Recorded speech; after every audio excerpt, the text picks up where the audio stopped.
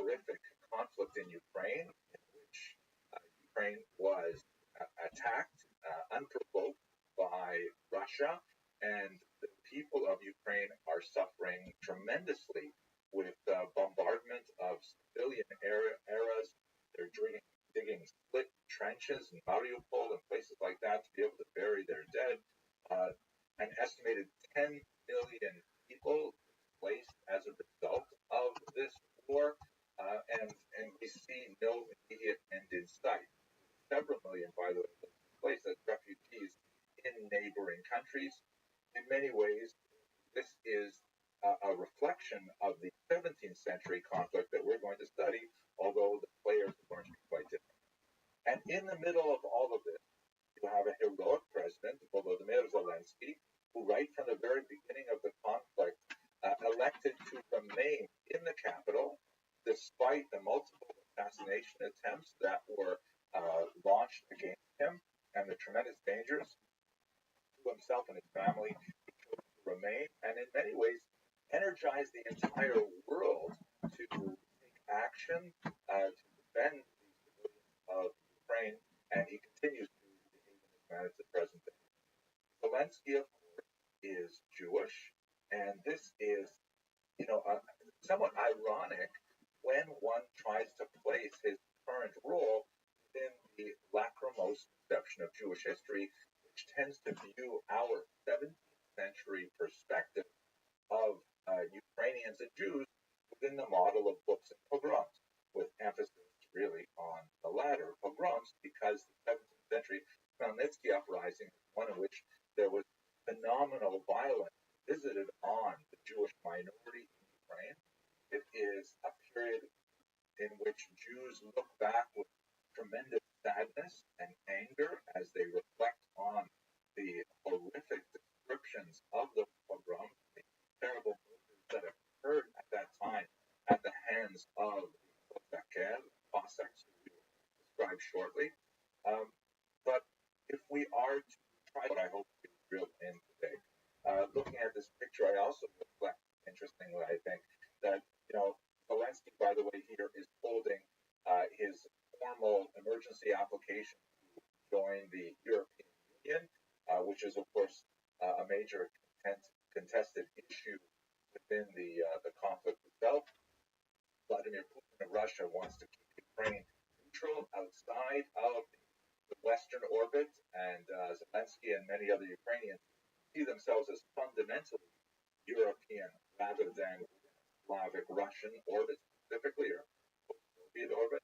And look at the individual stand of Ruslan Stefan. It looks to me like my image of that Jews, I think, resonate that. He stands a full head taller than the Jewish president, and quite a bit larger. And, that's kind of like my gut reaction, as we shall see.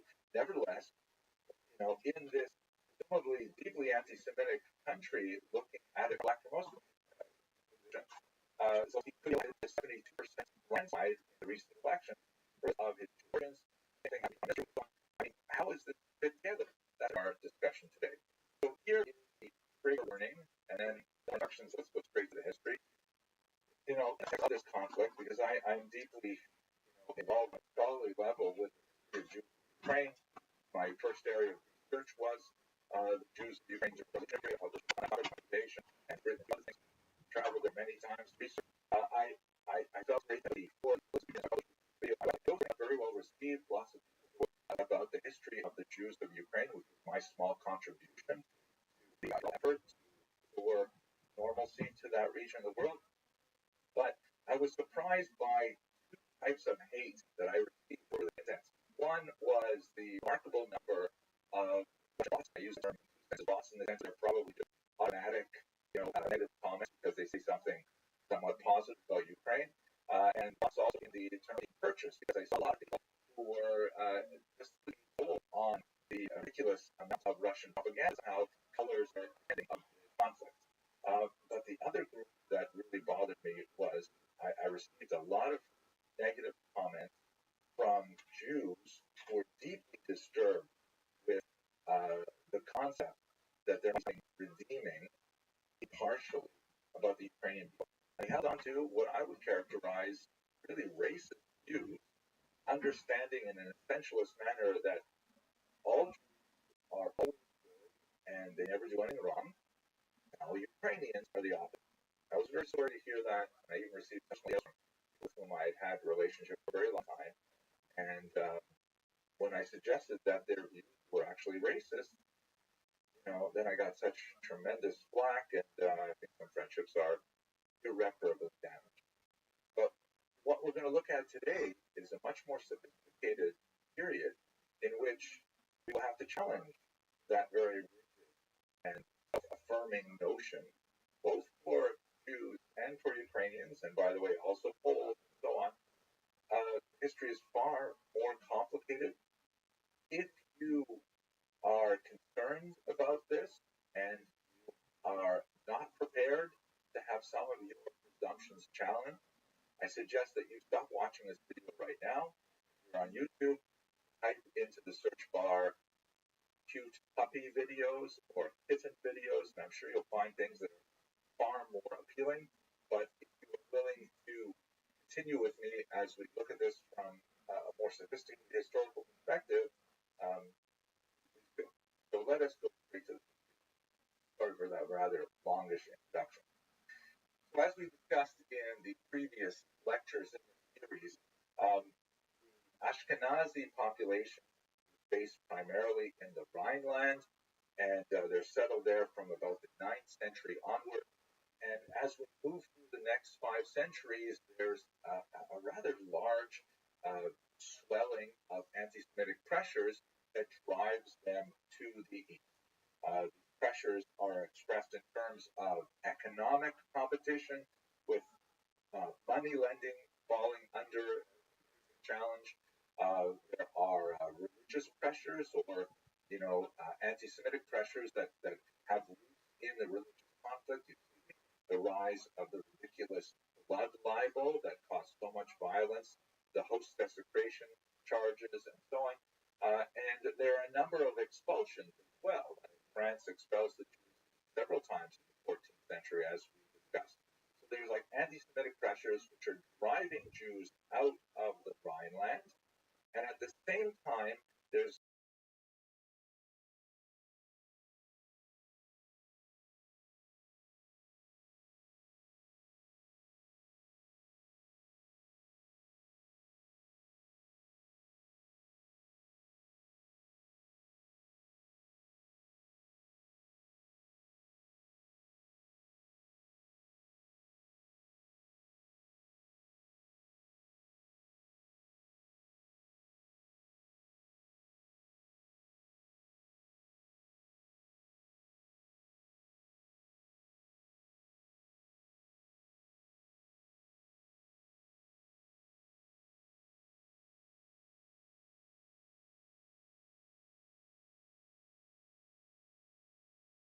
kind of an invitation, literally an invitation, I should say, an economic opportunity vacuum that opens up in the Polish-Lithuanian Commonwealth that draws many Jews into settlements there.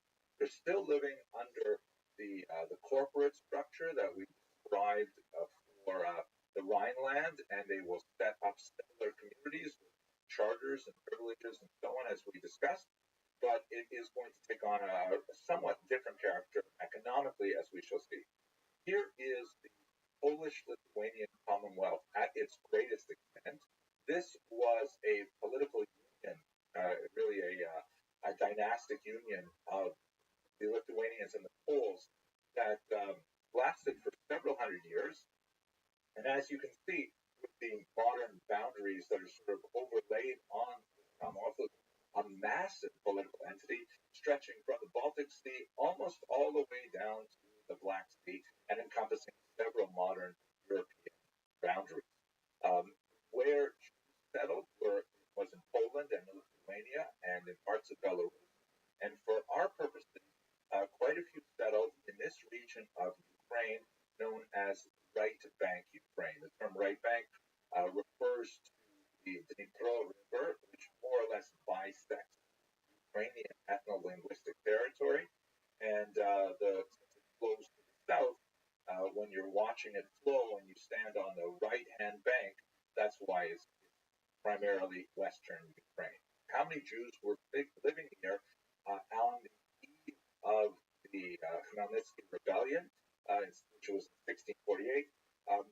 The most solid demographic analysis based on the sources that we have, some of which are actually quite accurate, tax records and things like that, is about 40,000 Jews living in the region.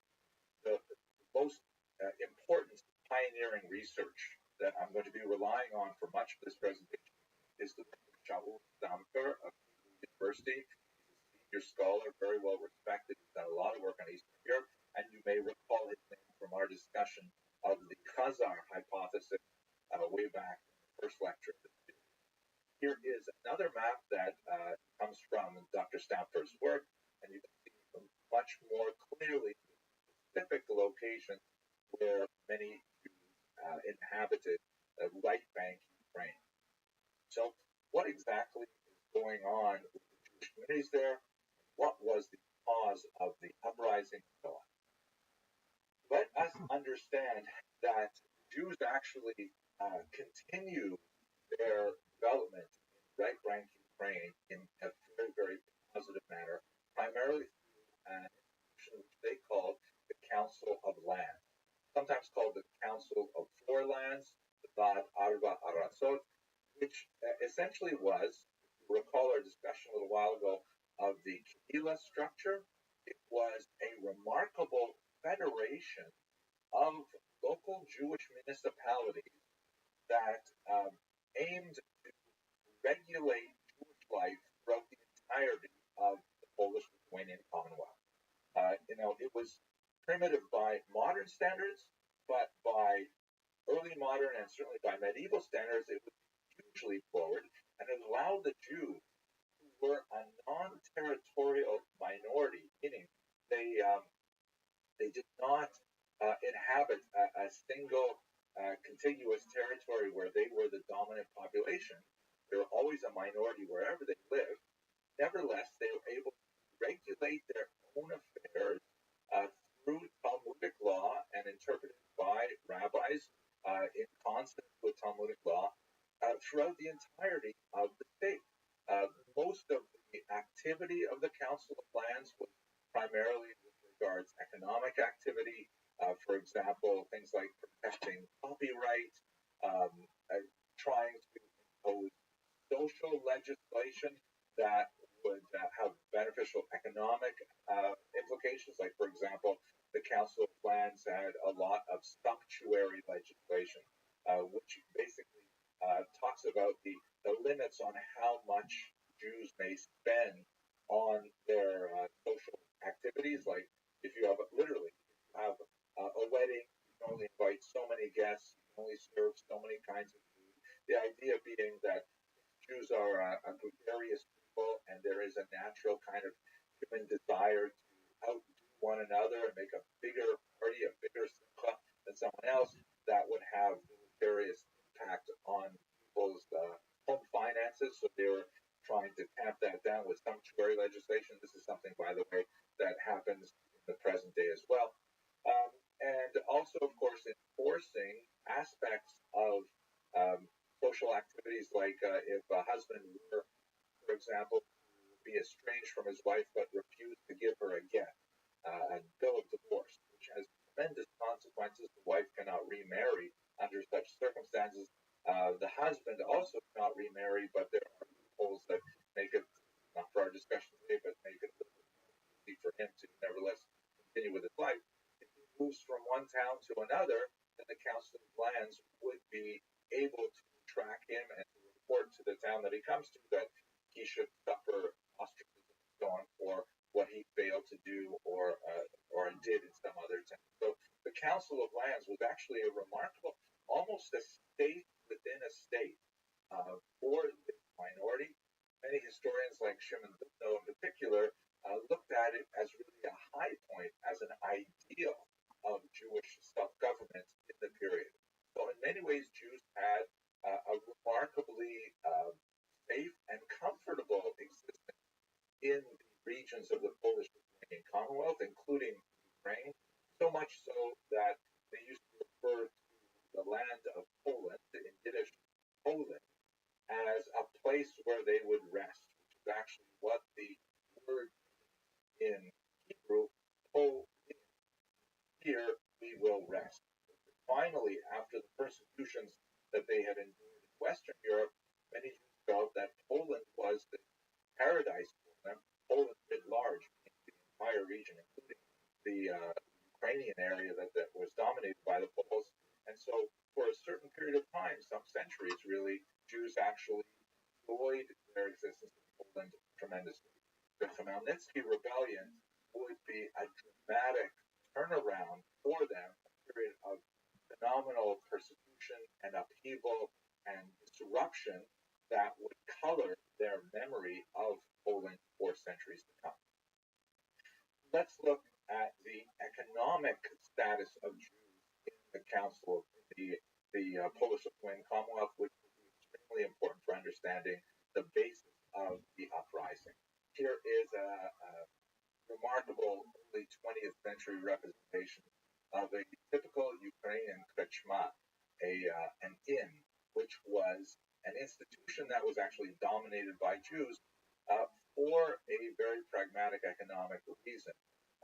Let us recall that in Ukraine, for most of its history, really up until the 20th century, the vast majority of the population were agrarian, living in the very rich farmlands, the black soil Chernozem of the region, but Jews tended to live in the small villages where they tended to provide a whole variety of commercial services. To a certain degree, small money lending definitely will not nearly at this point that we saw earlier in the medieval period in Ashkenaz. Lots of commerce, lots of small trade, like in forks and simple things like that. But of the areas which was a certain popular demand was in the distillation and sale of alcohol. So let us understand what's going on in Europe. The region was multi-ethnic. The vast majority of the population was basically Ukrainian farmers. Ukrainians are Slavic people. Religiously, they are predominantly Orthodox in rite, although to the west of Ukraine, a Uniate church was formed in which they kept the Orthodox rite, but they owed allegiance to the Pope in Rome, a Catholic hierarchy. This particularly in the region of Galicia, East Galicia, in particular, towns of for example, are right in the heart of that Eastern Catholic region, whereas most Ukrainians were actually Orthodox.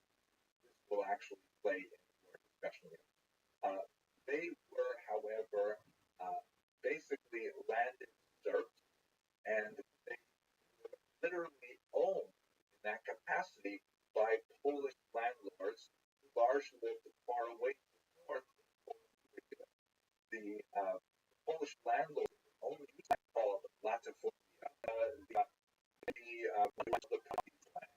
Now, the difference was these massive latifundia upon the Ukrainians actually working on that's where it's coming. So the Jews are migrating this region, and they are receiving charges from Polish noblemen to be involved in various activities. Early involved there in there actually making money, like making coins. The earliest coins that we have are actually written in Hebrew, referring to King Meshko and things like that. Rather remarkable. As the Jews had a lot of economic expertise that they had developed in Western Europe. Jews were overwhelmingly literate. They were literate. They tended to live in villages and towns, so they were engaged much more in kind of like information work and things that involved the mind as opposed to the back.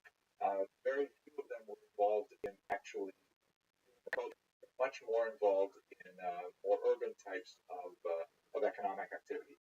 One of those was the sale of alcohol, which was frequently in Jewish communities as an exclusive right called This is something that the nobles grant the Jews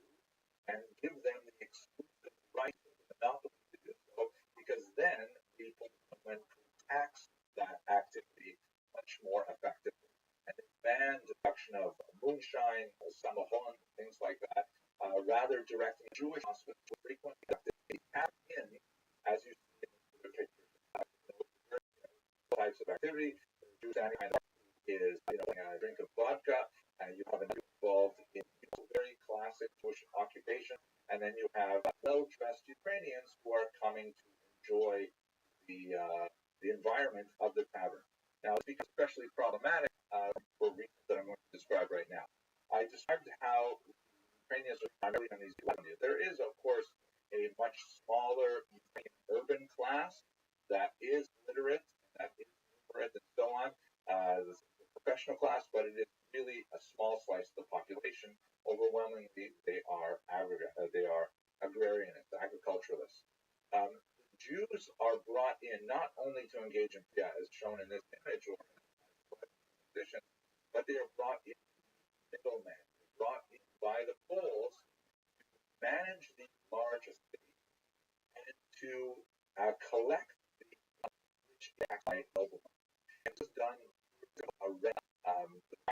arrendators, and it's really basically something like tax farming. Basically, you recall we have a feudal structure, social study structure, that people were moved into their caste-like classes, like peasants as a whole, noble, do their own little box well, rather than the rest of it, they're dealt with. So the noblemen literally owned the entire town. Not only the and attacked them, but also buildings, the flour mill, church, all kinds of things were owned by the noblemen. And the nobleman would essentially say to the Jews, listen, I don't want to live way out in right bank. I want to live here in Warsaw, where I have a lot of my other Polish noble friends. And so I'm hiring you to act as my arrendators, my tax farmers, and I expect you to collect from these properties X amount of money, let's say 10,000 zloty. I expect you to collect over the next year 10,000 zloty from my latifundia. And this would be something that could be delivered as a demand to the entire community. We have a representative of the negotiating nobleman, Moritz, and the nobleman would say, okay, I want 10,000 zloty from the territory, collect it any way you want. Necessary, I will back you up with my armed forces, but that's what you have to do. The Jews would say, all right, fine, we'll negotiate that amount, 10,000. They would go back, and then they would have to find a way to collect 1,000 from the Ukrainian peasants. Obviously, a large portion of that being agricultural output, but they could collect it in other ways, by imposing bridges, hunting, infants, tax on, collecting orchards, taxes on using the nobleman's flour mill, whatever creative way they could tax the population, is essentially something as long as something that could be borne by the population as a whole. Notorious cases, which receive a lot of in the Ukrainian folk songs called Meh, the Jews apparently even owned the keys to the churches. There's some debate about certainly the extent of this practice, but nevertheless the perception of it was very well known. And that if a Ukrainian wanted to baptize a child, celebrate a wedding, whatever things you might need a church for, they would have to pay a tax to the Jewish arrendator in order to release the key to the church. And you can imagine that this must have been a very difficult system to exist under for parties. The accounts an increasingly conspicuous consumption lifestyle and fashion. And embarrassed to be demanding more taxes every year. Charge you. Ukrainians have to deal with later low. Who are the tax collectors essentially have the difficulty of trying to exact that amount from the local population and admit it to the nobleman. And I mentioned about farming, the Jews have to pay this for their service, and the way way they are paid is whatever above and beyond able to collect in taxes, that's what they can keep for themselves. So if the community, this would involve a large number of people who are engaged in various forms of tax farming, the community is supposed to transmit 10,000 zloty, and then they will strive to collect 12,000 zloty, and 2,000 of that would be preserved for the community as a whole. The arenda, in other words, was an exploitative economic system that was directed by the whims of the noblemen in Poland, but Jews were the front-facing aspect of the entire enterprise, and a very difficult one it must have been. Shimon described this as being caught between hammer and anvil, which is a metaphor. The hammer, the anvil, the Ukrainian peasantry, and the Jews are sitting in a very difficult position. Now, what ends up happening is a massive peasant, and that peasant elected three main targets. The rebellion was led by a man named Bogdan Khmelnytsky. You can see here that his followers were the so-called Kozakei, or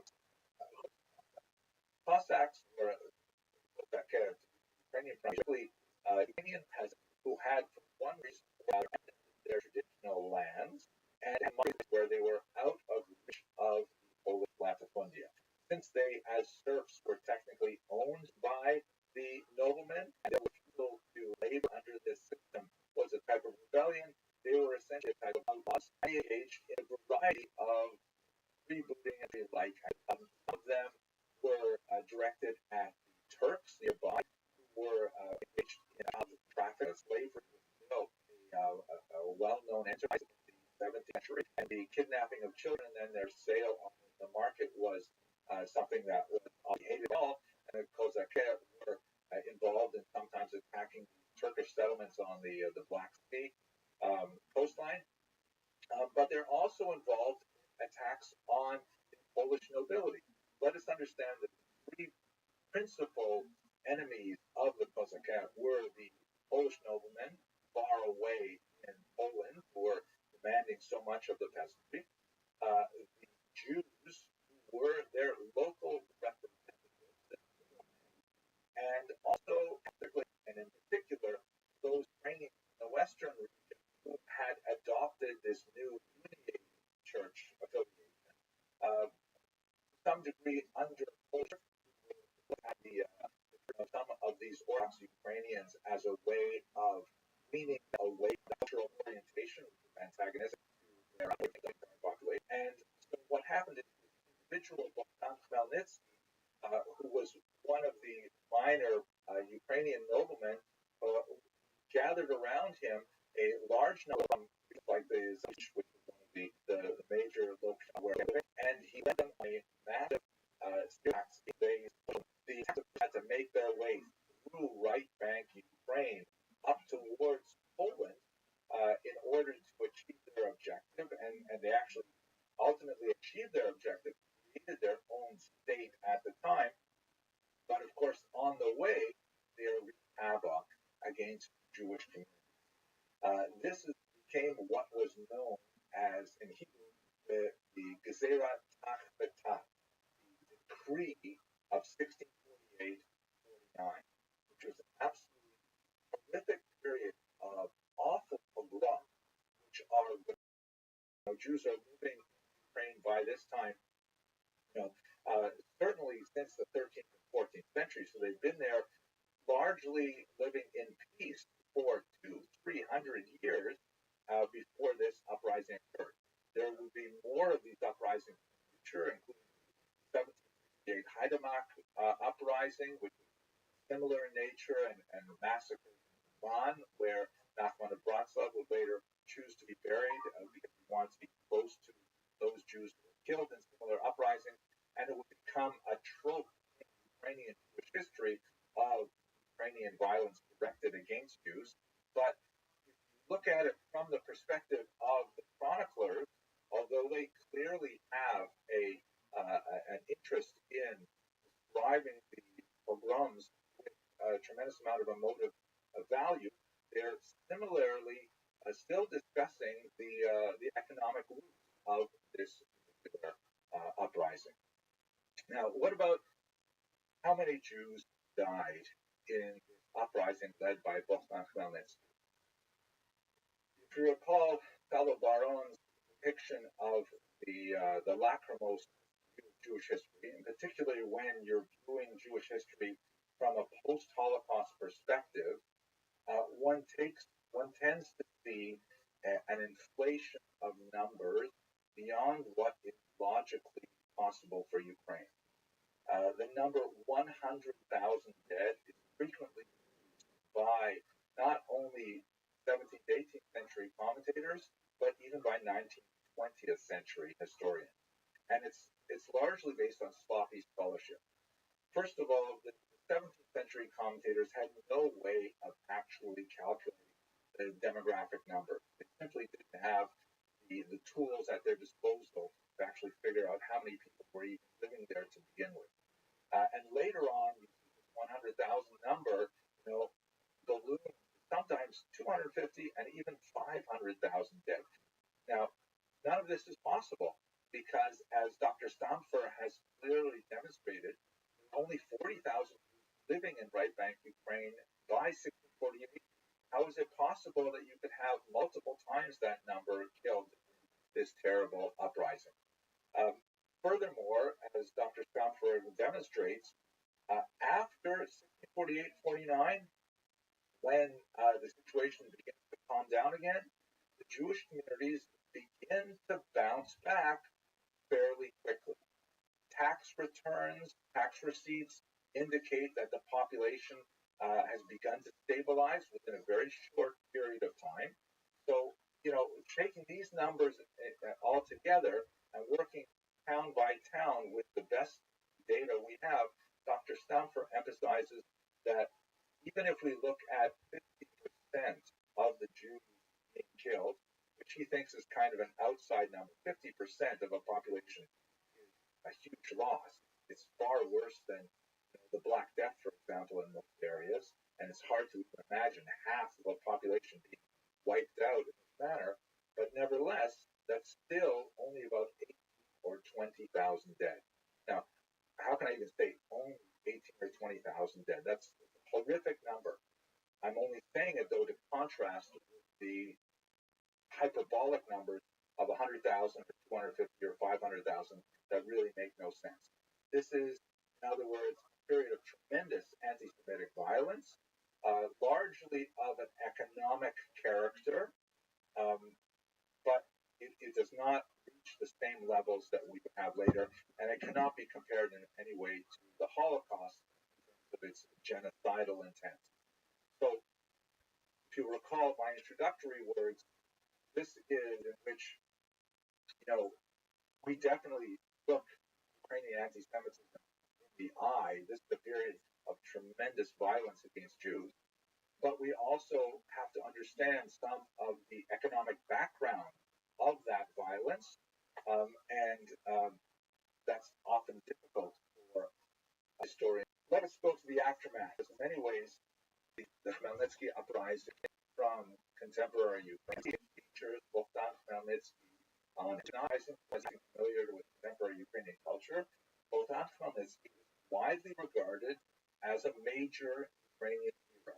This is because, on a surface level, he was able to wrest Ukraine from Polish control and, for a brief time, actually create independence of Ukraine in the middle of the century.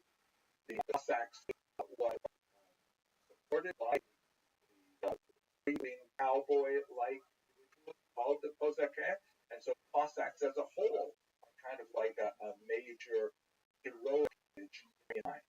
Jews look at Bogdan Khmelnytsky with trepidation and revolt. I first met someone who was dressed in Ukraine. He was in contemporary Ukrainian costume with the traditional wall mustache and the embroidered shirt and things like that. I felt real fear. I said, "Oh my gosh, a Cossack!"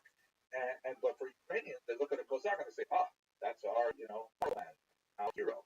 there is a clash of perspectives on the 18th century, largely because Ukrainians look at this same event very different perspectives.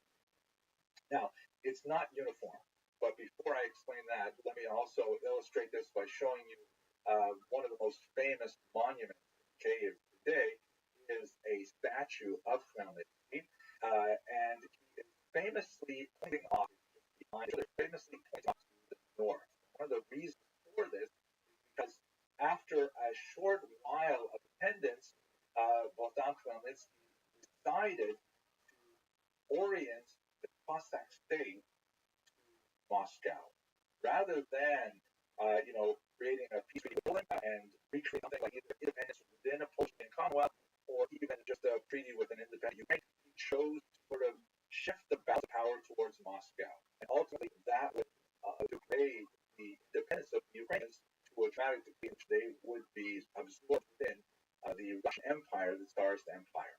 By the way, here is an earlier version of that statue, a bronze model, which had a couple of details that were not included because they were felt to be in poor taste. But among the figures at the bottom of the statue are some Jews and other Poles who were downtrodden by the force. They felt that was just a little bit too graphic for the image. And you see it also, for example, in the Ukrainian national anthem. Here it is. It's got this interesting beginning. Ukraine is not yet dead, which may sound jarring to the Western ear. They translate it, nay, thou art not dead, Ukraine.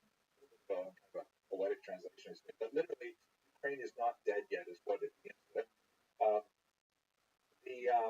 Poles have a similar kind of refrain, and even Jews in Hatikva, we had Odlo Avda Tikvatenu, right? Our hope is not yet lost. So that's not an uncommon trope for the national uprising. But a look at the very end of the national anthem, which refers to Ukraine as Boratia, Kozatskohu Rodu. How they translate it? Okay, literally it's translated as brothers.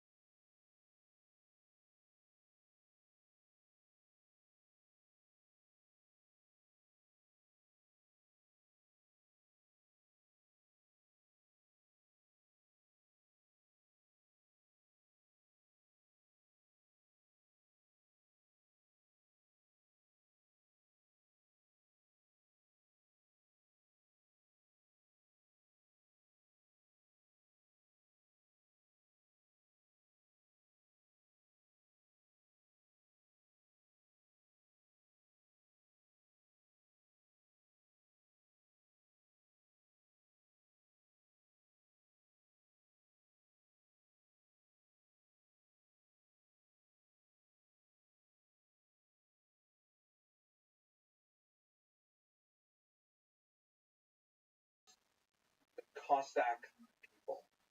They translate here poetically as ourselves proud Cossacks are. The literal translation is literally we're all Cossack brothers. I don't know how many Jews actually feel like Cossack brothers. That's so foreign to them, but they're not alone. Here are the original lyrics of the poem that inspired the national anthem. And if you look at the last stanza that I've shown here, there's actually another stanza that I've done. There's lament. Oy Bogdan, Bogdan. Oh Bogdan, Bogdan, our great hetman. What for did you bring the wretched Moscow? Why did you give it to Moscow? Why did you forfeit our sovereignty to the Russians? There's a strong thread among many intellectuals in the 19th century and later, including some very, very harsh words from their great poet Taras Shevchenko regarding the decision of Khmelnytsky to orient to Moscow. So it's a complex story altogether from the perspective of Ukrainians, from the perspective of Jews, and from global perspective as we meditate upon this 17th century in the 21st. Thank you very much. Have a good day.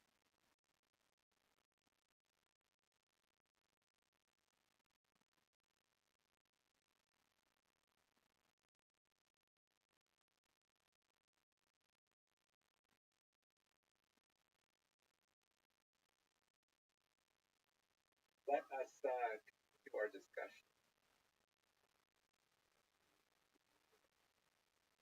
at Port 7th century that had a remarkable presentation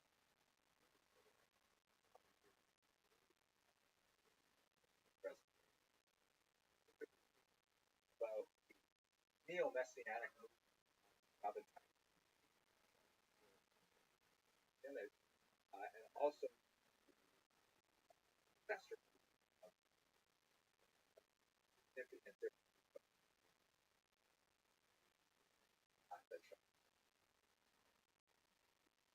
While we're on this chat, look at the chain upon him. This is the right.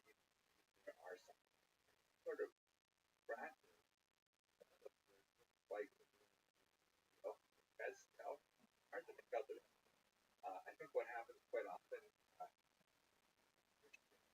photography of the shop several this story was actually for the entirety of Europe, Mediterranean. We have lots of Christian publications talking about shop quite normal thing. But other Messiah and have gathered a large following, and so all of Europe.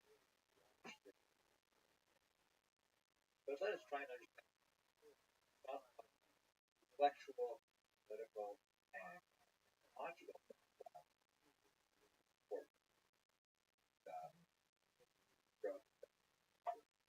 The most important thing for us to start with is the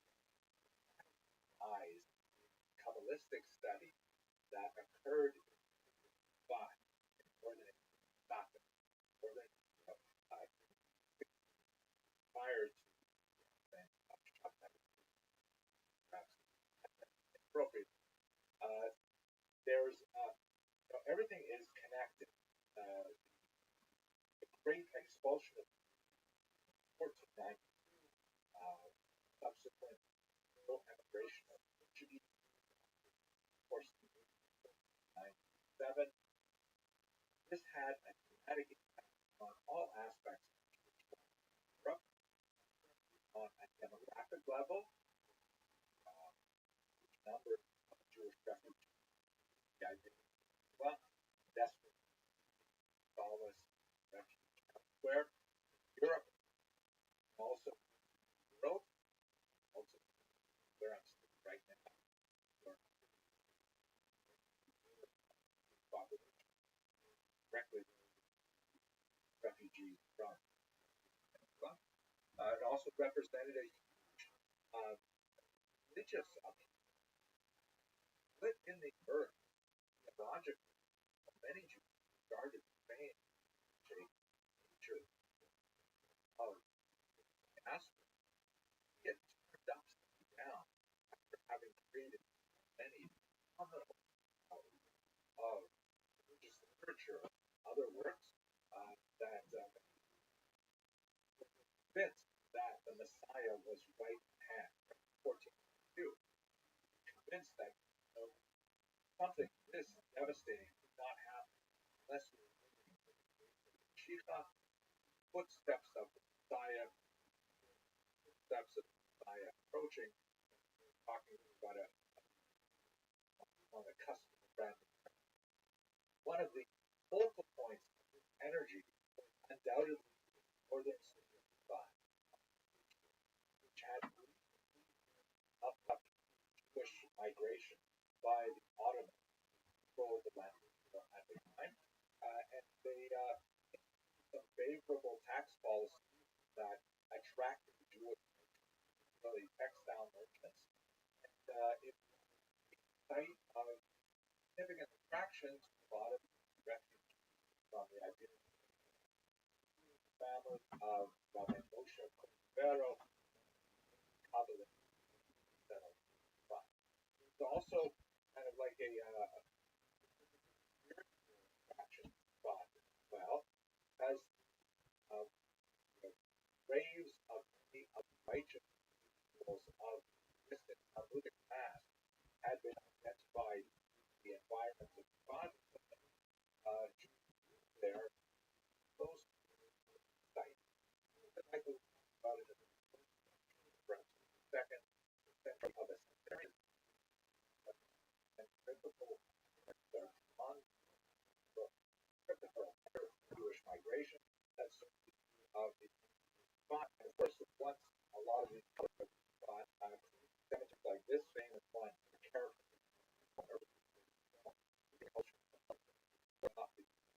not quite the but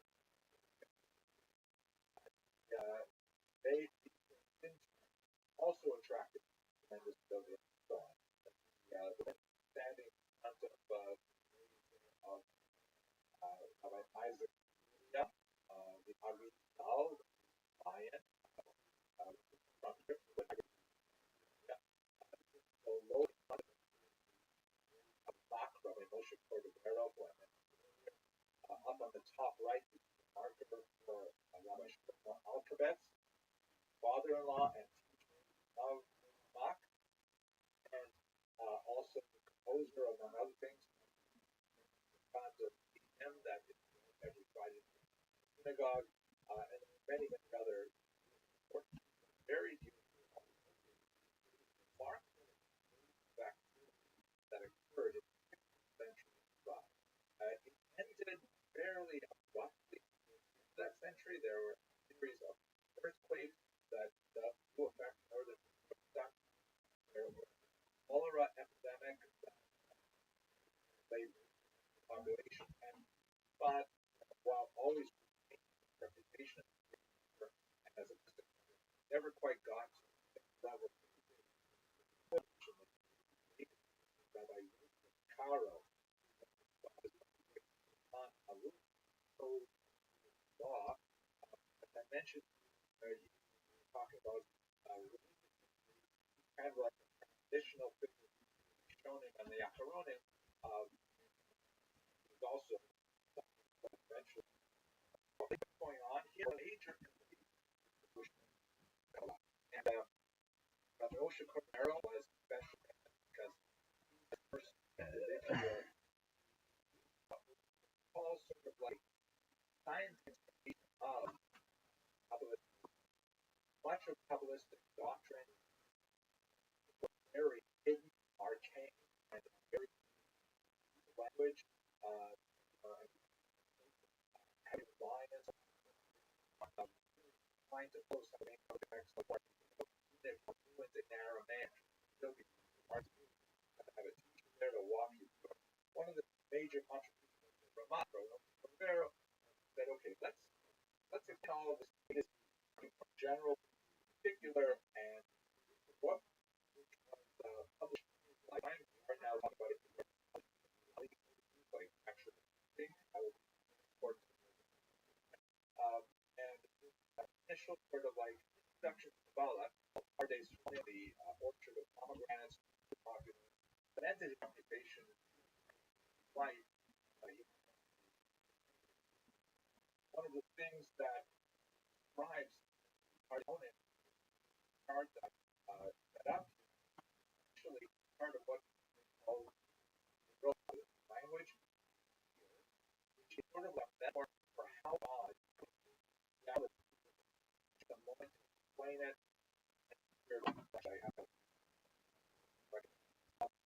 This question it's going to communicate this book, right? And how God fuses the entire world and has no limit. You live in a world that has how finite. How do they reach that form of it? The idea of Kabbalah is that God, first of all, shrunk himself, the process called shrinking, limited over creating kind of like a vacuum of God. These are very different concepts. I'm not a rabbi, by the way. I'm as best I can, but God created kind of like a space for himself that was empty of himself. Sort of like, I remember studying biology in high school, by and that's like a whole that's my mind. And then slowly inserted godly that back, a multi-stage process called one of the most important metaphors, the idea of like hot oil poured into clay vessel, like a fountain at weddings or something where they have like the punch flowing out of a faucet, and it goes into one container and it opens the next containers, last thing, if you like. That's kind of like the idea of the hot oil. One of called a K model, and then it overflows to the next one to get to our world at the bottom, which is the repository of all of it. Another way to look at it, you can't look at the sun naked eye.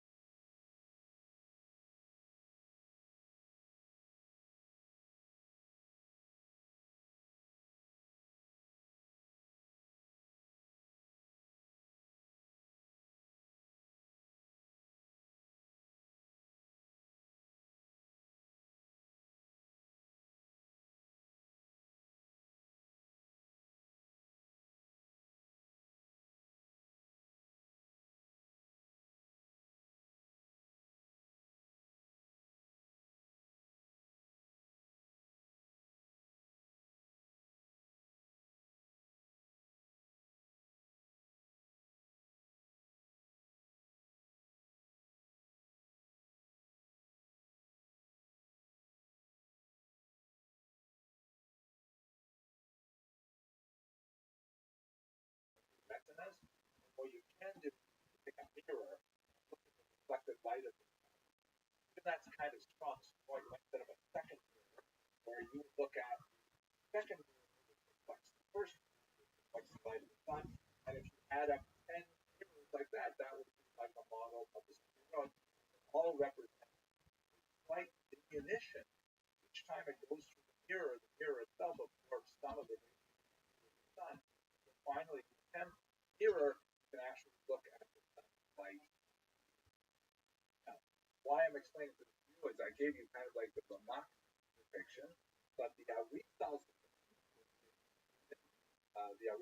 traveled from studying Ramak, and they only studied together for less than a year before the Ramak passed away. Arizal also only a very short lifetime, managed a tremendous amount of teachings, and then propagated by his great student, Rabbi Chaim. Arizal a rather different take on how Ramak describes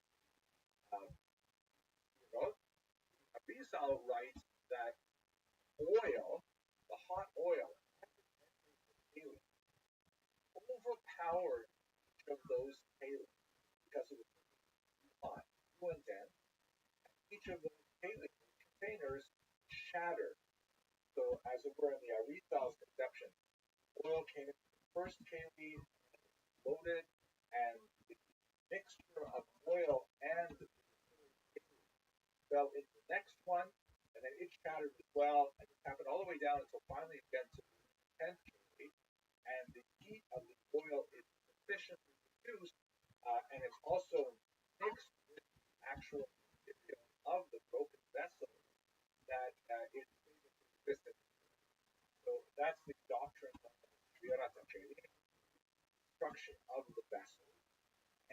In the Indiana of Kabbalah, the task of the Jew is to try to pair the fundamental instruction by separating out most material elements that are present in the universe and freeing the trapped sparks of holiness that represents like the hot oil, the radiance of God that are buried within. Because most important aspects of the Arizal's approach, which is directly connected to Shabtai story, is that the Arizal injected a tremendous urgency role of Jews. Jews are a task, crucial activity of finding those sparks, elevating them from their prisons, and as these sparks, as it were, fly upward, we get to the moment where the Messiah can truly reveal, and we enter entirely different. The alien and the model of the Sirot, and Mark presented it much more kind of like a description of the theological of creation, but the Arizals added a verb, an imperative. Get out there and start doing.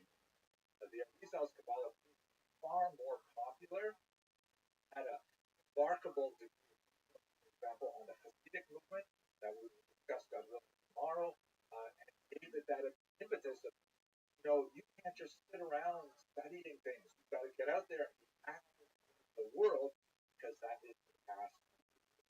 Now, this body of ideas, which were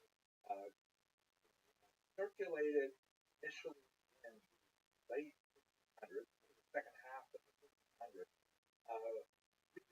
with the advent of publication, began to make their way throughout the entire Mediterranean basin and in Europe as a whole. And it is in this context of the popularity of the thought of scholars Shalal, Rabbi Horowitz, important publication named the book of Tablets of the Law, that great Jews like energized by it. The Sabbatean movement was one of the bizarre offshoots that directly intellectually related founded by the. What's the basic story? So Shabtai is shown here in depiction on horseback. He was an individual of great potential as a young man. He was very highly regarded, suggested many marriage prospects with important people, important young women, and he showed great talent not only as someone who could do prayers, voice, very charismatic, looking, all of those kinds of attributes, and also quite learned, quite depth study. Ultimately got involved in a group of ideas that, again, suggested that he wasn't active. Now, for a long time, Jewish historiography is illusion of grandeur as a type of criminal activity that he had intentionally, wickedly, large number of followers starting for Europe. More modern scholarship, in particular, work by Sholem, has been widely circulated and one of the principal biographies of Shabtai in the Kabbalah as a whole. There's been growth of a more sympathetic that by the late 15th century, Jews were already publishing titles, Talmud, and in the 16th century, Venice in particular, publishing flushed with, and it was great, right? It meant that all of a sudden, all of these works only existed in manuscript and could only be copied laboriously and intensively in professional lives, and then they were very fragile, and they were used by the church. It happened several times. They burned them. hard to replace what was printed. All of a sudden, price drops out the bottom. That no longer are we talking about like remember, of course, cost about $1,000 all the man hours actually writing cloud.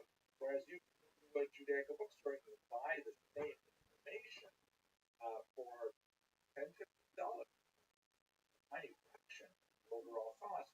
And you love the idea. So over the next few centuries, purchasers probably book that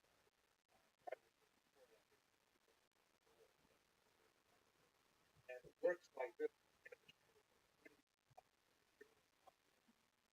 and ideas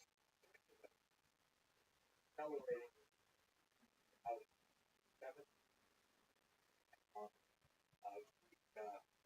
this also had tremendous on the democracy once and much lower cost both of expanded range but also well, typically much more literate than country work, but generally not as literate as literate in vernacular British, but more than say book. And I just have sitting in section synagogue and repeating or something like that. Less educated about whatsoever. So with printing, that will take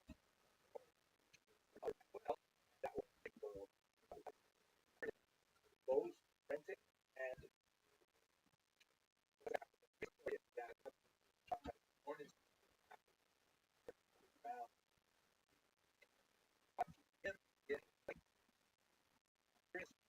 emotional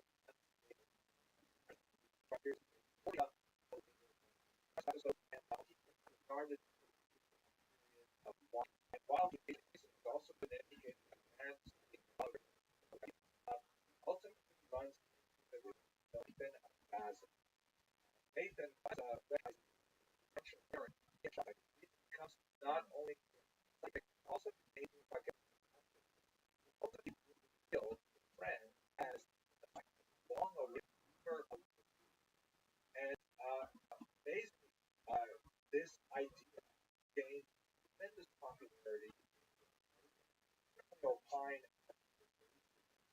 back point that felt after the uprising point also Kabbalah of the Arizal have been now for 100 years and time already that the Arizal have been another century is past how actually tuition you pointed to rapid society all over Europe. Non-Jewish society in particular is going through many that it's all come together and sometimes and all the way.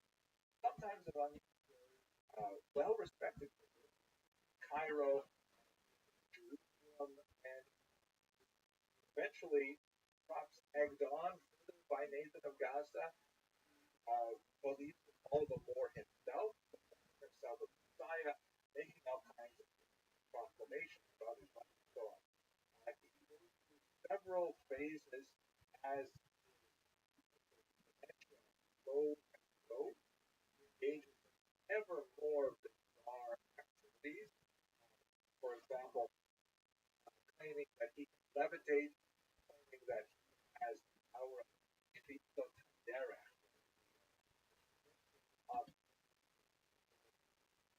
transport himself, teleport himself from place to place. That's labeled the false side.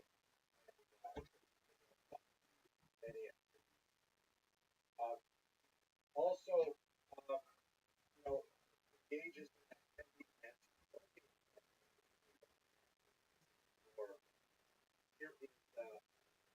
prayer books that were used by followers associated with what were essentially the first is obviously the message has come to represent the end of history, the beginning of the era.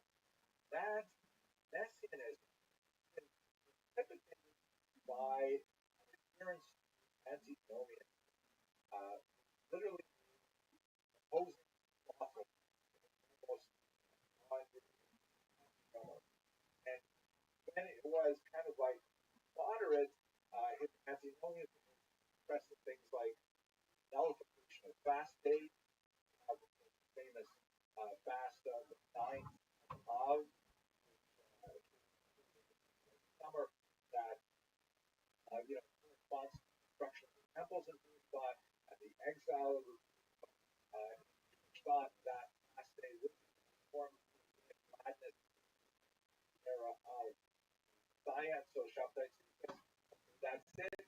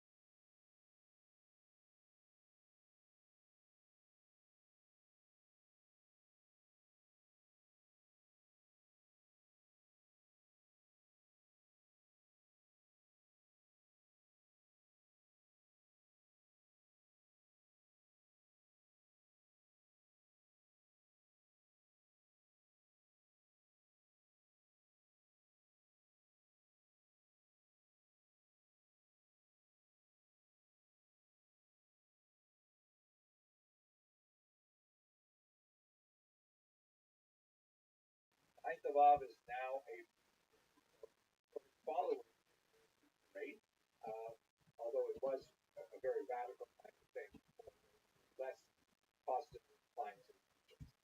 Other anti-human activities were considerably stranger. For example, his insistence on entry into a synagogue one Sabbath that he was denied access to, an act to break down the door on the Sabbath, possession of the Sabbath. Once present in the synagogue, he essentially took over function, would call up women for an aliyah, which was another aspect that he thought really egalitarian. Women as a great of engage how much that contributed to his overall popularity, but many of the she proposed were later actually adopted by more liberal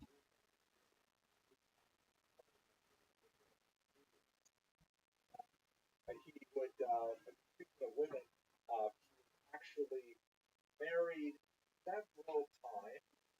It's quite likely that the wedding never consummated. That may have something to do with illness one way or another. Later, however, married an orphan woman who had some kind of a checkered past. Questions about her level of promiscuity prior to being Shabtai. It's actually appealed, of course, a couple of prophetic characters married Bible. She was actually an orphan from the rebellion itself, distinctly appealed to Shabtai's most devoted supporter, and we'll meet her in a moment. He also, at one point, actually married Torah school. Exactly what I mean by what I said. He actually had a marriage ceremony himself, an inanimate object, the Torah scroll, however holy, as the bride. In a sense of just how wild it went. Later on, there were credible, although certainly inflated because of the nature of widespread activity, especially in what was called Amira Shma, sinning for the right to complex thought. Kabbalah, back to some of the kind of bizarre stories in the Bible, like Tamar dressing himself as a prostitute, his father-in-law, Genesis, a chapter, I think, 7, and this idea that even on a lesser level, Rebecca, husband Isaac, in order to make sure that Jacob gets the blessing rather than Esau. So difficult discussion logically, but his followers definitely picked up on the idea of a bit of principally to nullify many commandments in Torah, including consumption of violation of the Sabbath, and violation of marital vows, perhaps more popular elements of Sabbatism.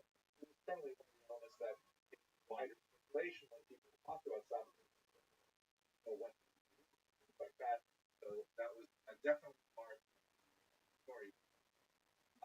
I was open to change very big way, not only have a message, but as I mentioned, when he was like dogs, demand that rather than reading from that same Torah, which was okay for him to be married to, but not okay to be read from publicly, demand that people saying printed paper Torah rather than the old style scroll. As moving on his career, his mania increases, periods of euphoria become larger and larger and more longer lasting, and egged on by people like Nathan of Gaza and his enthusiastic followers, he decides that it's now time for him to reveal himself to the Ottoman Sultan, demand that land of Israel be turned over to him as the Jewish Messiah, and then he will initiate the Messianic age. So this is sort of comic version, like issue of the Rothschild a while ago about the administration of Passover, sort of tells the story of Shabbatai Tzvi, a couple of elements of it. So Shabbatai Tzvi goes to Nathan of Gaza, sails off local to Ottoman Sultan, and to say, hey, I'm here in the land of Israel, so I can period of anarchy. I think that's Nathan.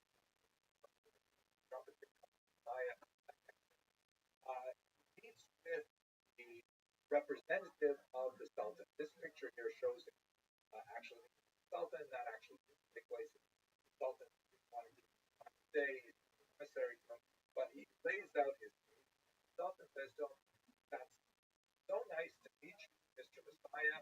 Mind if I call you Shabbos? Is that okay? I have a counter offer. I'm not prepared to give you the land. Sorry, I kind of like it. But I will allow you to remain alive if you agree to that line. That is, leave my presence of the Lord unscathed as long as you become a Muslim. And the great day of his followers, Shabtai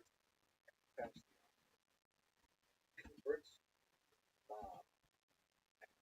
thousands of followers. A lot of debate over exactly how large his following was, but it was significant all across Europe. They are crestfallen as and Judaism were followed because it was the culmination of here it is taken away, soldiers rest. Here is his wife Sarah joins him, is especially actually a great book on Albert discusses women and Sabbath. But I note that she's really a trendsetter. Look at that hairstyle. Doesn't it look a lot like Amidala, Star Wars? Definitely. Certainly connection. Sarah. But so what ends up happening? It falls apart. The vast majority of his followers all kind of like back home.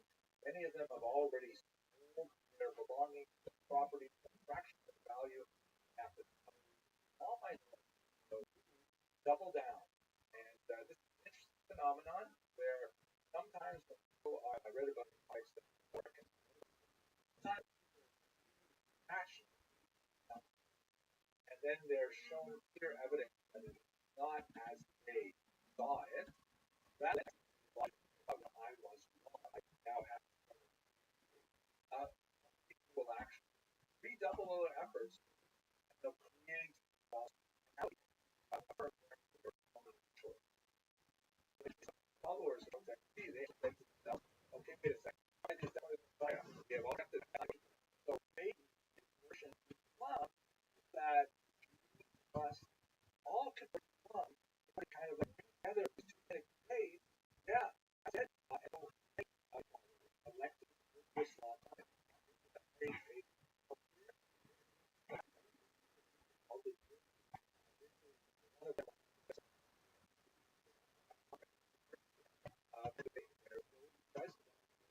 Turkish policy. There are all corporations that by the way, what is there is an Islam still have that back and forth version and a lot of born in out of authority. That would okay, you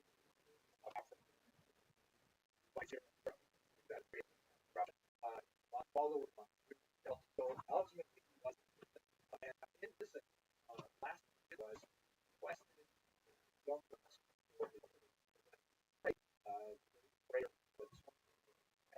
while he was many regarded as a tragic figure, but I think that's Neil started in it venture in early Christianity. There were actual followers of Baptists were still embedded practice their understanding of Judaism secretly because they realized how they story the larger and many prominent rabbis were perhaps not Harvard perhaps one of the most notorious was the attack on Rabbi Yonasan Ivashut of was one of the most highly regarded rabbis in Europe, and he fell under from Rabbi Yaakov Emden, Rabbi Ivashut's invoking Sabbath in his own Kabbalah, the production of amulets, kind of like that well, it's a personal thing, the production of small amulets that are prayers for health and healing, for sustenance, livelihood, marriage, all kinds of things like that, which is a long-standing area for that. But Rabbi Yaakov Emden studied some of the amulets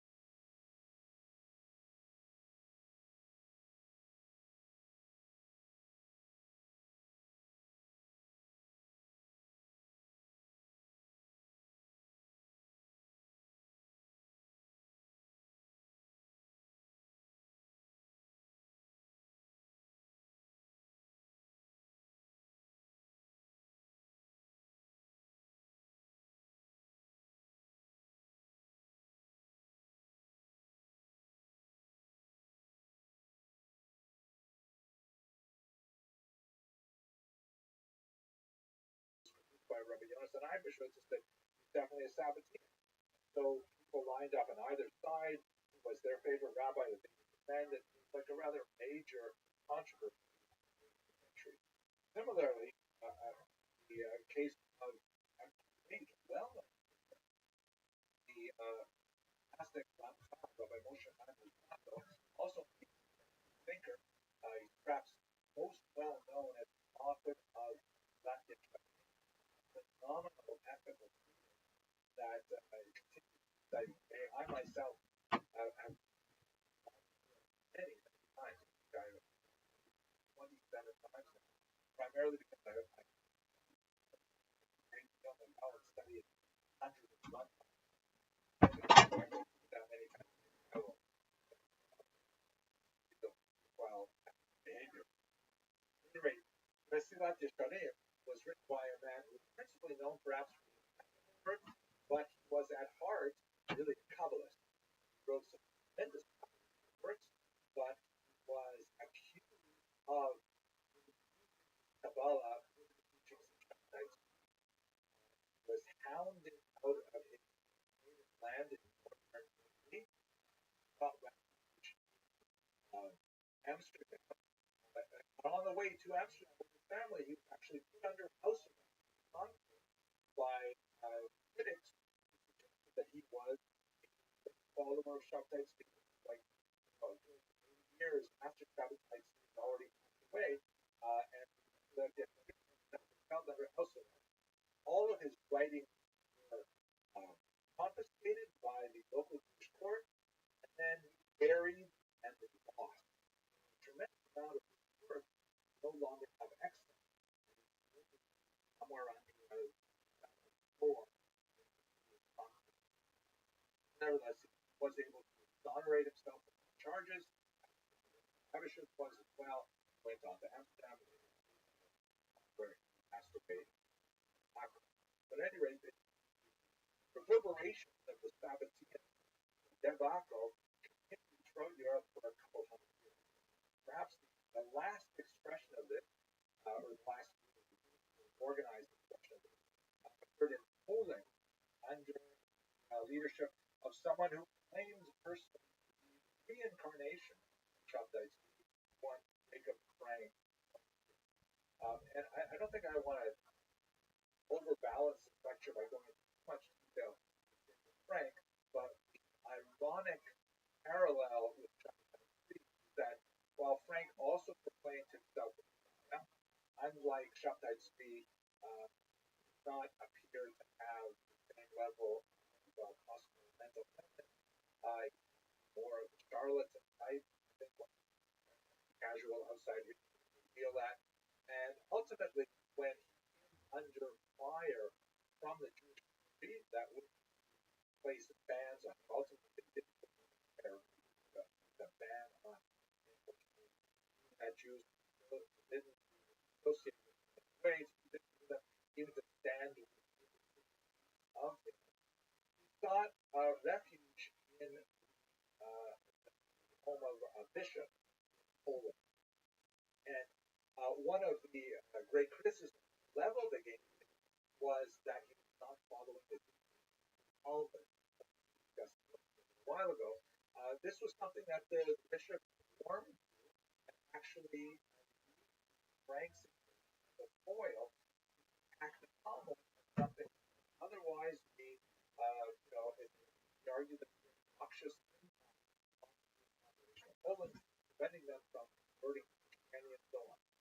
Jacob Frank obliged and converted to Catholicism. That's kind of like parallel to Shabbatites. Islam, Frank Catholicism, largely for opportunistic reasons. He hounded out of native land in northern Italy and sought refuge in Amsterdam. On the way to Amsterdam with his family, he was actually put under house arrest by critics who suggested that he was a late follower of Shabbatites, like a good 8 years after Shabbatites had already passed away, and Mesilat Yesharim himself is held under house arrest. All of his writings were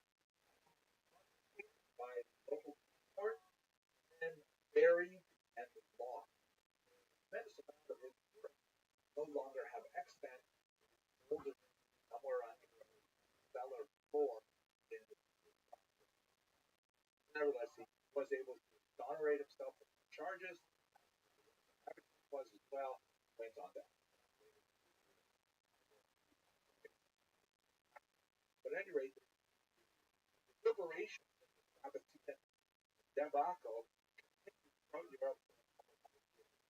Perhaps the last expression of this, or the last organized expression, occurred in Poland under leadership of someone who claimed the reincarnation of Shabtai, one Jacob Frank, shown here.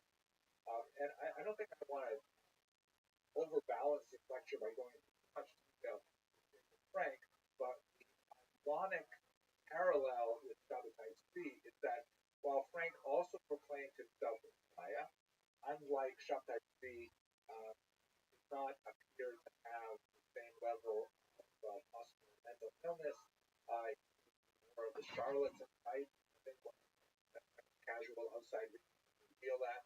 And ultimately, when he came under fire from the Jewish community that would place bans on him, ultimately they did put a ban on that didn't associate with ways, that stand of sought refuge in the home of Poland. And one of the great criticisms leveled against him was that he was not following the Talmud, something a while ago. This is something that the bishop warmed Frank's foil to attack the Talmud as something which would otherwise, argue that it's a very noxious impact on the population of Poland. Ashkenaz during that time. Specifically, we're going to look at the rise of Hasidism, the opposition of the Mitnagdim, and then the innovations of the Masilim. The three really important intellectual movements that had massive consequences for the next couple of centuries, right up until where we are today.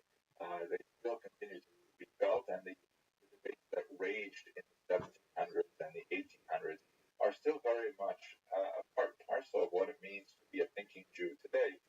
One has to orient oneself within those three movements and triangulate, so to speak, a place for intellectual productivity and self-satisfaction.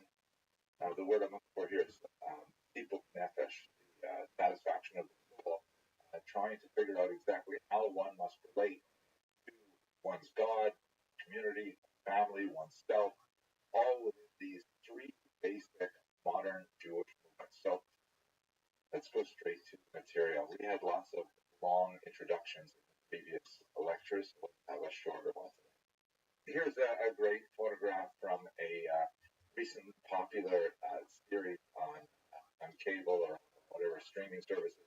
Shtisel shows a couple of characters, a father and a son, having a breakfast together. And I kind of like this picture for reasons that I'll demonstrate in a moment. But we're going to be looking at essentially the long 18th century. Obviously, how long is a century? A century is 100 years. But Eric Fabian pioneered the term long 19th century, which goes from basically the French Revolution 89 to the beginning of World War I, 1914. So that's kind of somewhat longer than 100 years. And then he also pioneered the short 20th century, which goes from the beginning or the end of World War I, 1918, to the fall of communism in 1991. So it's shorter than a century. I would like to suggest that Nazi history and Jewish history at large, we're still in the 18th century in so many ways. This is a very, very long 18th century. And here are the three figures that are in relationship to large movements. First, we have the Alter Rebbe, Rabbi Shner Zalman Chabad. He is associated with the foundation of the Chabad Hasidic movement. I'll include a picture here, perhaps more appropriately, of the Baal Shem Tov, Israel ben Eliezer, who God willing, is an iconic image that one sees in Chabad houses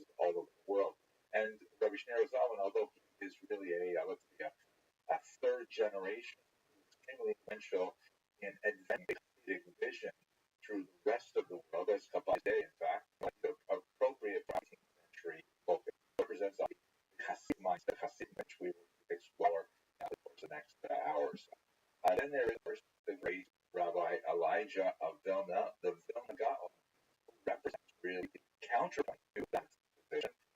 He is the acknowledged head of known as the Mitznagdim, or the Snagdim, as would be pronounced in Ashkenazi pronunciation. So literally, that term means opponent, and they oppose the Sigmoid. And so, ironically, they derive their name from their way in which they place themselves in reality, it's, let's say, the traditionalist, because the Mitznagdim represent the sort of follow through of the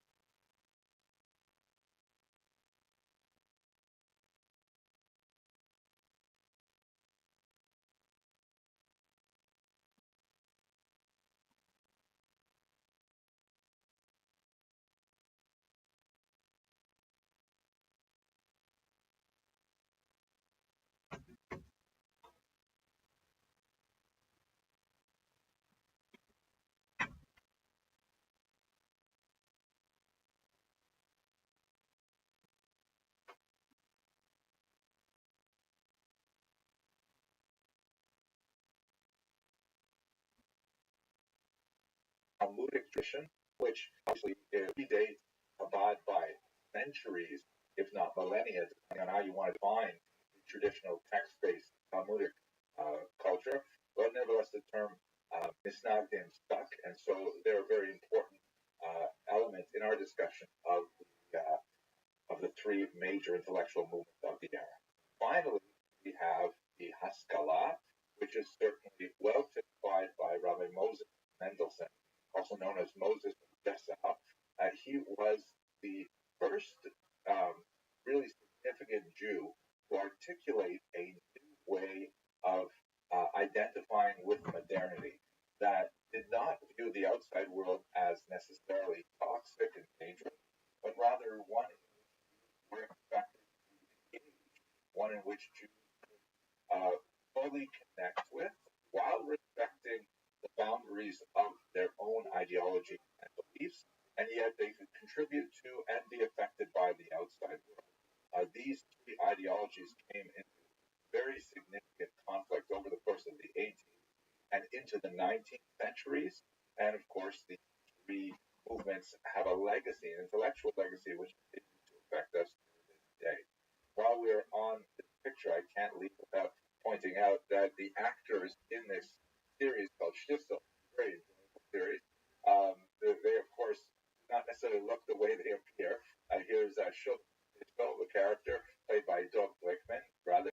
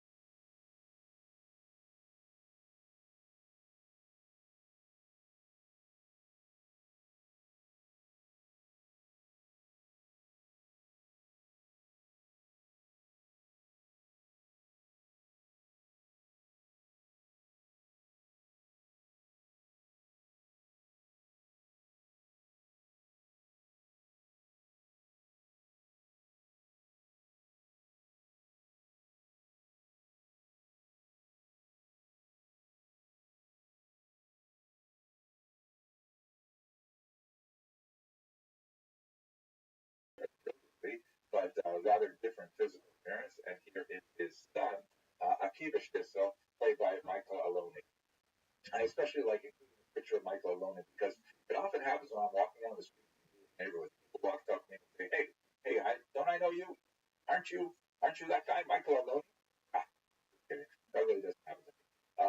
occasionally, though, when I'm in Manhattan, I'm misplaced. I'm often mistaken for other people like Will Smith, and famous actors.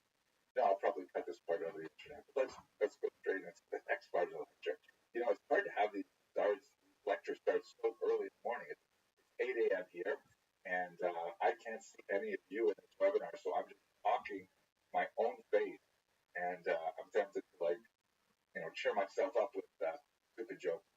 Okay, so what I'd like to say about the three movements is I'd like to phrase them in terms of rebellion, because even the traditionalists, even the Misnagdim, who lay claim to be following through on older traditions, they also have rebellious elements because they are forced by the birth of the Hasidic movement to redefine themselves in opposition to something new.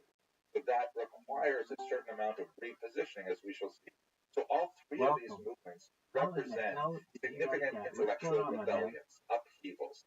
Let me explain what I mean. First, let's start with the rebellion of discovery, which is chronologically earlier of these three rebellions, and that refers, as a term I've used for the Hasidim. Here's a wonderful picture of Jews dancing at Spot.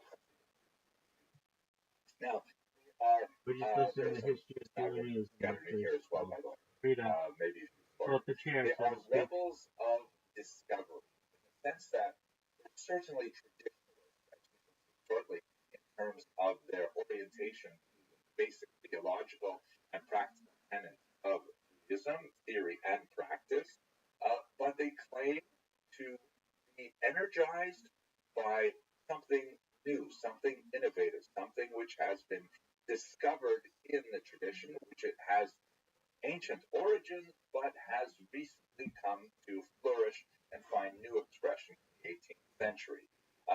They perceive that innovation as a restoration, or as a coming closer to perceived core, something that has always been within Judaism, but has been much more constrained and focused and restricted to individuals. And now, with this new movement of Hasidism, it is suddenly made more available, like the overflowing of a well and spreading out of its waters to many other people. That's really the point. What is this innovation? What is this thing?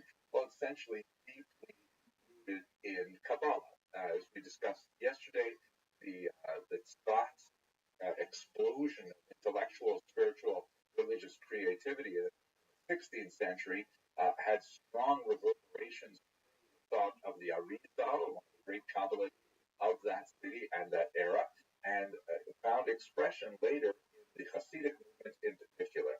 So Kabbalah gives which obviously has ancient origins, although there's some dispute over specific texts and when they were written, but the whole idea of an esoteric, mystical approach to the Godhead through Judaism certainly goes all the way back to the biblical origins. Even Abraham has the prophetic vision, Ezekiel, and so on. So the idea of bringing more of that Kabbalah, more of that tradition into standard day-to-day Judaism was something that Hasidism was especially noted for. So it is a rebellion of discovery, meaning, hey, we have this amazing intellectual, spiritual resource here. Why aren't we making more use of it? That's really what Hasidism is in terms of its rebellion. Then, to contrast that, we have the rebellion of tradition, which is associated with the great Talmudic schools in Lithuania in particular. The rebels of tradition look at this innovation, they look at the Kabbalah coming into daily practice, they say, wait a second, that's not right. Kabbalah is meant to be only for the holy. They're not saying that Kabbalah is somehow incorrect or not representative of Judaism. They're saying that it should be more restricted. The Hasidim have stepped over their acceptable boundaries by offering this body of ideas to a much larger population of people who are not ready, who are not, spiritually refined enough to receive it. They perceive that innovation of bringing those restricted ideas and practices to the masses as fundamentally antinomian, meaning against the law. things that should not happen because they could have disastrous impact. And just to give you a sense of how this can really be couched in terms of a rebellion rather than a mere opposition, one of their great heroes is the famous Chassam Sofer, Rabbi Moshe Schreiber, very important thinker of the era, in which in his clash with not so much the Hasidim, much more the Haskalah, he laid down a very basic principle, which I want to explain. It'll take me a little bit of a second. Let's just go back for a second to the biblical practice of not eating wheat during a certain time of year in the summer. There's a particular crop of wheat during the summer harvest that's called Chadash. In Hebrew, that means new.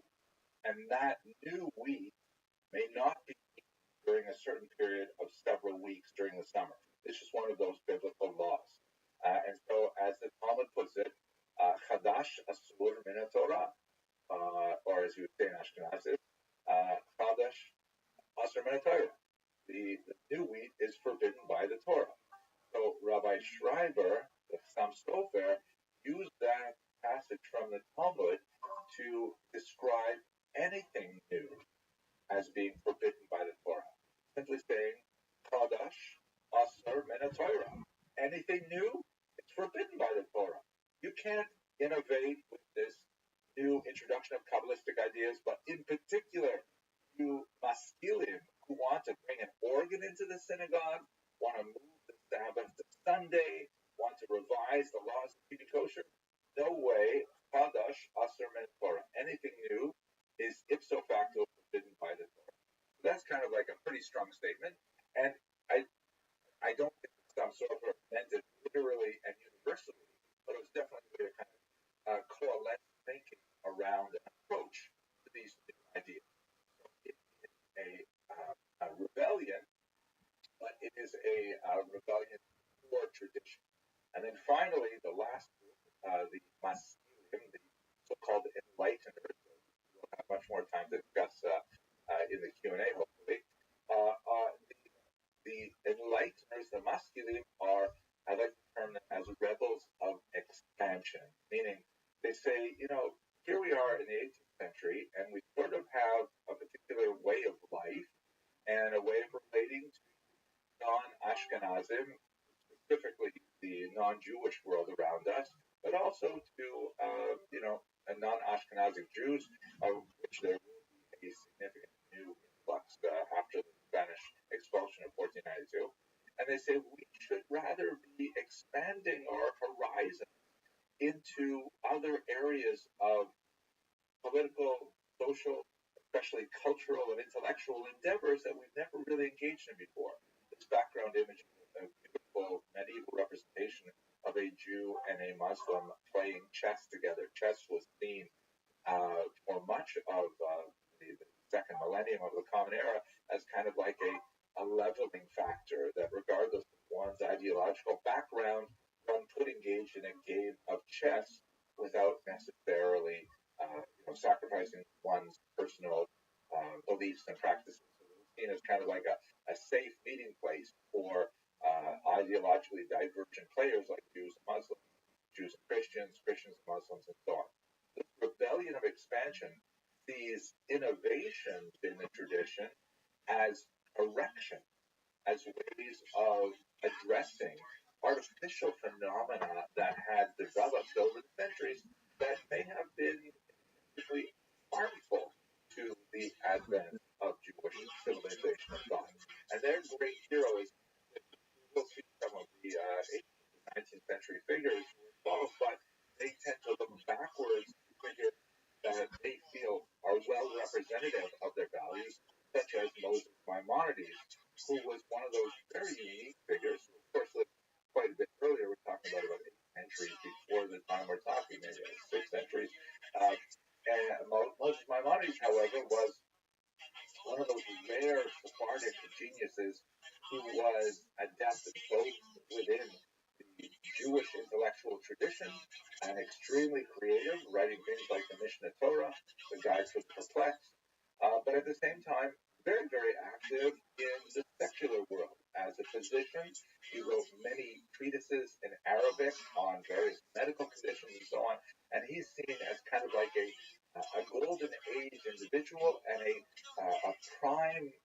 figure for modern Jews to emulate. It is not inconsequential that many schools that sort of lean towards this Hasidic approach um, name themselves after Maimonides, Rambam schools, because he, as one of these figures, was able to join general and Jewish knowledge together in such an appealing way, while certainly not sacrificing his rigor in either area.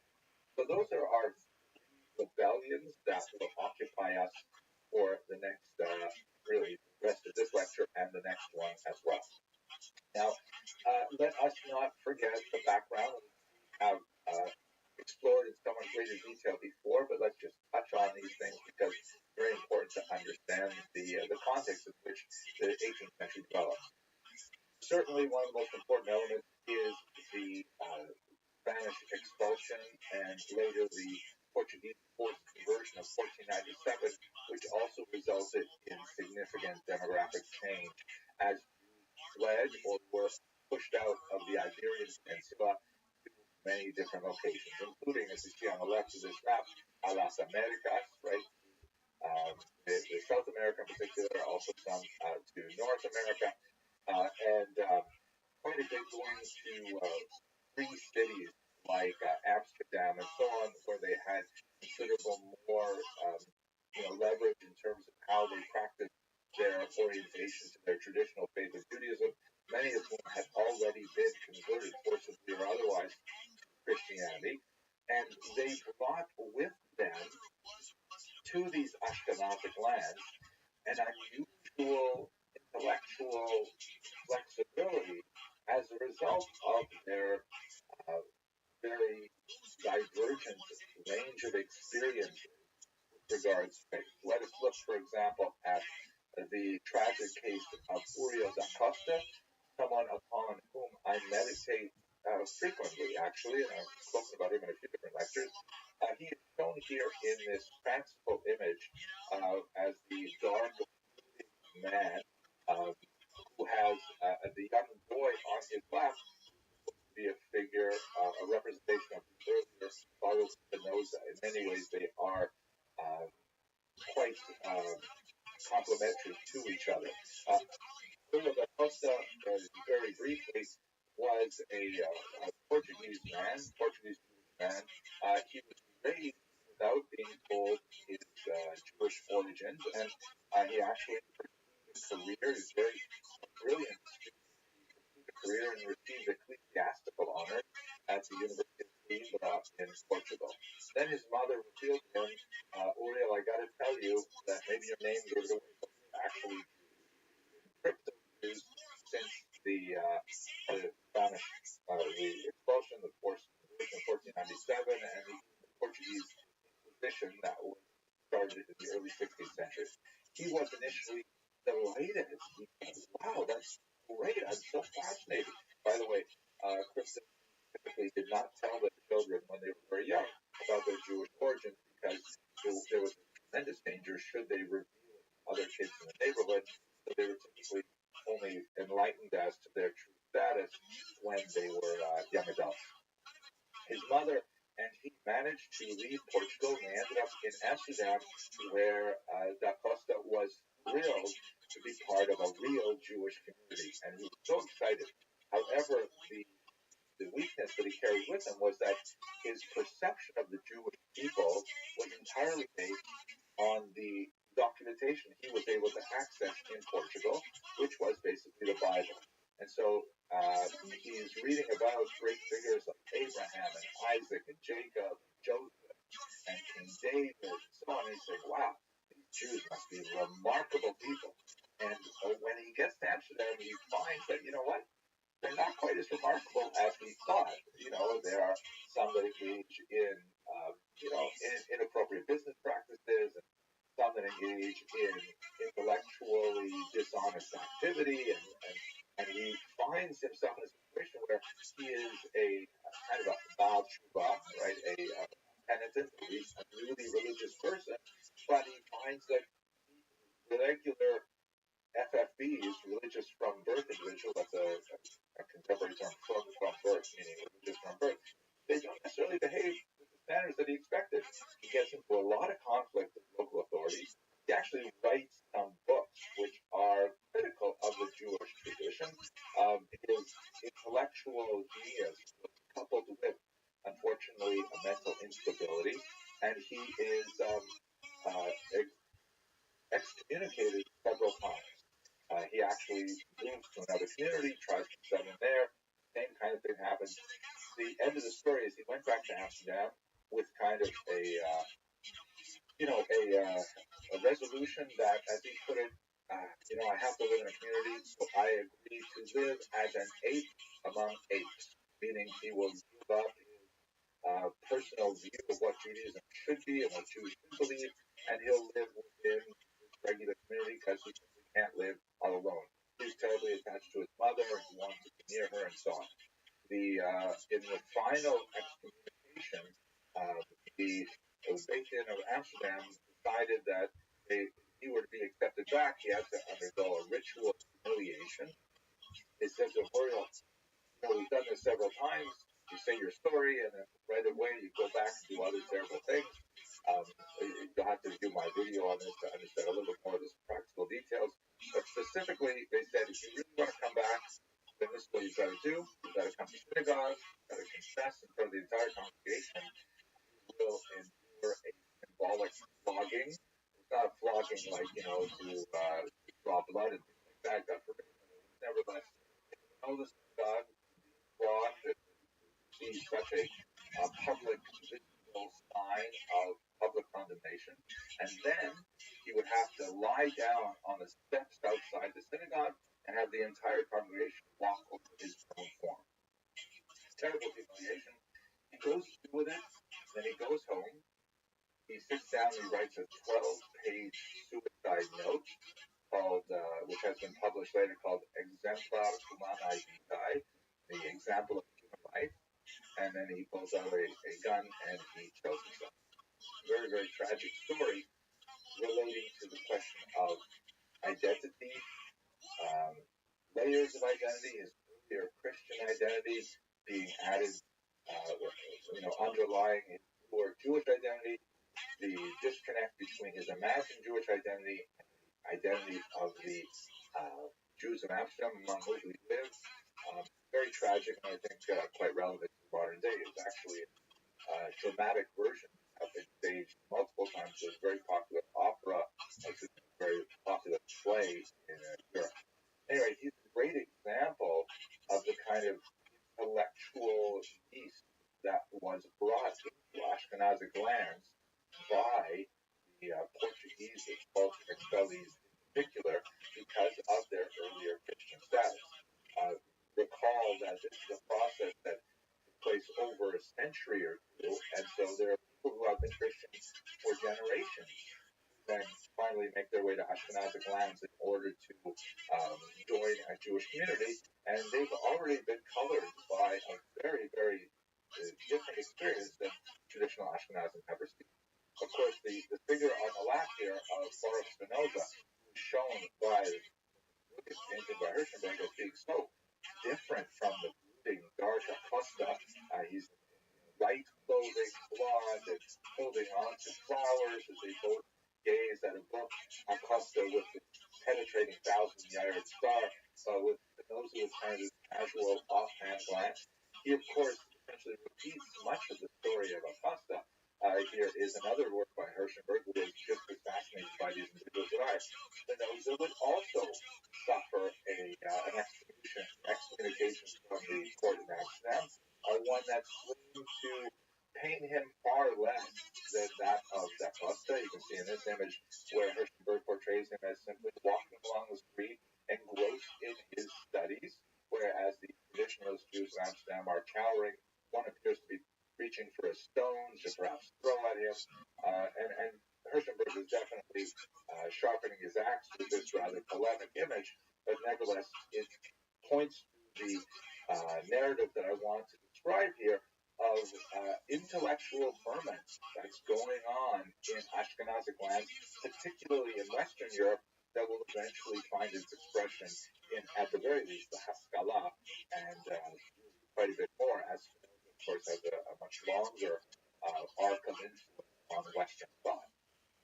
So we also have, as we discussed yesterday, demographic upheavals with the horrible pogroms associated with the Khmelnytsky rebellions and large displacement of peoples into Europe, where again ideas are circulating, as many Eastern European Jews are encountering some of these Western European ideas. And then we are immediately following the Khmelnytsky rebellion with the whole Shabbatai Tzvi debacle, which we discussed also yesterday, and that's followed up by Neo-Sabbatism. This is one of the amulets that we mentioned yesterday, in which Rabbi Yonatan Eibeshitz was accused of being a Neo-Sabbatean, and even figures as phenomenal and as important as Rabbi Moshe Chaim Luzzatto were accused of radical views. So going into the 18th century, we've got so many ideas kicking around, lots of challenges to the status quo, and it will ultimately find expression in the three movements that I've described. Let's just look, before we move straight to the Hasidic movement, at the demographic distribution of Ashkenazic Jews and how that relates to the the three movements that we're talking about today. This is a great map that gives you a sense of the demographic shift that we described earlier this week of Jews from the Rhineland. There are still significant populations of Jews in Germany by the time you get to the middle of the 19th century, but all Jews have also been admitted, not formally, but basically the earlier expulsion was ignored. So you have Jews making their way into the United Kingdom, but the large mass of Ashkenazi Jewry is primarily in the Russian Empire at this point. And in terms of the three movements that we're going to be talking about, the first is the Hasidic movement, that is chronologically the earliest in terms of its development, the Hasidic movement, which is largely centered in what we would call today the right bank Ukraine and southern Poland. That's where you have the great centers of Medjugorje and Berdichev and so many of the towns that are associated with great Hasidic masters are really located in the southern part of the great homeland of Eastern European Ashkenazi. Then slightly to the north, and it's really like a Venn diagram, Hasidim and Misnagdim could live side by side in a given street in any Eastern European shtetl. Although when you move further north, you're more likely to have fewer and fewer Hasidim and more Misnagdim. The was widely regarded as the capital of the Hasidic world, the capital of the Misnagdic world, primarily because it was the domicile of the great Vilna Gaon, Eliyahu of Vilna, that we talked about earlier. But there were Hasidic movements active in Lithuania as well, including Chabad, for example. So they're primarily to the north, but they're overlapping with Hasidic. Finally, you have the Misnagdic Haskalah, which also has penetration, important measuring stick for what is Jewish, how does Hasidism stack up against Misnagdim? So if we put this little chart together and we look at the practices or beliefs of both groups, let's say first, one of the key ideas is you believe that there are 613 commandments, meaning that the Torah comes from Sinai, from God, and that it defines the 613 commandments that the rabbis have articulated in the oral Torah through the Talmud, particularly the Jewish law. So I'm going to say, well, absolutely, that's our bread and butter. That's what we do all day. We study the commandments. And also say yes. So, okay, right, that's a clear distinction. Just by the way, to jump ahead to the 20th century, certain I could say in the 19th century, this is the distinction with modern movements, now called denominations of Judaism, that might not necessarily agree with our 613 commandments. And even though among the Orthodox there may be some discussion of, well, this particular commandment number 82 isn't really a commandment, it's just a rabbinic enactment, but you forgot one other that I included to make 613. Uh, that's perfectly par for the course for traditional Judaism, but in the 19th and 20th century, then people will say, in the name of Judaism, that no, we think that there are only 10 commandments, or we think that there are even no commandments, that it's all later creations. This is not characteristic of 18th century Hasidism or Misnagditism at all. Let's look at some key parts of it, like the observance of Shabbat. By the way, the next three, this one and the next two, are really sort of like when a person wants to convert to Orthodox Judaism. These are, in my experience, limited experience with it, these are the three things that they really concentrate on, because learning and practicing Judaism in its traditional form is a lifelong endeavor. Study of the commandments itself is part of the whole package. So it's something that you really get better at as you get older. So if someone wants to convert to Judaism, they can't be expected to know and practice everything right away. They might have an Aristotle approach saying, I'm willing to practice everything, I just don't get it yet. So the three areas that rabbis typically concentrate on are observance of Shabbat, observance of Kashrut, and observance of the laws of family intimacy. So looking at Shabbat, right, which has this very complex set of rules of 39 forbidden behaviors that are essentially creative or manipulative in reality, like wonderfully no cell phone use and concentrating. Oh, I'm not going to. So Shabbat, it's not going to say yes, absolutely, and say, oh, Givaldic, we love Shabbos, great. So they're the same. What about being kosher? Oh yeah, they love kosher chicken. They detest non-kosher chicken. Hasidim also, yes.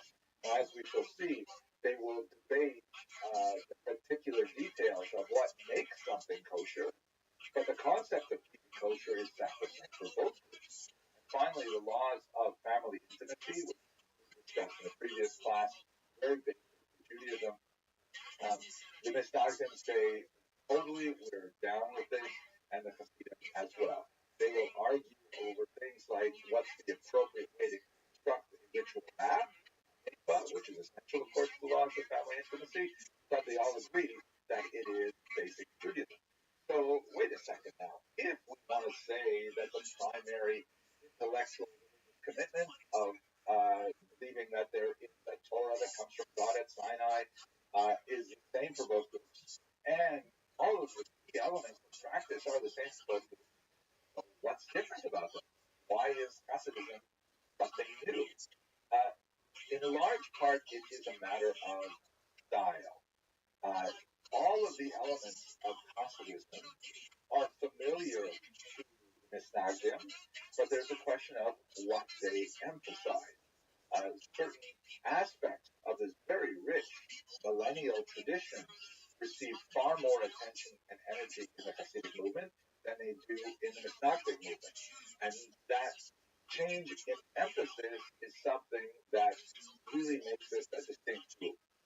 Very, very closely related to the prior origins in the Misnagdic movement, but nevertheless distinct. So one way to try to understand this is that Hasidism is kind of like Jewish, but even more so, right? Like Hasidim go beyond what is required. Of course, they're going to meet the minimum standards. They want to go to beyond standards. You can see this in all kinds of ways of life. I am personally most familiar with Chabad, and I think they're a great example of this, right? The fact that there are young people who are willing to dedicate their entire lives to move to some remote part of the world where there are hardly any Jews and set up a Chabad house just to serve the tiny number of Jews that may be in the environment, and they dedicate their entire lives. That's a phenomenal level of commitment that you do not see in a similar way, in my humble opinion and experience, with the Misnagdic world. I'd like to give you one concrete example that we already looked at earlier today, the case of payos. Payos it literally means corners, and it refers to the corners of one's face. The biblical law, as understood through the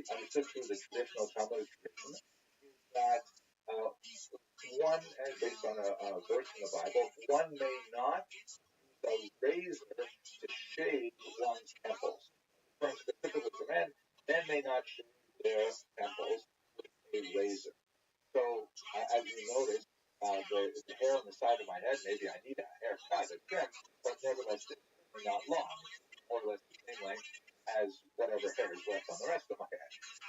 And that's because I'm a litzvah and just have the traditional approach, which says no razor. Okay, fine. But the Hasidim say, if we can't take a razor to that part of our head, we're not even going to take scissors to the part of the head. We're going to let that part of our head just go wild and free. And that's going to be kind of like an outward statement of who we are about. We are Jewish, but even more so.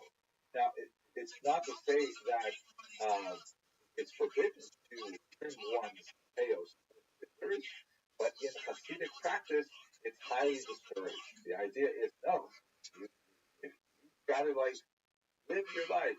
What do they say today? You be you, and your union is in the community. And we see this with a lot of Kabbalistic oriented movements because there is a Kabbalistic element to the peyot and to the beard as well. And we see, for example, here, although these are actually fake peyots, they're applied, as we saw earlier in today's lecture, by a makeup artist. Nevertheless, it's a very distinct external feature that is readily recognizable. So it's not like this is foreign to Snagdim. They'll understand it, but nevertheless, it indicates kind of like a larger approach and style to everything Jewish. That's what the Hasidim, want to emulate in their approach. It's ironic as well to know that, there's life imitates art, imitates life. The Misnagdim in Lithuanian yeshivas, seeing what the Hasidim doing, sometimes sort of like say, well, that's a nice idea, Taka, I like that. And so you'll see a lot of young men in traditional Lithuanian yeshivot who are also growing their hair, maybe not as long and as curled as the Hasidic groups, but, they tend to tuck them over the ear and things like that. So that kind of like shows how there's an ebb and flow and a mutual influence of previously hostile groups part of our 20th century. So let us look at how Hasidism has been understood by historians, and specifically looking at the question of how did this movement, which in many ways has some kind of extreme elements to it, like, the payers look extreme, especially if you've never seen them before, how did they successfully capture the masses?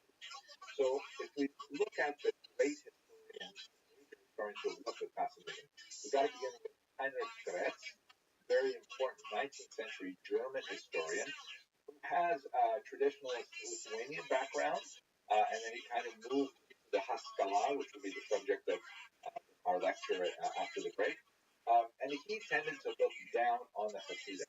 He tended to see them as being neo-Sabbatean, being heavily influenced by the Sabbatean ideas, and especially although he doesn't necessarily regard them as heretics, he regards them as being, credulous and, poorly rooted in the intellectual tradition, buffeted by the horrible tragedies of the Chmielnicki rebellion, and influenced by the leftovers of Shabtai Tzvi's movement. And he says, this is something we really have to, extirpate. And it's not the kind of Judaism that represents really the great tradition. And hopefully there won't be too many Hasidim over here where I'm writing in particular. It's a decidedly negative approach to the Hasidim. Shimon Dubno, on the other hand, a great historian, also an encyclopedic historian, writing a multiple-volume history of the Jews. But what are you talking about? Obviously, you're too far divorced from the reality of Eastern Jewish life. The Hasidim represent the true populist spirit of the Jews. That it's true that the Hasidim down in the southern region of, right back to Ukraine, southern Poland, were largely divorced from the great Talmudic centers of the north. But you know what? They're good, enthusiastic Jews who are willing to devote themselves to the larger cause of Judaism. And if they find their religious solace in this much more popular movement that has, charismatic leaders, what's it to you, Heinrich Kretz? And so he developed a much more sympathetic view of Hasidism as kind of like a natural outpouring of the zeitgeist, the spirit of the era, disseminating directly from the spirit of the people who really yearned for a personal connection to God. If they couldn't get it through arcane Talmudic texts, they would get it through the singing and dancing and friendships that would develop, characteristic of the Hasidic movement. This is especially noted in the work of Martin Buber, who is not strictly speaking a historian, he's a philosopher, but he was instrumental in working with the Hasidic stories themselves, tales of the Tzaddikim, the great leaders of the movement, translating them into German and greatly popularizing them in the western part of the world. His treatment of Hasidism was not really as systematic as you would see with Heinrich Kretz or Shimon Dubno, but it was decidedly sympathetic and emphasized those philosophical elements of Hasidism which he felt were especially appropriate for the burgeoning 20th century and very meaningful work based on it. Then you get to Gershom Scholem, them much more as a new iteration of a Kabbalistic movement, really emphasizing the intellectual origins of Hasidism in Lutheranic Kabbalah. But perhaps one of my favorite analyses is that of Ben Zion Dinor, a fascinating Israeli historian, who essentially looks to the Hasidic movement as an economic rebellion. There's a lot more to say about this than I have time for, but the basic gist of his argument is that if you recall about the Arenda in the Chmielnicki lecture, there are, basically noblemen owned entire towns in the Polish Commonwealth. And that also meant that they actually owned the right to name the chief rabbi of any particular location. It was not a right that they necessarily were, especially interested in until they started receiving bribes to name one candidate over another. And so what ends up happening in the 18th century is that you have these local rabbis who receive their position largely through lobbying efforts with the nobility, the Polish nobility, rather than through, genuine pastoral work with their congregations. Why would someone want that? Well, there's a certain amount of what's in the Hebrew called kavod, of prestige, honor associated with being the town rabbi. But there's also an economic incentive because that way you will receive the benefit of the local taxes imposed on the Jews for various services. It's called the korovka, sometimes called the candle tax, the basket tax, tax on the kosher meat, all these things. So in exchange for a steady income, which is a pretty easy income, you would sit back and just let people eat kosher meat and get the proceeds from it. They would essentially bribe the Polish nobility to get a position like this.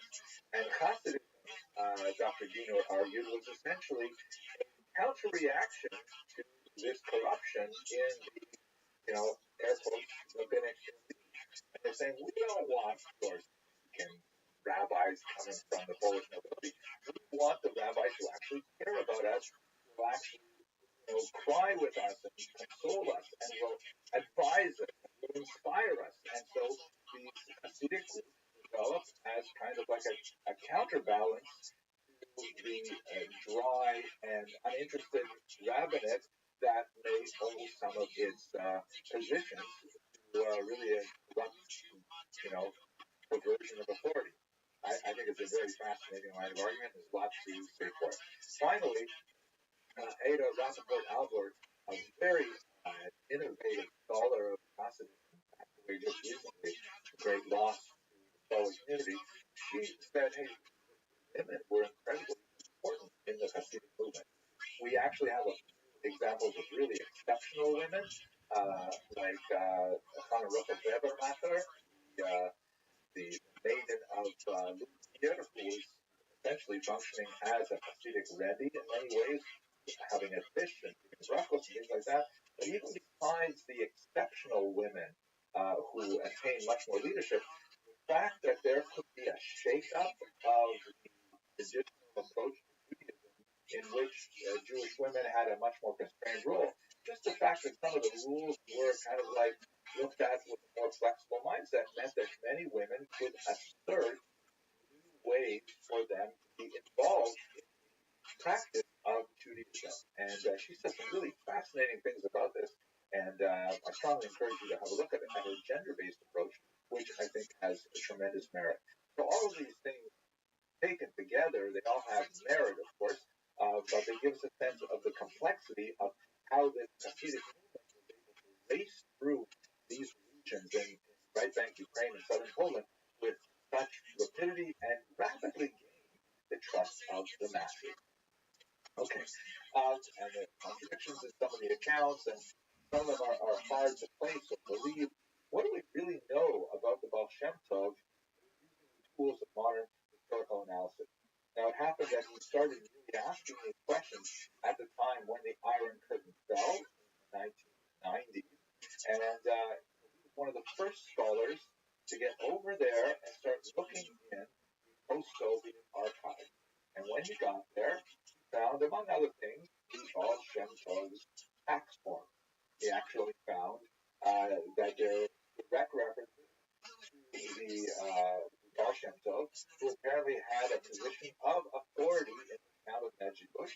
Here you can see enlightened, highlighted the line from the tax records that refers to someone named Baal Shem, who was called a doctor, reverend elsewhere, which indicates that he actually lived on a particular address that was apparently provided by the community, and that he was a figure of significant authority, especially towards the end of his life. And so he was able to discuss in his classic work, The Historical Search for the Baal Shem Tov, to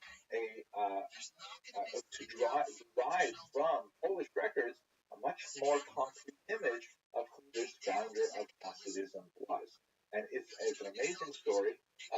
What I'd like to do when we come back from break is begin with the precursors to the Baal Shem Tov, place him in his social and intellectual context, and then we're going to get deep into the conflict with the Sagdia and then the Haskalah.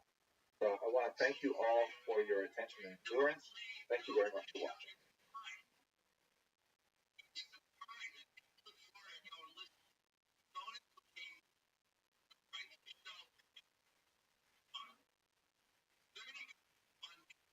Let us pick up from where we left off by looking at the precursor to the Hasidic movement. What I'd like to do over the next hour is to move from the Hasidic movement to their Messianic opponents, try to understand a certain element of the clash between these two groups, and then we're going to round it out with the third post in the triangle, which is, of course, the Haskalah, the masculine.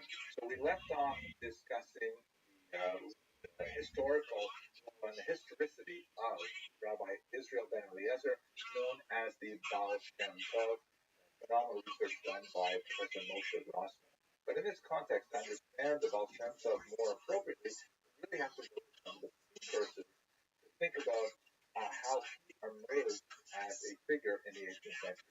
One of the most significant figures in pre-Bechtian research, Bech being the acronym for Baal Shem Tov, is my colleague Dr. Yochanan Stern, who is, of course, a great scholar at Northwestern University in Chicago. He's done some phenomenal work on many different areas of history. He won the National Jewish Book Award for his remarkable work, The Golden Age Shtetl, which I highly recommend. But some of his early work in Jewish history in Eastern Europe focused on the work of the pre-Bechtian scholars, who is called the Baalei Shem. Let's just explore that term for a second. By the way, this is a rare archival photograph from my personal collection. I first met Dr. Rabbi Stern in Kyiv way back in 1992 when he was working in the bowels of the Soviet archives. When he was working in the bowels of the Vernadsky Library with a remarkable collection of Hasim, which are communal records going back to the period we're discussing today, in the 18th century, of individual towns scattered throughout right bank Ukraine. Absolutely fascinating work. At any rate, Dr. Stern wrote some remarkable things about one of these Baal Shem in particular. Hillel Baal Shem was his name. And as you see, the name Baal Shem reappears as here's Hillel Baal Shem, and here's the Baal Shem Tov. Who were these people who were called the Baal Shem in the Torah? So basically, the word Shem means name, and Baal Shem means the master of the name. This is kind of a rabbinic euphemism for an amulet maker. That is, we saw earlier, for example, the amulet I showed you from Rabbi Yonatan Eibeshitz. Amulets are a very, very old tradition in Judaism. There's Talmudic discussions of them, the Aramaic term is Shmeha, and these are basically, small kind of like material culture exhibits of pragmatic, practical Judaism, where people would go to a rabbi, a wonder worker, a Kabbalist, and say, Rabbi, I'm having such a difficult time conceiving a child. I'm having such a difficult time getting my livelihood together. I'm having such a difficult time finding a maid, or I'm worried about my health, whatever human concern may be. And one of the kind of folk remedies, which again has a legitimate intellectual roots in the tradition, but it is something that is ripe for corruption and inappropriate activity, is the rabbi or the miracle worker will write a small scroll or a slip of paper, some kind of what would look like a magical incantation. And we have many examples of these Aramaic curse scrolls in Babylonia, and we have small devices. Well, in fact, probably the earliest actual text in the original writing of a biblical passage is one of the Kameot that was written in 7th century Israel that was discovered at Ketaphinom, a very small little piece of the Birkat HaKohanim, a passage from the Bible that was on silver foil and rolled up and worn as a small amulet. So these amulet makers were not necessarily highly trained, not necessarily salubrious individuals. Sometimes there's a market for this, and so sometimes charlatans would get involved and would take people's money without producing anything that would have true religious merit, other than perhaps a placebo. It's beyond the scope of a short class to talk about the metaphysical import of these documents and to what degree they are efficacious, but essentially there is an industry that persists to this day of producing amulets for people who have specific needs. And there are lots of these in right bank Ukraine, southern Poland, primarily because of the lower level of education of the population there. As I mentioned in the last lecture, the centers of Talmudic learning are primarily in the north.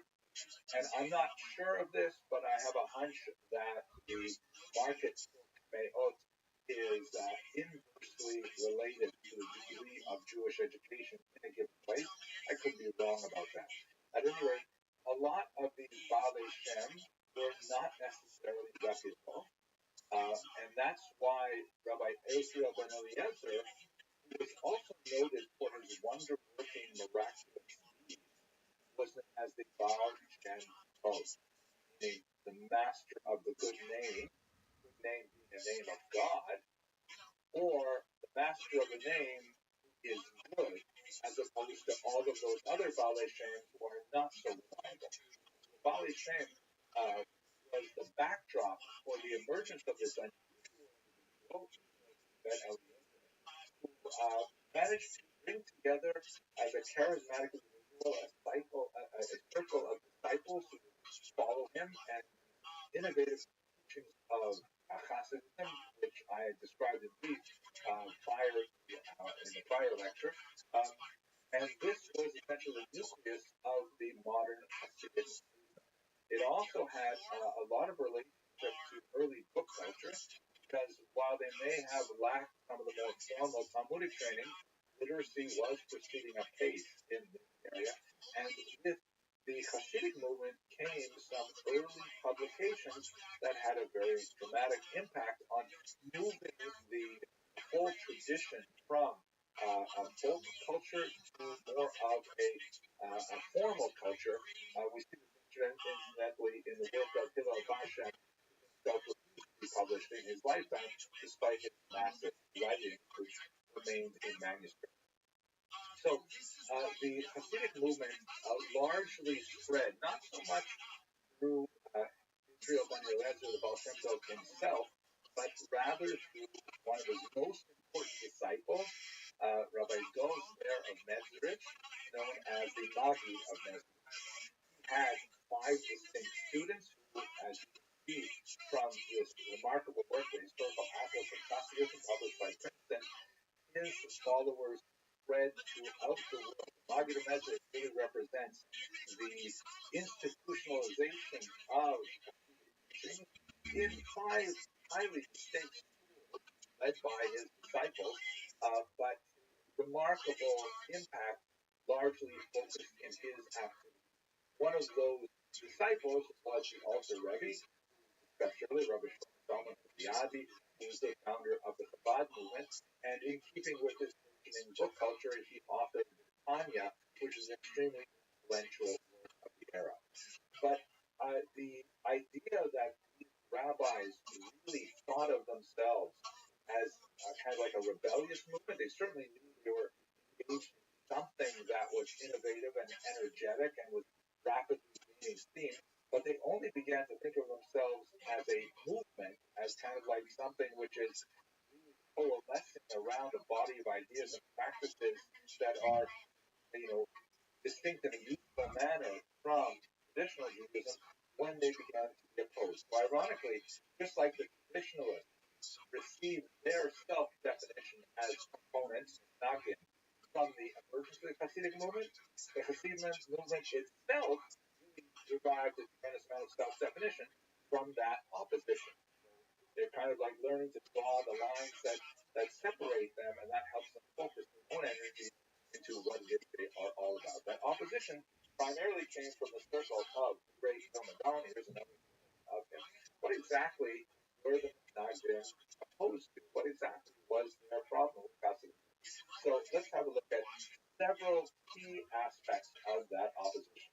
The first is that the Hasidim were organizing separate prayer groups. Part of the reason for this was the less rigorous degree of scrupulosity that was applied to prayer times as defined by Jewish law, and particularly by the Gnostic orientation. Let me just explain this for a second. In traditional Judaism, there are 3 main prayers of the weekday: Shachar, and Hamarev, the morning prayer, afternoon, evening prayer. And the rabbis of the Talmud, in fact, this is the very first thing that's discussed in the Talmud, is trying to delineate when exactly are those times. When is morning? When is afternoon? When is evening? When do you schedule these prayers? So Lithuanians, Nagin, tended to have a fairly rigorous confined definition of the window of opportunity to represent particularly the morning prayer. The Hasidim, however, argued that what's more important, the adherence to those details, which, by the way, particularly further north in Europe, the higher level of latitude really changed the times in which those morning prayers may be recited. You really want to drag yourself in in the summertime, it could be really super early. Drag yourself in where you're not even awake and mumble these without any contemplation of what they mean. Perhaps it's more valuable to God to, wake up refreshed, to spend a little time in contemplation, maybe even eat a little breakfast to revive yourself, and then go to synagogue and pray like a mensch, like a human being. And so the sometimes overlapping, sometimes times of prayer meant that, community had to have a separate prayer house, a Hasidic prayer house. And this level of division within the community was regarded very negatively by the Nagdim, and they took issue with it. And so related to that, sometimes they're just ignoring the mandated prayer times. By the way, Hasidim would counter that, no, we're not ignoring the regular prayer time. What we're doing is we're making sure that the minimum requirement of prayers, of the Shema prayer, are actually recorded and actually recited within the mandated time. But the fuller prayer is really only recited perhaps a little bit later than the traditional time, but it's recited with kavanah, with intention and with meaning, and that's far more valuable.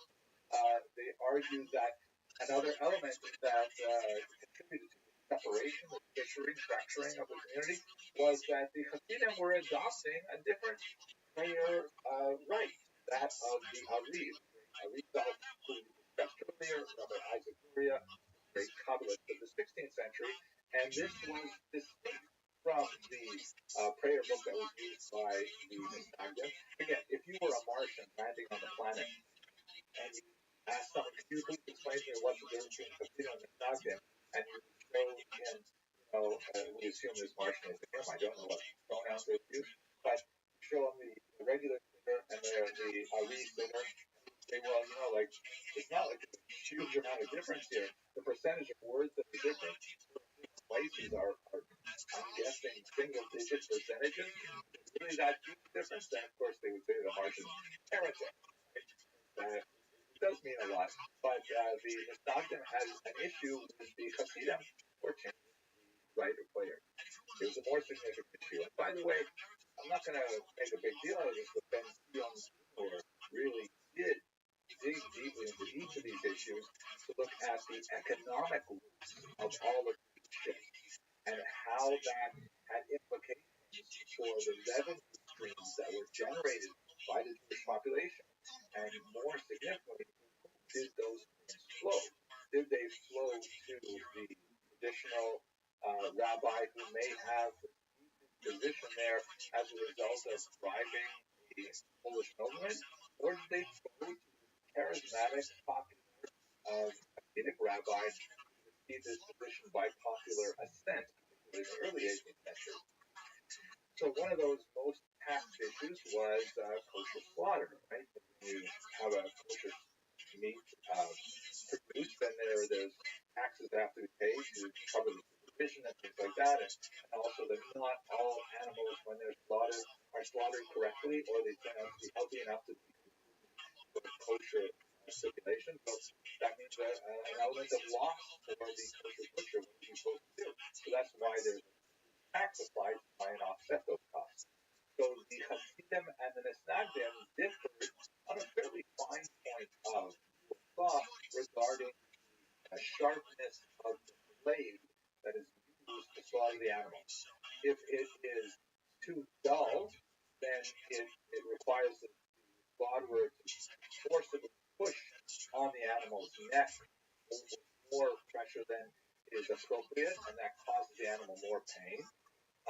But the thing is, if you make the knife too thin, sharpen it too much, then even the slightest thing, if it hits the table indirectly or something, that can cause a tiny nick, which would rip the neck of the animal rather than slice it. And as a result, that would also cause the animal pain, and these have implications for whether or not the animal is kosher. So the Nagdim disagreed on the degree in which the knife was owned, and therefore said, well, we really differ. We need a separate showcase, separate slaughterer, ritual slaughter to prepare our meat, and that has implications for the revenue. One of the charges laid at the feet of the Hasidim by the Nagdim was that they disregarded the study of the Talmud. They were so deeply involved in the ethereal wisdom of the Kabbalah that they weren't studying the Talmud as deeply as they should.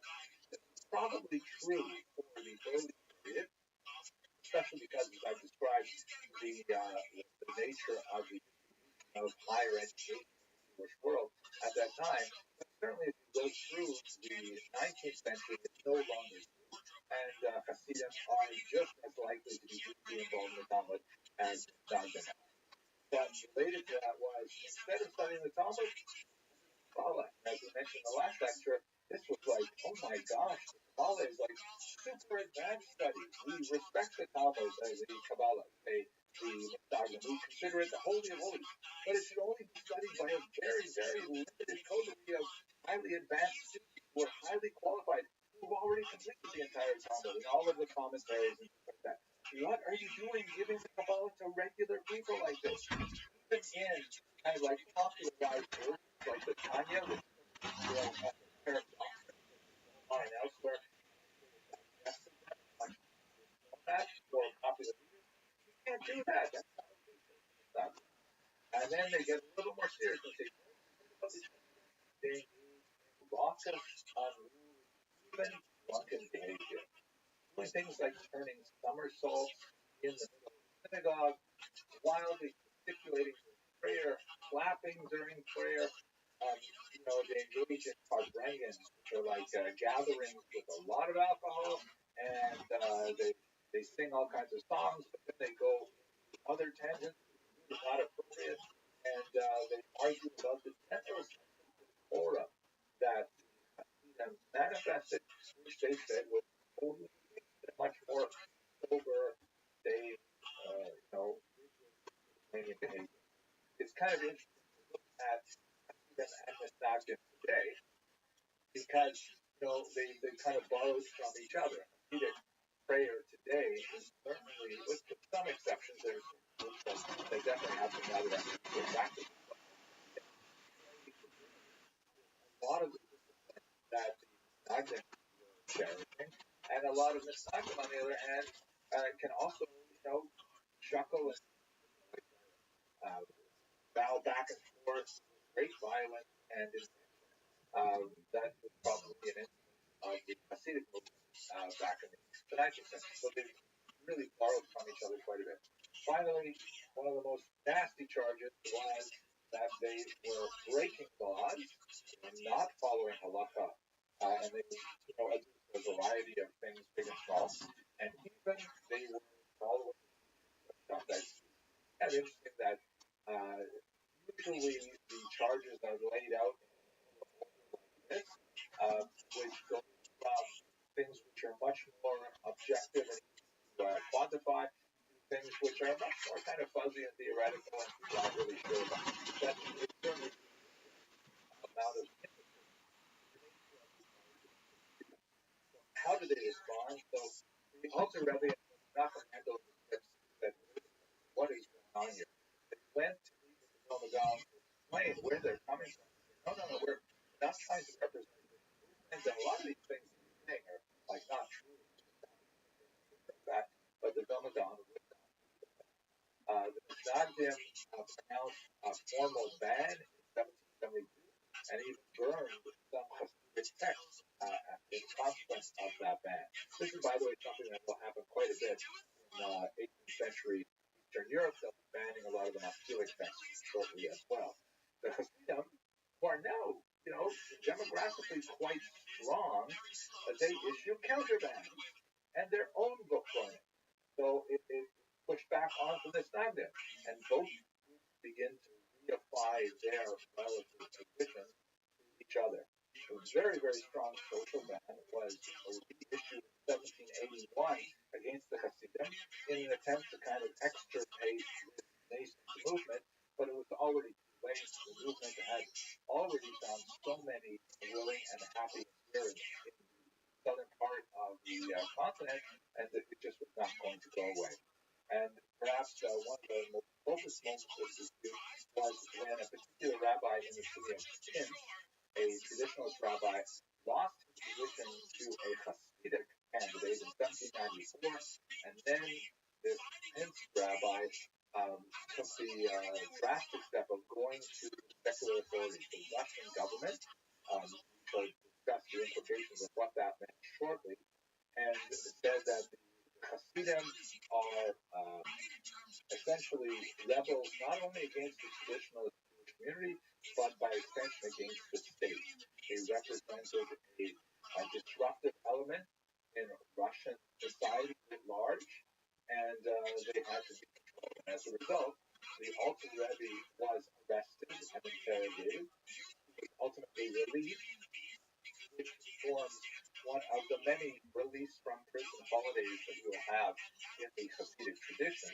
But by this point, the movement had um, bifurcated from the Misnagdim and was able to repair relations, although that would be coming in several decades. So the Misnagdim during this period of the late 18th century and the early 19th century are seeking to define themselves primarily in opposition to the Hasidic movement. This is one of the great centers of the Misnagdim movement. It is the yeshiva of Volozhin in northern in the northern part of the region in Lithuania. It is perhaps the greatest of those yeshivas. It was founded by the principal student of the Vilna Gaon, Rabbi Chaim of Volozhin. So what did they emphasize? The Misnagdim said, okay, we have to define ourselves well in our revolutionary tradition, our rebellion tradition. We have to define ourselves against this. So what do we believe? First of all, we believe in the text, right? They said, you know what? All this stuff, these stories, these Maisalach, drinking parties that are disguised as religious gatherings, that's not for us. We're all about what does actually say here in the book. So tremendous amount of emphasis is devoted to really re-energize on the Talmud itself, on its commentators, and so on. So really huge commitment to the text. And in fact, in common parlance, when a Litvak says that someone says a Torah, interpretation of some Torah passage, and it's kind of sort of stretched, then people might say, well, that sounds a little bit contradictory. Meaning, it's not really true, it's kind of inventive, it may be clever, but, it's not the real deal. What does it actually say? That's what we want to know. That's kind of a more of a Lithuanian cultural orientation. The Talmud, in particular, is elevated as the text, bar none, of the Lithuanian tradition. But that does not mean, and this is not something new, this is kind of a reinforcement of something that was true prior, but it receives more emphasis, much more strength in the community. Things like children are taught the Talmud earlier, are expected to reach higher levels of Talmudic study as a result of this cultural orientation and so on. But that doesn't mean that the Kabbalah is ignored. As I mentioned, of course, those who revere the Kabbalah. So they say, okay, yes to Kabbalah, but very, very careful.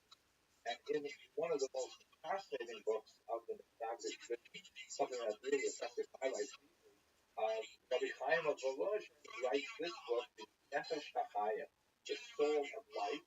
First name, of course, is Chaim, so it's also the soul of Chaim. And this is, in many ways, the Misnagdim response to Tanya. Tanya deeply dipping into the wells of Kabbalistic wisdom and offering a book for a wider public, proves to be extremely popular work then and now. And so the Misnagdim countered by saying, hey, don't think that there's no Kabbalah in our Misnagdim movement. Have a look at this book, which is a truly amazing book. Let me just tell you one personal story about it. I remember when I first went to Yeshiva in Jerusalem, and I came to it as an adult, so I did not have a strong childhood background in Talmud. And I was doing fairly well, I was enjoying it and so on, but after a few months, I was my senior colleague, Rabbi Mordechai Becker, who was privileged to count among my teachers in Talmud. And I was speaking to him on the phone, and he said, how's it going? And I said, well, it's okay, it's kind of interesting, but, doing a lot of Tosfos, and it seems a little bit like, I sit down, the crossword puzzle in front of me, the Havdil, make a distinction, I'm just giving a metaphor. The crossword puzzle, I solve the puzzle, I go on to the next puzzle, I come home, go to sleep, then go back, another crossword puzzle, right? And I was seeing it largely as a kind of a dry intellectual exercise that wasn't giving me kind of a charge, not a spiritual. So Rabbi Becker said to me, okay, I'll tell you what to do. Get a copy of this book, Nefesh HaChaim, studying Lithuanian yeshiva. This is a very Lithuanian book. And he said, just one thing, don't read it for more than 15 minutes a day. Just focus minutes, read it deeply, but don't get too crazy about it. So I picked up the book and I fit it into my day. I would normally take the bus from where my wife and kids and I were living to the yeshiva. It was about a 15-minute ride. And I was okay, on the bus, I will read extra time. And I read it and I was so exposed and impossible to tear my eyes away from it. So impressive. It continues to have an impact on my thinking today. Now, I frequently rode way past my yeshiva stop, and when I finally looked up, I was like in the middle of, Shuafat or some distant neighborhood in Jerusalem, and I had to get off the bus and then get on another bus going back the other way because was so engrossed that I could not stop when I was at the anyway. That just gives you a little bit of a sense of how the Magnum are reacting and shaping themselves and doing very creative things in an attempt to meet the problem. And they are also, as we've mentioned several times now, carefully borrowing from the Hasidim. They were loath to accept the idea of the tzaddik, and there are certain aspects of the behavior of the tzaddik being the leader of the Hasidic dynasty, sometimes referred to as the Rebbe, depending on the specific group. There were some aspects of the behavior of tzaddikim, the establishment of large courts, sometimes quite lavish, almost royal in flavor, with conspicuous consumption. They were skeptical of the practice of writing ziglat, of individual hasidim writing a little note of petition, and then paying a small fee to the Rebbe, opinion, which would then be used for charitable functions, things like that. That would be theory. And then having the Rebbe include that ziggle somehow in his prayers. All of these things were used with great skepticism and frequently disdained by the Maskatim. So we weren't prepared to go third pillar, as it were, of this conflict. Let's look at the period of Haskalah and the activity of its adherents, known as the Maskilim.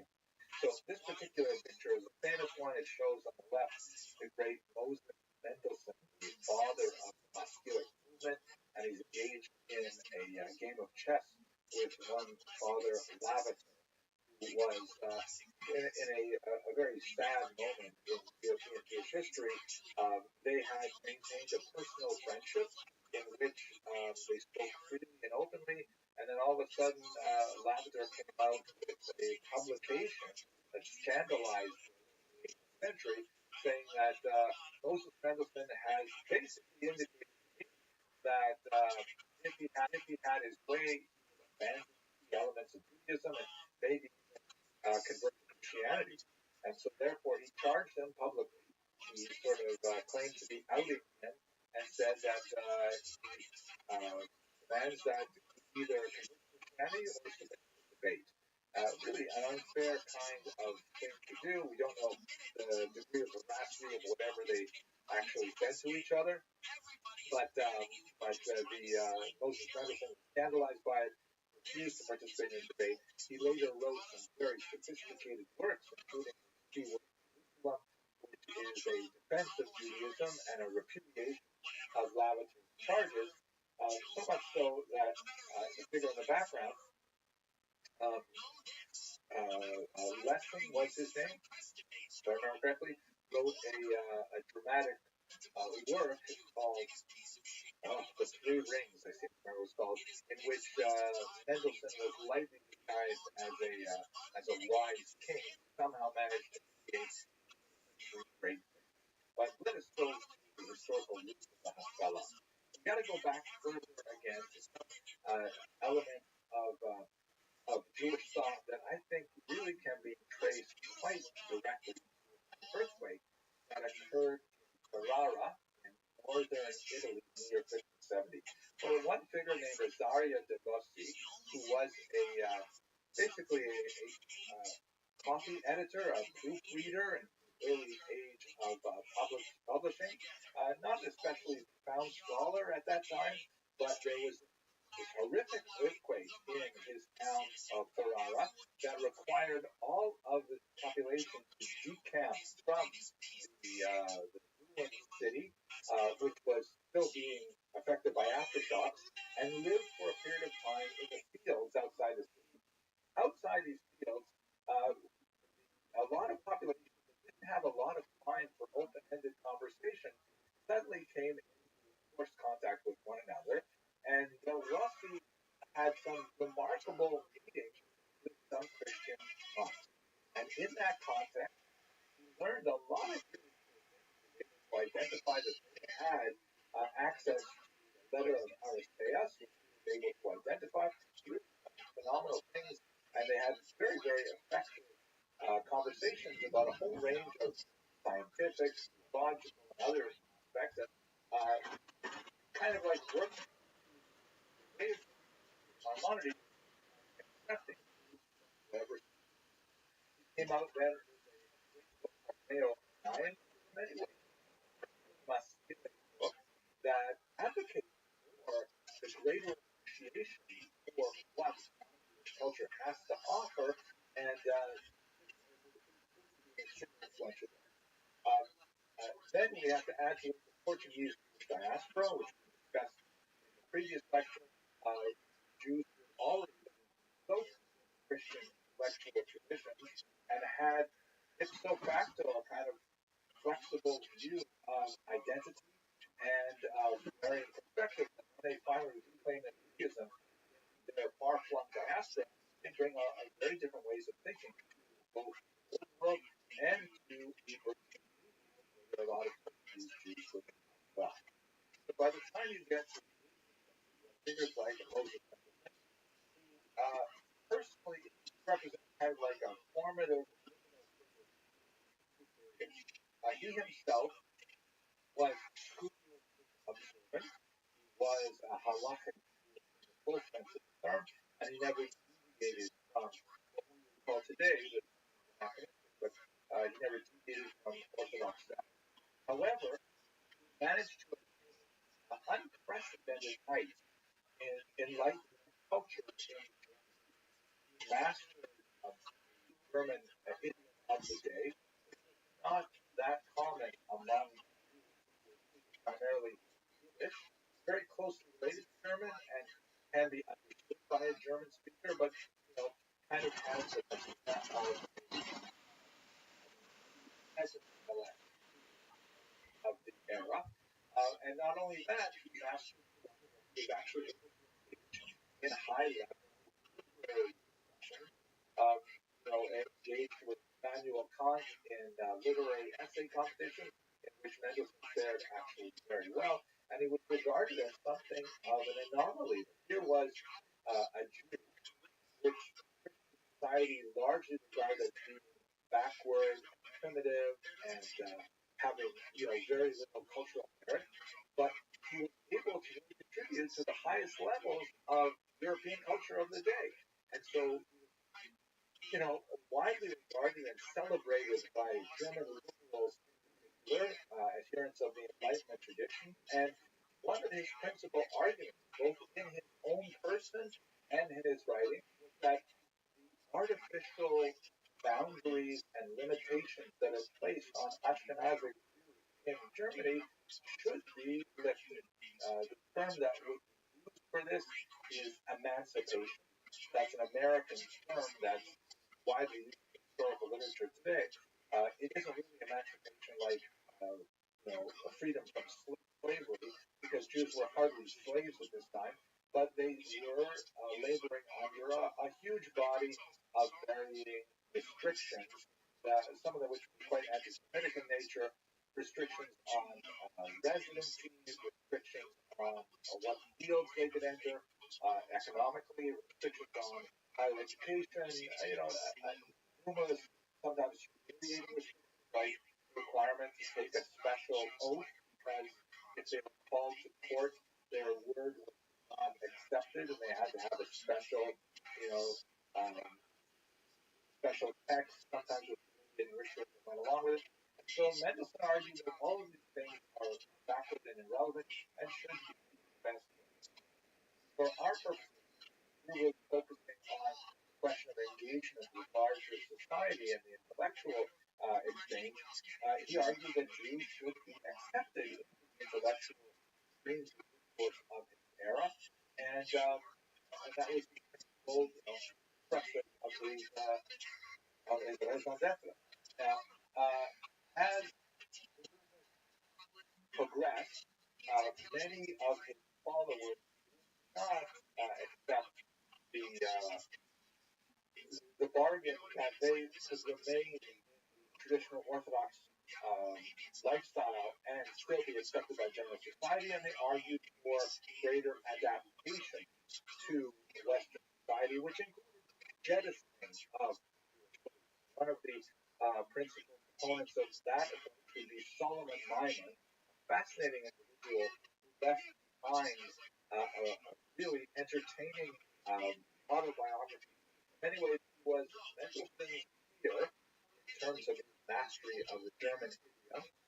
But unlike Mendelssohn, he chose to abandon his Jewish roots, and although he made a career essentially out of being an ex-Jew and what he had to say as being an ex-Jew, he could describe with ridicule the Jewish experiences that he had. And when he was a youth, he was quite a bit of an intellectual seeker. So he actually spent time in the Hasidic court of the Maggid of Mezrich himself. He actually portrayed somewhat of a sympathetic portrait of the Maggid, but nevertheless, he moved on from that and he went to Germany. He never had the same degree of acceptance or of success of Moses Mendelssohn, but he represents kind of like the different directions that the Haskalah took, represented a moving away from Mendelssohn tried limited success to create a movement that absorbed some elements of Western society without abandoning Judaism. It was a very strong movement from Ashkenazim who said, you know what, it's too difficult. If we really want to get into Western society, we have to give up on Jewish identity. So in Western Europe, this was perhaps most well illustrated by a fascinating moment in the late 18th century, which really brought Mendelssohn to the fore. And it was the premature death controversy of 1772. Basically, a number of figures, a rather unusual non-Jewish and a Moscow, and I have a separate lecture on this, so if you're curious, I'll have a look at my YouTube channel for the premature death controversy. That's there. Approached the local Jewish of Mecklenburg-Schwerin and said, "It's a horrible problem. People are being declared dead and buried before they're actually deceased." And that's terrible. Are you kidding? I can only imagine the horrible fear that would result from such event. And they said, and you know who's the worst thing? The Jews. Because the Jews have this custom, which is observed through this day, that it's considered disrespectful to allow a body to remain in state longer than necessary. And rapid burial, in Israel, for example, within 24 hours is the norm, is much more preferable, largely from a philosophical and Kabbalistic view, because the rapid decomposition of the body is believed to be associated with the process of atonement, and so therefore it's the kindness of the body to bury it as soon as possible. But that means that if this is happening and the Jews are being buried without proper supervision of death certificates, he therefore made a public health that Jews may not bury their dead until they wait 3 days from expiration. They've got to wait 72 hours before they bury their dead. By the way, the image that you're looking at here is part of a whole host of really unusual devices that were sold not only in Europe in the 18th century, but into America throughout the 19th century, of like emergency signal that you're not dead devices, like this coffin that shows on the left a man lying in his coffin in some kind of coma, but when he wakes up, and the picture on the right, little balls, and the flag goes up, and other versions of the string, and you can ring a bell, and people will be alerted to the fact that, hey, someone is buried, and they will go to the top. So we turn to Moses Mendelssohn and said, "You've got to help us out here." They also turned, by the way, to Rabbi Yaakov Emden, who was a traditionalist, but Rabbi Yaakov Emden said, "You know what? I think you're better off going Moses Mendelssohn regard." Moses Mendelssohn wrote a document that convinced him to modify his position, and so there was a temporary reprieve from that particular decree. But Mendelssohn then wrote back privately petitioners and said, "I did this for you, got it done. I'm glad to hear that. But the truth is, it's not such a bad decree. I mean, the risk to public health of premature burial, that's pretty awful." And he pointed out that Jews had historically practiced that kind of delayed burial. As you see in one of these catacombs, I believe this is from Beit Sham in northern Israel, but we have them in Europe as well, in Italy, for example, where Jews would practice kind of like shelf burial, and then in some cases they would actually return to collect the bones after decomposition occurred and rebury it, reinter it in a family crypt. There's lots of ways in which Jews practice burial. We don't have to necessarily do this 72-hour thing or this 24-hour thing. And he pointed to science and Torah and tradition to say that we actually got it done this time, but I'm not sure we should really be interfering with public health dictates like this. We should be more engaged in society. We should be, part of Germany itself. Even though they don't recognize us as proper Germans yet, we should nevertheless demonstrate to them that we can be proper. Sometimes, perhaps in the vein of Solomon Lyman, this went really far. And one of Mendelssohn's students, David Friedland, that is shown here, in their long struggle to achieve emancipation in Germany, which, by the way, in France was delivered almost immediately. 1789 was the revolution, and then by 1791, Jews were emancipated. There's obviously a lot to say about how effective that was, given the Dreyfus Trail 100 years later, but I don't want to go into that right now. Let's stay in Germany. David Friedlander said, "You know what? There's all of these things saying Moses Mendelssohn are totally true, but Germans just aren't going to accept us until we do something pro forma." And so we actually advocate for so-called dry baptism. Meaning, you know what? Why don't we just, we don't really believe it. Why don't we just go along and convert to some form of Protestantism, some form of Lutheranism maybe, that would be a nominal Christian identity. Look, we've seen with the Portuguese Jews, it works.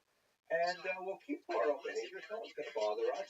No one's going to care if we go to synagogue rather than a Lutheran church, or even if we go show up at church so every now and then. What's the big deal? And he said we should just, abandon this, strange crusade era rigid and go further. Go further was frequently adopted as an option. Some people, like Rabbi Samson Coyle Hirsch, very important figure who influenced, by the way, the teacher of Heinrich Gretz that we discussed in the last lecture, he said, we can't stop this train. It is overwhelming. There's too much of value in Western European civilization to hope to keep the Jews boxed in. And so therefore he argued that what we should do is rather articulate a clear set of boundaries. What are those things that Jews may sacrifice in adapting to Western norms, and what are the things which are sacrosanct and must be maintained? And so he actually developed a form of what would later be called modern orthodoxy, meaning it was both modern, Western European and engaged in society and so on, but at the same time it was orthodox, keeping fast to the core tenets and mandatory behaviors of Jews, carefully shaving off those practices which were felt to be purely customary in nature, historically determined, and of little theological value, but steadfastly defended those elements which were as mandatory for Jews. By the way, many felt that Samson Hirsch, Rabbi Hirsch, was looked a little bit too modern with this image, so two versions of the same picture where it has a much more healthy catalog. That's really that's basically what's happening in Western Europe, right? The Ashkenazim of Western Europe are having difficulty finding that space where they can maintain their Jewish identity without being submitted sometimes in a very slavish way to European norms and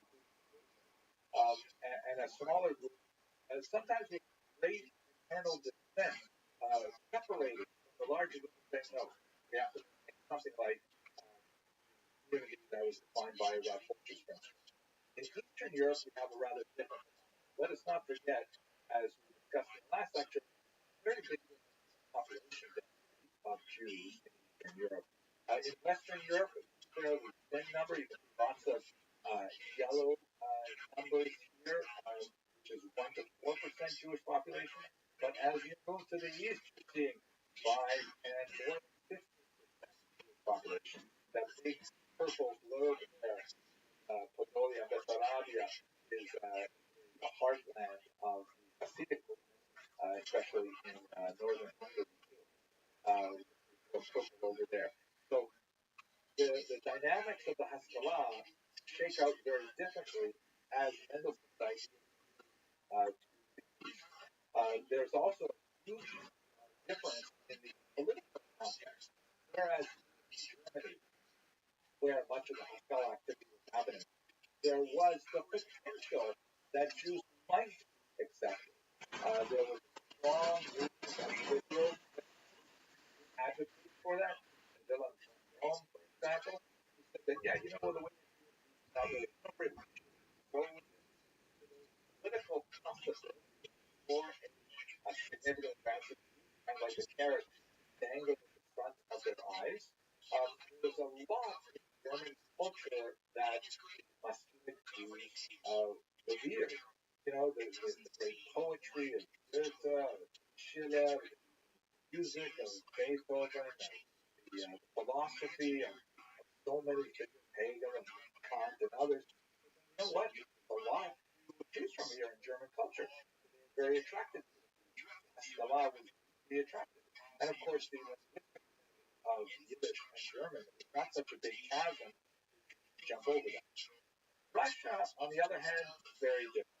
Politically, forget about it. We're talking about the period of Tsars, which was generalizing, but in the 19th century, really quite repressive. Jews were still regarded as inozemnik, as foreigners. They were not participating in the Russian narod, the peoplehood of the area, and it was an autocratic state with very little possibility of serious change. In fact, that change would only come in the 20th century. The restriction of Jews to pale settlement in the late 18th century, that was quite towards the 19th century. There was a very different and hostile attitude in Russia in comparison to Western Europe. Culturally, were not as thrilled with Russian culture as they were with German culture. Russian culture in the 18th century, in comparison to Western culture, German culture, no comparison. Didn't have the same literary as the Germans did going into the 19th century. It's true the Russians really surged forward in the 19th century. People like Tolstoy and Pushkin and Turgenev and Dostoevsky, but at this period there is less attraction in Russian literature to Jews. And linguistically, Yiddish and Russian are much further apart. It's true that mastered enough Russian for what minimal contacts they needed for business. But also, let's not forget that Russian is not even the dominant language, except in the city. In the countryside, it's all Polish, Ukrainian, Lithuanian, Belarusian, and those are the languages in which Jews find some utility in terms of day-to-day communication. There's far less, kind of like attraction of Ashkenazi Jews to the Russian environment. Whereas in Western Europe, the consequence of much Haskalah is assimilation, outright conversion to Christianity, and abandonment of Judaism. in the Eastern part, they see the value of some of those ideas, but they think about acculturating and stuff. Meaning like, yeah, we're going to stay the way we are, but maybe we should adopt just the pieces of it and find a way to articulate a distinctly Jewish modern way of thinking. And so there you see that, for example, is in the advance of Yiddishism as a culture, the advance of, secular study of Yiddish culture, the growth of secular Yiddish writings like Marshall Shlorim, Shalom Leich, and others, the development of a distinctly Jewish political viewpoint, Zionism, and the addition of Jewish values to the burgeoning socialism. All these three things, by the way, discussed in much greater detail in the next lecture, so don't be worried by the fact that I'm zipping through them right now to the 18th century thought. Some examples of this is people like Joseph Pearl, who was a very important masculine figure, who, as you can see from this picture here, remains an Orthodox Jew.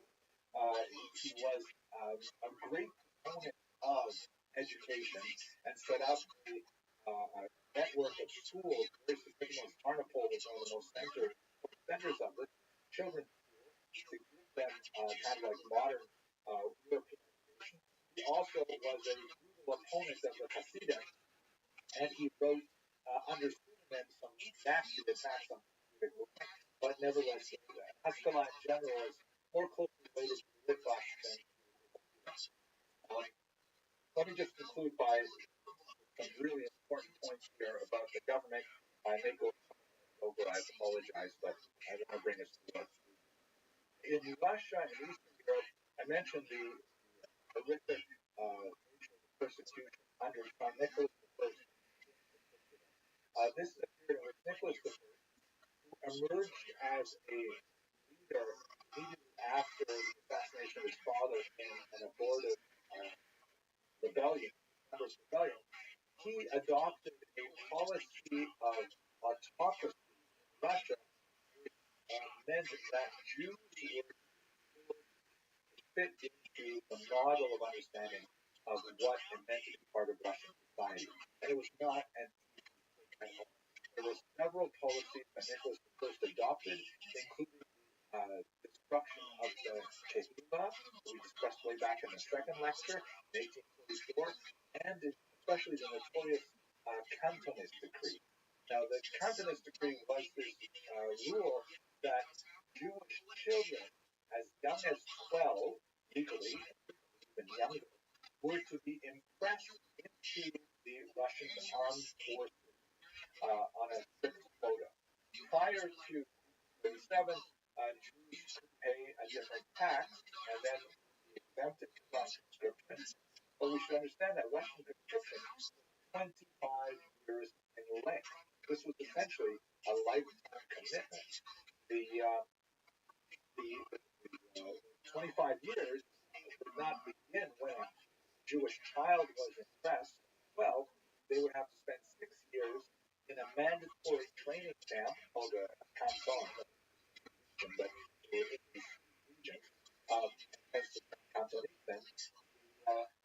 6 years in these training camps, and then they would spend 25 years in the army, and that was basically, say goodbye to your son. Never see them again because they would be lost to the Tsar's army.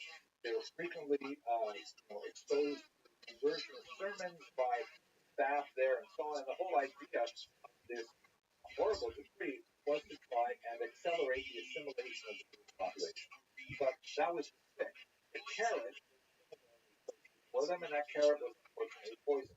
Bringing in people like Max Lilienthal, a well-meaning but naive individual who wanted to offer the Haskalah to the Jews of Eastern Europe, they set up a system of crown schools where they said to families, you don't want your son to go to the army? I can understand that.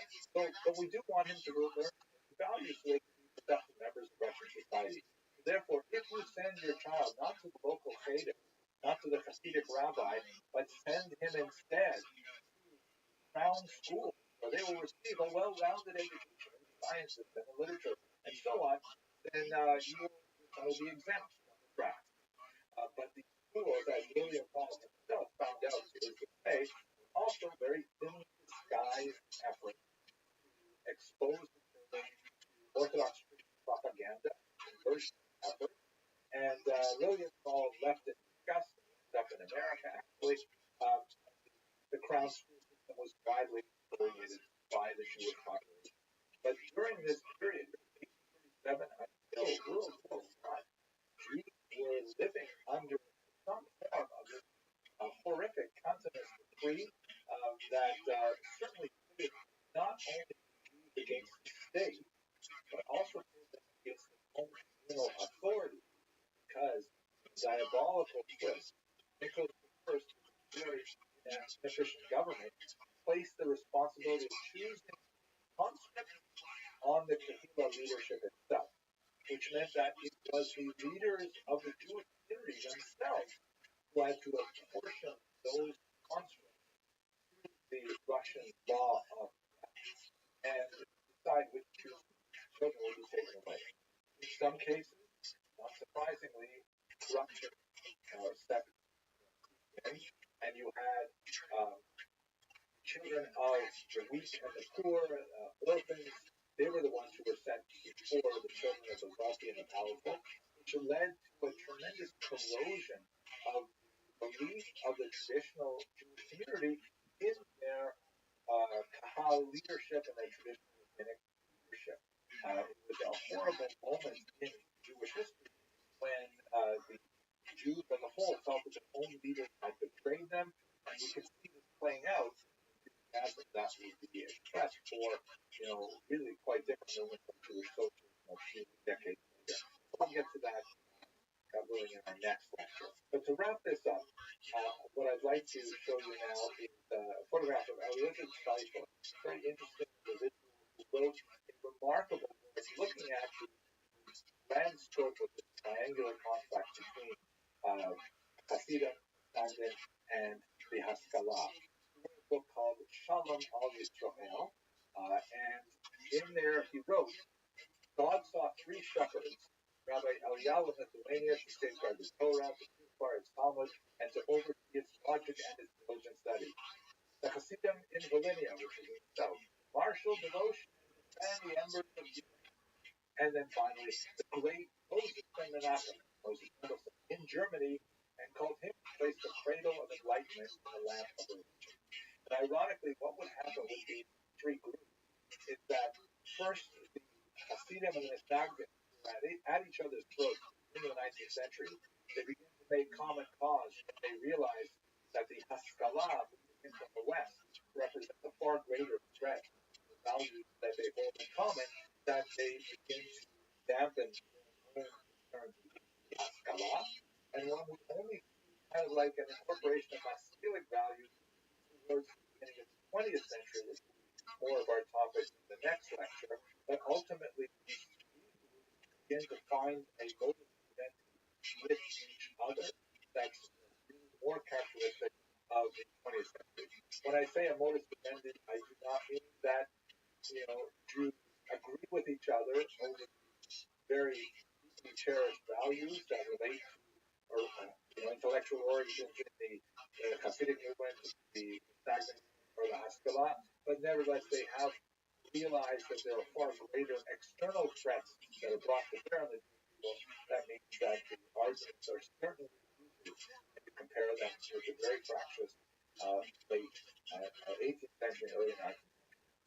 I'm sorry for going a little bit over time. We will continue with this discussion tomorrow. Actually, on Monday. We'll continue this discussion on Monday, 8 a.m. New York time, 1 p.m. Central European time. Thank you very much for your attention and your endurance, and I look forward to this discussion next week.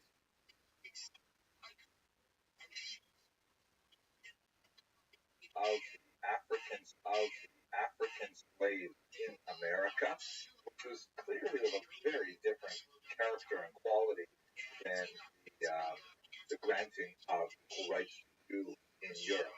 Nevertheless, that term has been well accepted into the historiography, and it will work. Just kind of like we'll talk about tomorrow, the term Holocaust also has some, difficulties and why we should use that term, but it has been widely accepted, and so we will work with it as well. what exactly did emancipation address? Well, we should recall that right up until the late 18th century in Europe, and well into the 19th century, depending on which country we're talking about, and even into the 20th century, if we look at the former Russian Empire, Jews labored under a second or even third class citizenship status.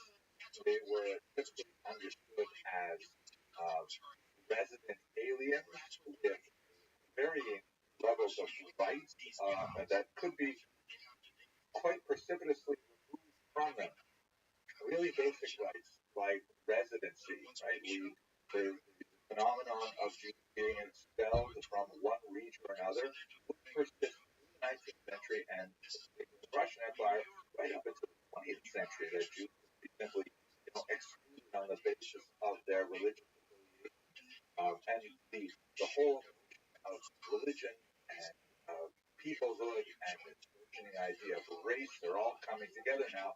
So even people who are abandoning traditional religious attitudes associated with Judaism are nevertheless still lumped into this community against their will.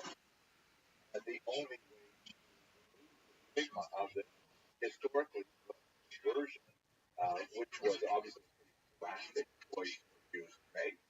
But in the 20th century, even conversion is no longer acceptable, as we'll see tomorrow when we talk more about the Nazi period. So Jews labored under the kind of tenuous situation in much of Ashkenaz, both in the Rhineland region and also in the much larger expanded region of Eastern Europe, where their residency rights could be taken away at any time, their right to pursue careers was limited. Higher education was frequently blocked off from their palette of options, that they could not pursue certain professions, or that if they pursued certain professions, they had burdensome additional taxes based on their criminal affiliation, all kinds of things like that. So all of this changed quite dramatically in France in the Revolutionary period. This image that you see here dates from 1806 BC, and it refers a little bit later than the period that we're going to talk about first. But I love starting with this image because you see Napoleon, who is portrayed as some kind of like Caesar-like figure, and he is raising up the fallen as various physical figures, one with a very distinctive act. We're going to return to him in just a moment. And the previous image, kind of like the hopeful woman who's been knocked on her rear by the force of events, and she's holding onto the tablets of the law, the menorah from the temple in the background, and far off in the background. Napoleon is holding his right hand, very Moses-like, another set of tablets. One tablet says the law. What does it say there? The law given to Moses. Holding up the law given to Moses, and he's raising her up from the fallen status. So, in many ways, certainly the way Napoleon likes to think of himself as being the one who finally gave Jews the rights that they deserved in society, and Jews were very happy to encourage that kind of image, because it reflected well on them as if they were deserving of this elevation to equal status. But how did we get to this? By the way, we're going to skip over some of the developments in the Ashkenazi diaspora today. Of course, this has happened for different reasons entirely in what would be the United States of America, and similar kind of things were happening in England, but just for the sake of time, I'm going to focus on France, and then we're going to move eastward. So France, of course, had this dramatic revolution in 1789, which was founded on this brilliant new idea, very enlightenment-oriented, of the equality of all people living in France. They issued this very important document, the Declaration of the Rights of Man and Citizen. And I translate that very carefully because later it was proposed by Jews, hey, this, you use gender-specific language in the text. Shouldn't it say the rights of humans and citizens? And can be defined either male or female in French. And they thought about it and said, no, we're just talking about men. And so women were not formally the rights of man and citizen at this time. But within those parameters, at any rate, there was this basic idea: all French men were theoretically equal before the law and had certain rights as opposed to merely responsibilities as subjects. So the Jews essentially said in 1789, hey, what's it collect? What's wrong with us? We should also have the same kind of rights. Why should we be excluded on the basis of our religious affiliation, especially because the early revolution would have a very strong anti-clerical attitude, that they would actually be moving away from the theistic understanding of world large. Anyway, they proposed this rights of man and citizen, and the Jews said, what about us? Now, let's think about the problem that France had in facing this question. There are really two major concentrations of Jews in France in the 18th century.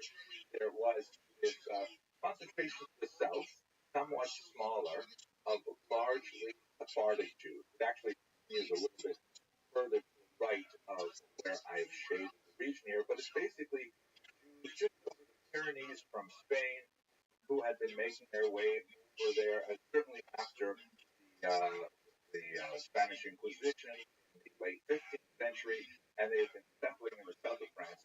And these Sephardic Jews, in keeping with the kind of cultural orientation that's often associated with Sephardim, they were quite capable of adopting many norms of non-Jews among whom they lived, including the French language, including French manners of dress, including, a whole host of little cultural markers that indicated that they really were part of the larger society. And so when the question came before the French legislature, they were a little bit extend emancipation to these Jews. In fact, it happened in 1790, within the first year after the revolution itself. They confirmed, yes, the Sephardic Jews are Frenchmen, so we will give them rights and privileges of emancipation.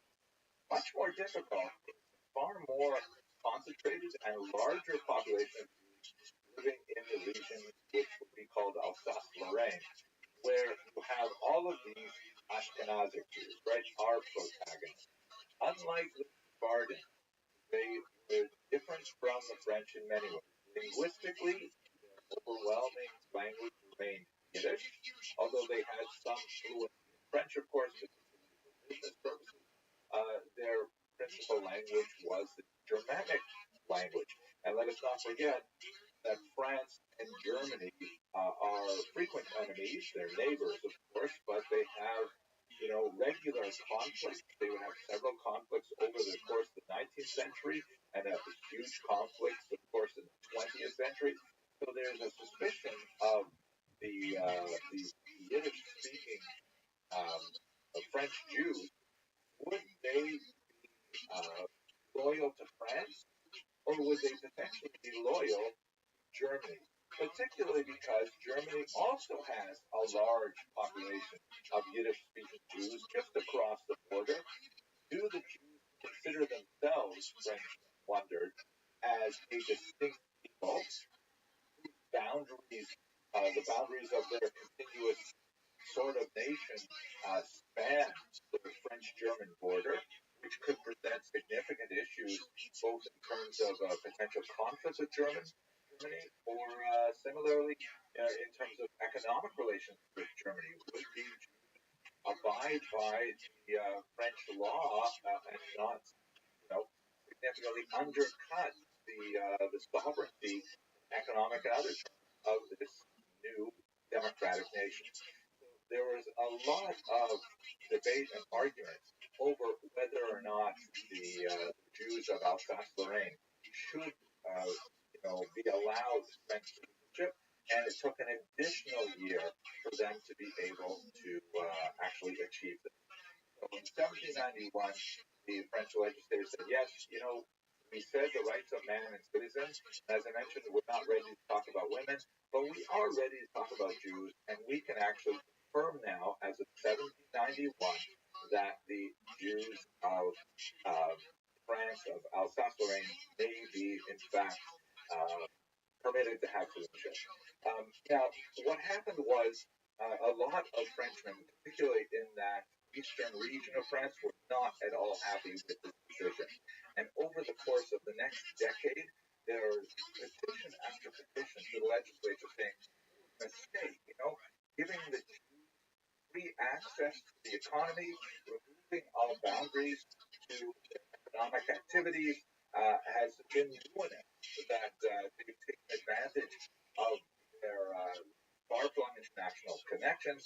They've taken advantage of some of the significant skills they have culturally, such as their literacy and numeracy, we've mentioned many times, and we're finding a lot of Alsatian non-Jews, we're finding ourselves overrun, are now beginning to dominate certain aspects of the economy, particularly in finance, money lending, things like that.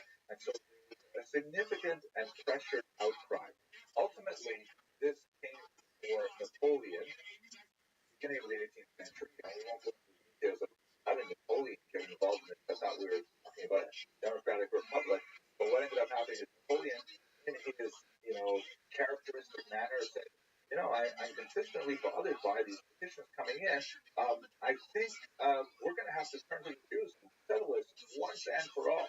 So the whole question of emancipation was opened up again, but Napoleon did something radically different. He said, do the Jews have a representative body that we can ask them some really basic questions about who they are and what they want? And his advisors indicated that yes, they have this thing called the Great Sanhedrin. And he said, I heard of that. And they said, yeah, the only thing is it hasn't met in like 2,000 years. The Sanhedrin was a great, assembly of 71 judges that would decide all really cases way back in the ancient period when the Jews still were sovereign in their own land, and we have to really demonstrate our potential for the larger state, and to really demonstrate our potential for the larger state, and in fact, we will be able to, perhaps, move our entire community forward in the intellectual direction that we wanted. They brought together not only from France but representatives from Central Europe as well. This assembly, which was initially called the Assembly of Notables, and at its head was this man, Venerable Rabbi David Simcha. Now, a lot of rabbinical authorities eschewed the Assembly of Notables and later the Great Sanhedrin. They felt that it was somehow blasphemous, like, how is it? This is not the Sanhedrin. This is not how the judges are appointed. And look at these other guys who are joining it, these Maskilim, these people who, barely believe in traditional observance of the Torah, and they're going to be our representatives. So there was a significant boycott, particularly from the more right-wing elements, right-wing religion of the Jewish community of Europe. But David Sinsheim, who was a very respected scholar, he's written a major commentary on the Mishnah, for example, was, kind of like an elderly figure, a tremendous gravitas, and his decision to participate elevated him to the president. He got this amazing patch. I mean, I wish I could wear a hat like this, but I don't think I can carry it off. And he served as the president of this organization. Basically, they met in the early 19th century, and Napoleon gave them 12 basic questions. And Sinsheim, together with this Assembly of Notables, had to draft responses to them. The questions were quite fascinating. The questions essentially, all together, they were really trying to drill down one question, which was, hey, Jew, do you consider yourself French or something else? Do you consider yourself allied with France, sons of France, willing to defend France. By the way, at that point, the question was read out loud. The minutes of the assembly notice say they all stood up and cried out, "Jusqu'à la mort," to our death. Of course, we would defend France. And then, but the questions went into some really interesting kind of things that look like tangents, but were really basically the same question. Like, for example, Napoleon was very interested in Jewish marriage law. Would Jews consider marrying non-Jews, for example? And of course, in Jewish law, this is forbidden. But the Assembly of Notables were no slouches. They realized that Napoleon would like an answer that, no, we're forbidden to marry non-Jews. Of course, not quite so much in the 18th century, but would be happening on a very large scale throughout the 19th and into the 20th century. So they sort of said, well, we have traditionally dissuaded Jews from marrying non-Jews, but, and then they really kind of put themselves into pretzel to say, but if it happens, don't really interfere, and that's really what Napoleon also wanted to know. Do the Jews have their own police force? In other words, will they subject themselves to French law, or will French law be subordinated to Jewish law? And as we saw when we talked about the structure of the Kehillah, this is a real question. Like, which law is primary? In Eastern Europe, when it was very large, it was not really that big a question because the government was not especially interested in getting into the inside of the behavior of individuals. And most of the areas of concern, very simple areas that were certainly covered by Jewish law in the same way. But here, Napoleon is developing a modern and will be dealing with individuals on an individual level rather than a level. So he was very concerned, if the state imposed a particular rule or law, will Jews follow it? It contradicts the Torah and the way by the rabbis. So the Assembly of Notables understood exactly what Napoleon was getting at with all of these questions, and they provided an answer which satisfied him on all these areas. Perhaps the most significant response focused on a basic principle in traditional Talmudic law, the notion of dina, the mahuta dina, meaning the law of the state is the law. This is a discussion that was advanced by great Rabbi Shmuel in Babylonia during the period of the Talmud, where Jews were a minority in Babylonia. And there was a long discussion in the Talmud of what if the state imposes laws that are, not included in the Torah, and in the Talmudic discussion, we have to follow those laws. And he basically said, yeah, we've got to follow the laws of the land. It's a complicated discussion. What happens if the law of the land is wicked, imposes the law that contradicts the Torah? I'm not going to go into that intellectually, but for our purposes today, the Assembly of Notables essentially offered Napoleon the answers he wanted. Napoleon said, fine, I am going to confirm the decisions of 1790 and 1791. Jews are definitely emancipated. We're not taking that back at all. But by the way, just to make sure that they're not abusing their new status, I'm going to impose a whole bunch of new laws just to make sure that they're kept within their back. It was considered by many Jews to be a bit of a betrayal, because after all, if they're emancipated, they should have total freedom, total equality. Napoleon was not quite prepared to do that, and so there was some lingering legal aspect on their economic activity, conscription, and others that Napoleon wanted to impose, at least for a temporary period. But bottom line for our purposes, it was a huge leap forward, because here was a confirmation of the French idea of emancipating the Jews, which would echo throughout East Central Europe over the next 2 centuries.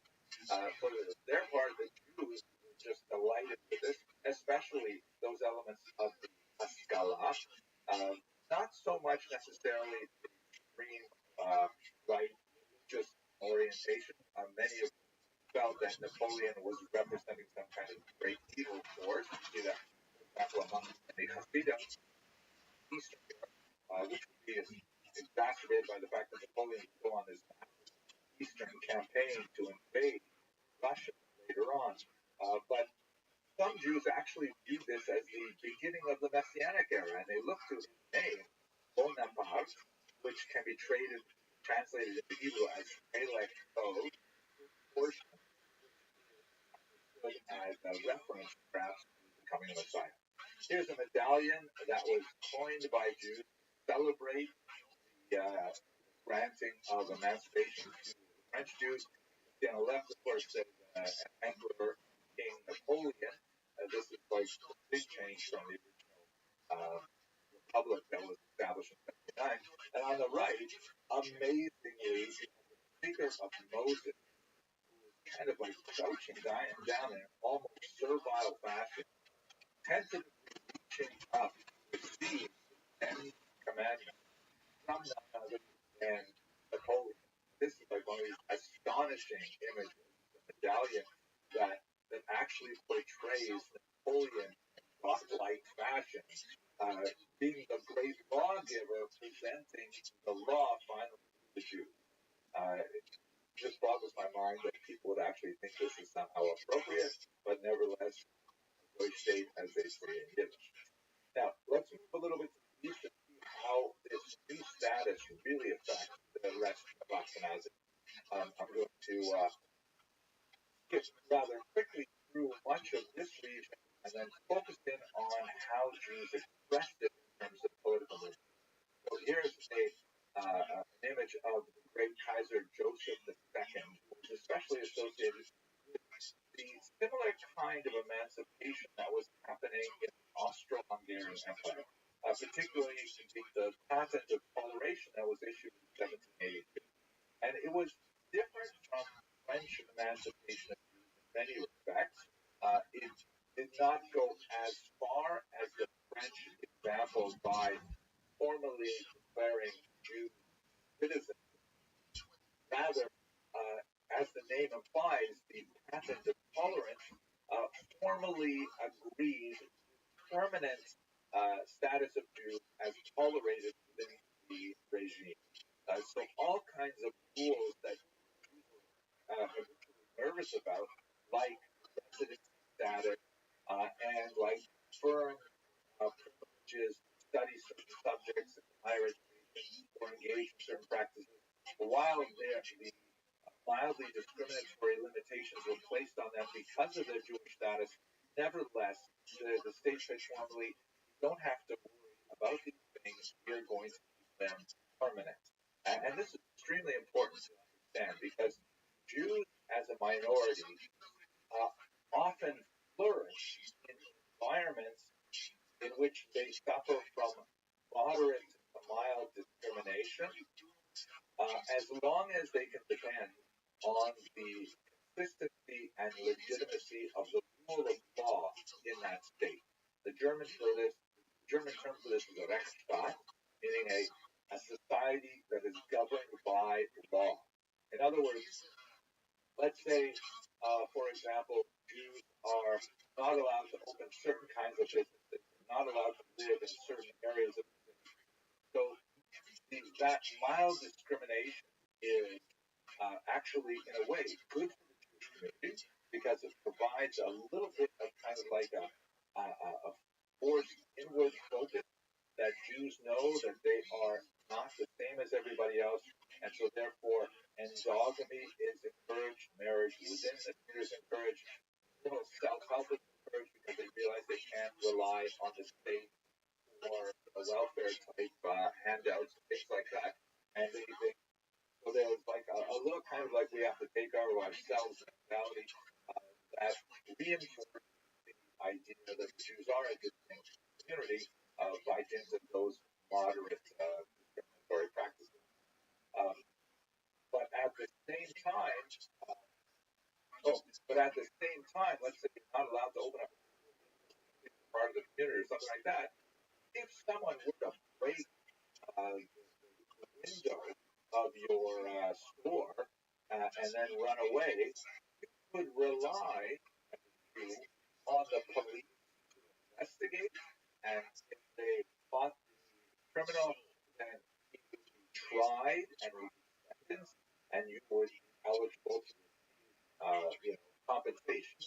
So there was basically a law that was put in place that would protect their somewhat limited rights and privileges. Right? This is a really key point that a little bit of anti-Semitism on the outside, God forbid, but a little bit of anti-Semitism on the outside, nothing that really harms people, but that sort of enriches them, that actually encourages Jewish growth, both internally and potentially demographically.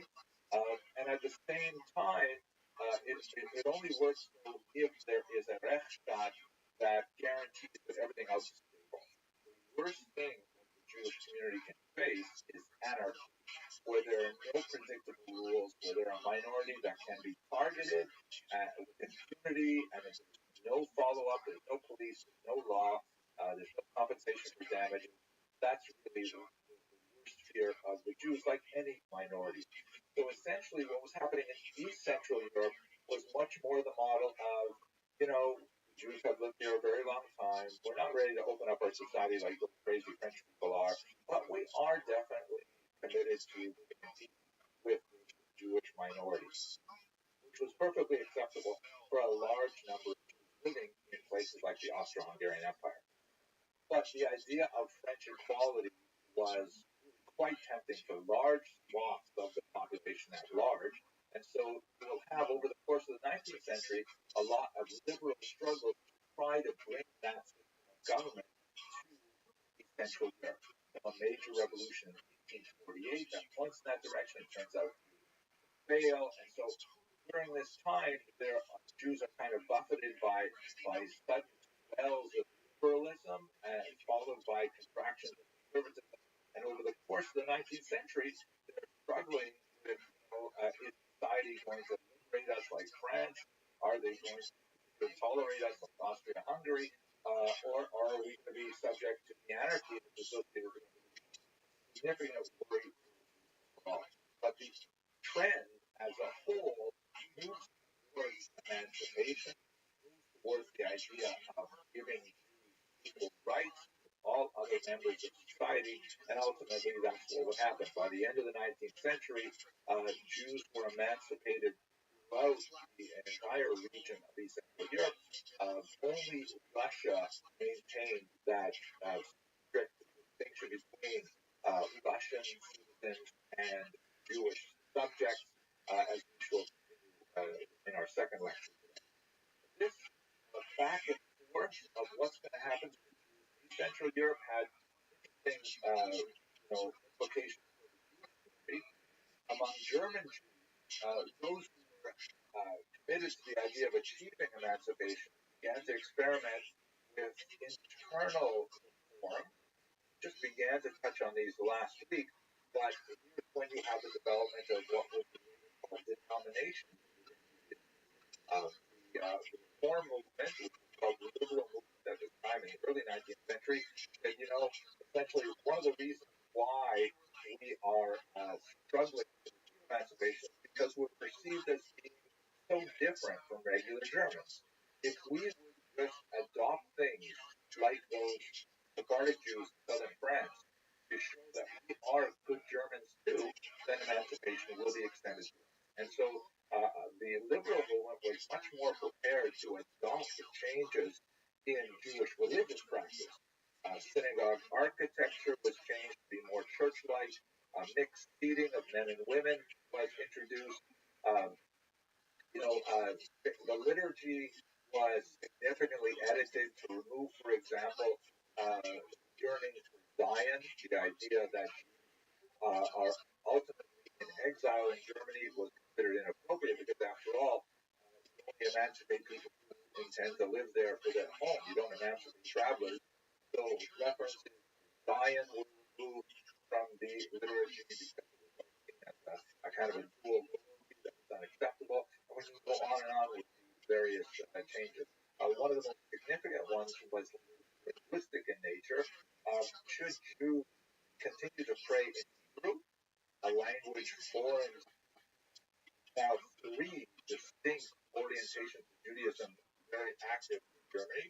You have the traditionalists who wouldn't be called Orthodox for some time, but they're probably known as Alphabet, first, essentially retaining medieval traditions.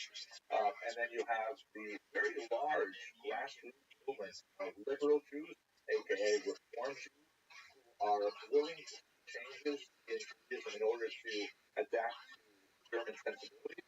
And then finally, you have the conservative movement, which say we believe in the basic tenets of changing Judaism to adapt to modernity, but it's not as fast as our Reform colleagues. There's much more to say about this, but I want to concentrate more on politics than on the denominational argument.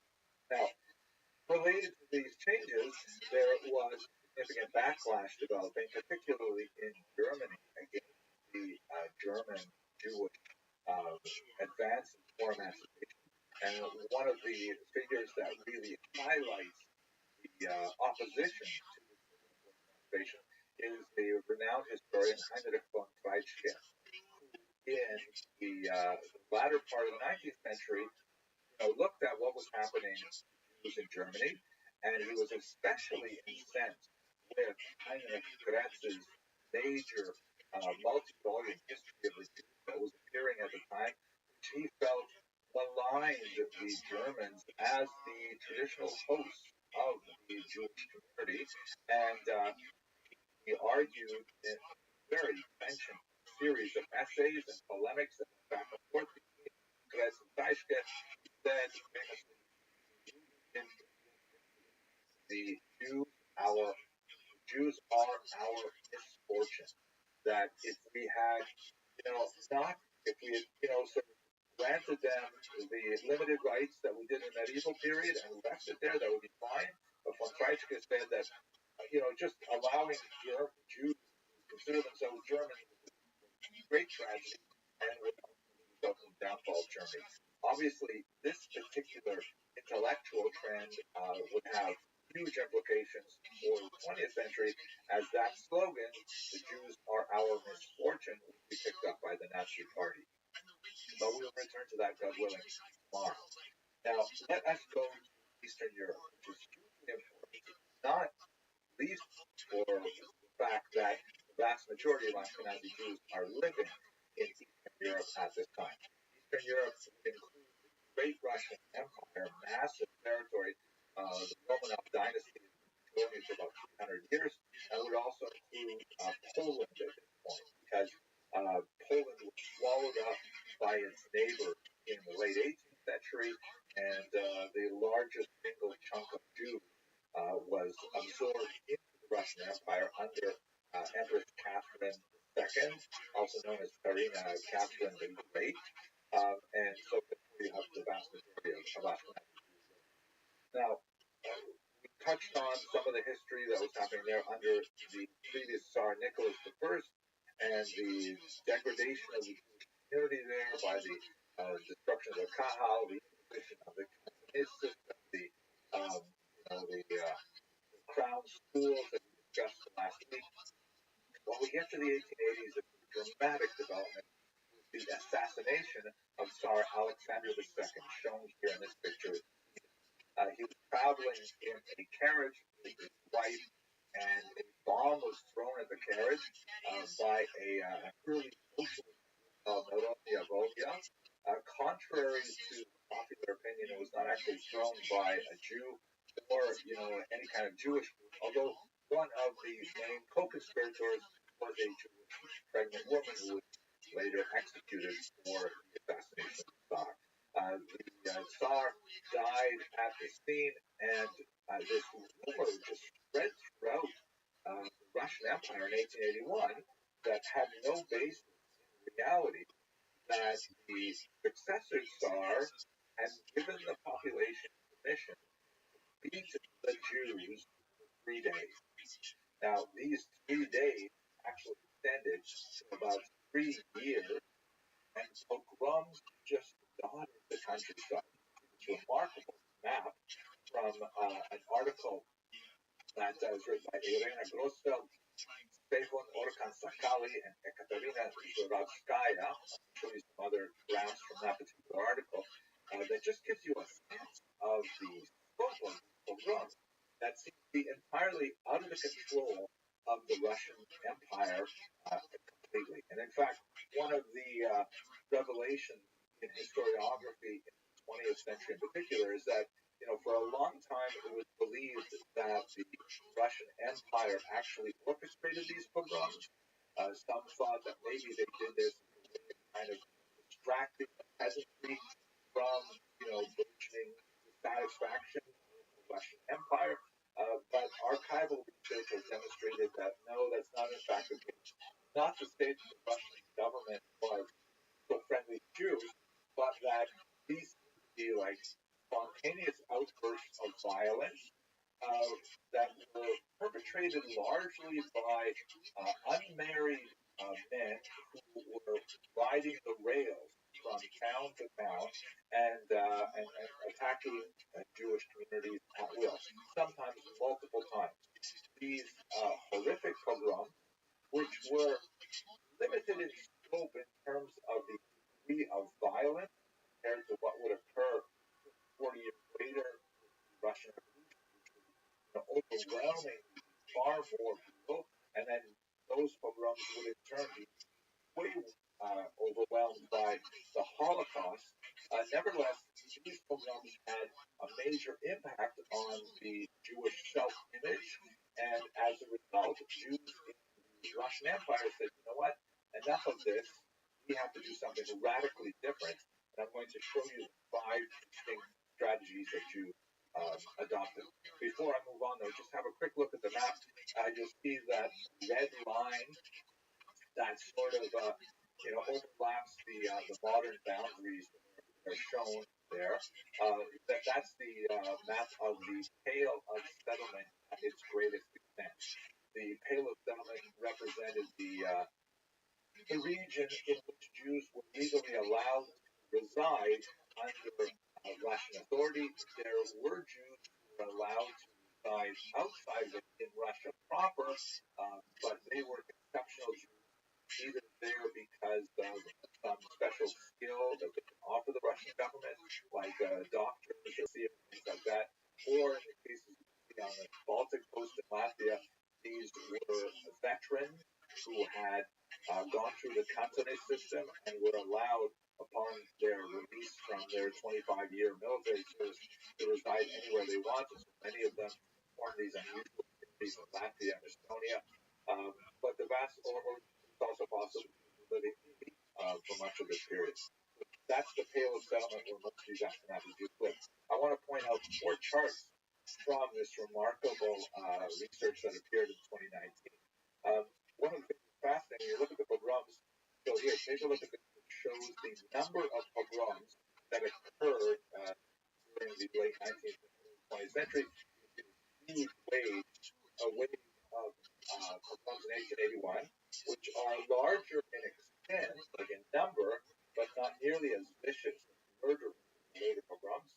And then there's a significant wave in 1903-05, and then a terrible wave in 1917 to 1920, which smaller in the number, but much larger in terms of its victims. Murder was much more common in the later ones. Now, the authors of that article correlate these pogroms with crop failure. And as you can see, that there is definitely some correlation. But there were many, many years where there were crop failures where there were no pogroms. And then they look at another factor. They look at political turmoil, like, after the Crimean War and things like that. And you see that, yes, similarly, there is some correlation between political turmoil, like the post-assassination of Alexander II, and pogroms, but not always. Lots of times, like Napoleon's advance to Moscow, where there are no pogroms. However, brilliantly, both of those variables. And you say, well, what happened in those years when you had both political turmoil and crop failure? Bang, there you go, pogrom. So that's a very clear graphic representation of how economic reversals and political upheavals equals pogroms in the Russian Empire. We describe them. Now, what did Jews decide to do about this? So one of the things that really changed as a result of the 1881-82 pogroms is that Jews began to question the traditional leadership in a very big way. The traditional leadership was hugely harmed by the cantonist decrees that we discussed last week. The Kahila was not nearly as trusted. Traditional rabbinical authorities lost a lot of their authority to rapidly secularizing society. And so we said after 1881, we are no longer going to accept the situation as is.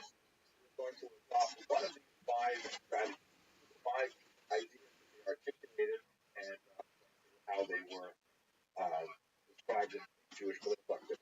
The first theory was, the first decision was perhaps the most traditional. Let's leave. There's no room in Russia anymore. And in fact, this is a period where you have massive emigration from Palestine here in the map, from one fall of the Russian Empire in 1917, 1.75 million in the United States, and that will increase by about another 250,000, 70,000 going to Canada, where they heard there was universal health insurance, things like that. Very significant population in South America, to South Africa, and to the three-state community of Jews in Israel, and of course, 250,000 into Western Europe, kind of retracing the original migration path of Ashkenazi Jews from 13th century onward. Now they're moving back to Western Europe because the Russian Empire is no longer, and a small number of places like Australia. The second major strategy was, no, let's not move, let's not leave the Russian Empire, let's change the Russian Empire. And in this area is the huge influence of socialist ideology that is expressed in a lot of Jewish thinkers from the period, perhaps most famously by this man, Leon Trotsky, who was a major figure in the 1905 revolution, in particular, later the leader of the Red Army during the Revolutionary years. Got working about an hour. And one of the things that's less known about the Russian Empire is that from this photograph, mugshot of the rest actually, you can see that it was impossible to get a decent haircut anywhere in the Russian Empire at that time. I like to say that. I hope that's wrong. Third, there are people who say, wait a minute, you're going to try to change Russia, you're going to adopt a totally different political system, that of socialism. There's just going to be another problem later on down the way. And who says it's a political system that's good? What we need to do is stop history. We have to have all Jews, rather than moving to some other country and repeating the whole process again, let's move to our homeland. Let's return to Israel, and that will be the final homecoming of the Jews. This will be an extremely popular movement, the single most popular movement of Jews in the Russian Empire, and would ultimately be successful in establishing a state in 1948. Fourth, scholars will just look to the historian Shimon Dubno for inspiration, and he relies on the model of the Council of Land that we discussed a few lectures ago on the medieval structure of a Jewish community existing as a strong community within a larger state. And he said we should create a kind of secular version of that. Essentially, it did not have a tremendous amount of traction, but it ultimately formed what would be the Federation of North America and much further. The idea that Jews communally organize themselves and try to assert their rights as a community rather than as individuals. Huge impact, not so much in the Russian Empire, although, by the way, it was attempted in Ukraine, Latvia, Lithuania, and Estonia, and to a certain degree in Poland during the war period. Finally, a large group of Jews said, wait a second, this is totally off the charts from how we behaved for 2,000 years of exile. We have to stick close to our traditional values. We have to hold fast to the Torah, the Talmud, our rabbis, but these Jews realized that they could not exist in this new democratizing environment unless they had a way of articulating their beliefs and of engaging in mass dialogue. Therefore, these so-called renewed traditionalists essentially adopted the tools of modern political discourse, forming political parties to be able to communicate their values to the population as a whole.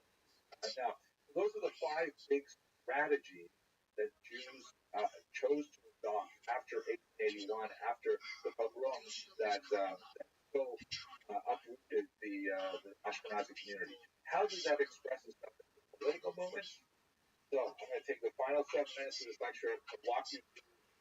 It never gets more complicated than this, but stick with me, okay? So here we have a political spectrum that you will be familiar with in any discussion of 20th century politics. On the left, you have socialism, right? The idea that there should be, from the left you go, you have the idea of the dictatorship of the proletariat. Moving a little bit more to the center, you have the ideas of things like universal health care and unemployment insurance, and a lot of things that are really adopted in contemporary democracies that have social roots. But basically, the idea that society as a whole is responsible for each member, and there should be some kind of social safety net for everyone. And on the right, you would have capitalism, which to its extreme says, like, you run your own buddy. It's all about your individual responsibilities. You've got to take care of your own health and pay for your doctors yourself. If you lose your job, too bad. Right? This, to its extreme form, it's like kind of savage.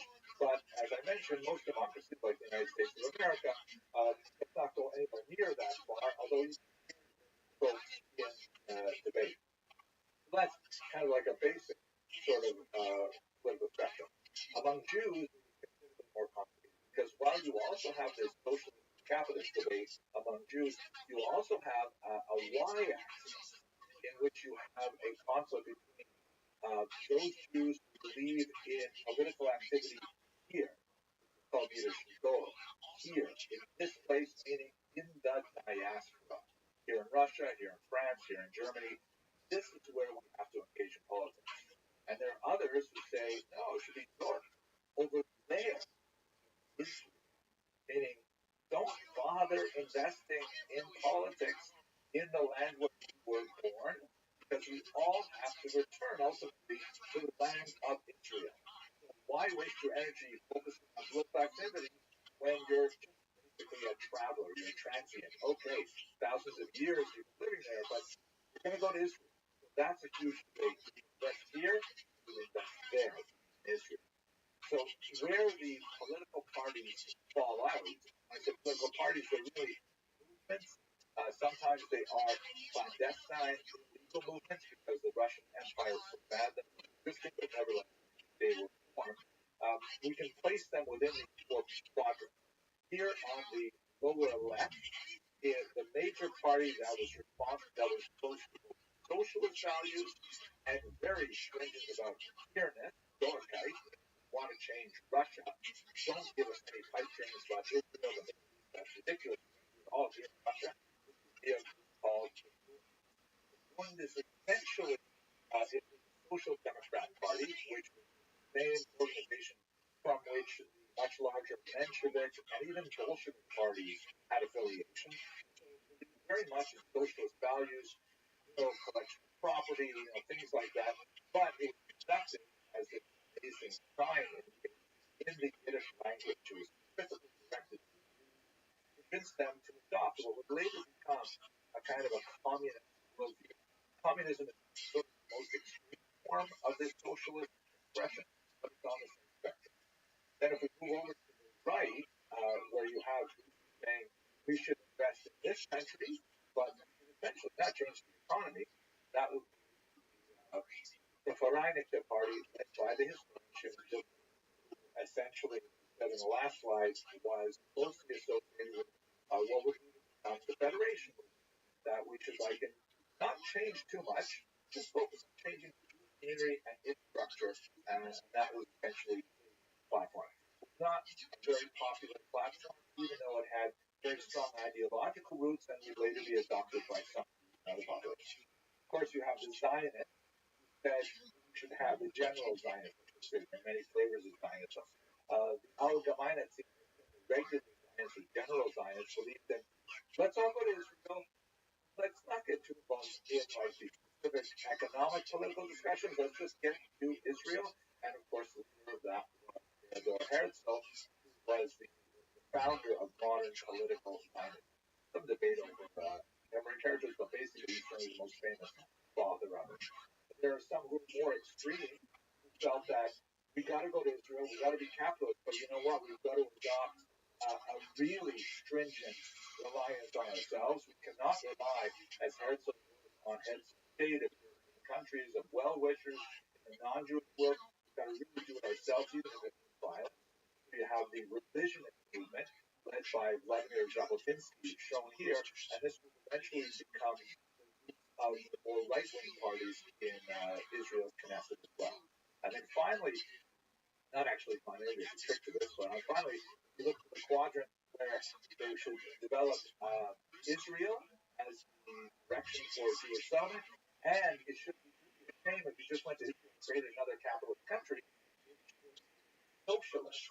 So socialist Zionists, so-called Poalei Zion, that's the most famous of them, the workers of Zion, establish a network of essentially kind of like neo-communist ashrams where people would live according to communist values, and they adapted them considerably over the course of the 20th century, but highly experimental structures of communal living, things like that. Now, this is complicated enough, but I have to add in, I'm afraid, a z-axis, right? We have an x-axis, a y-axis, and also a z-axis, religious organization as well.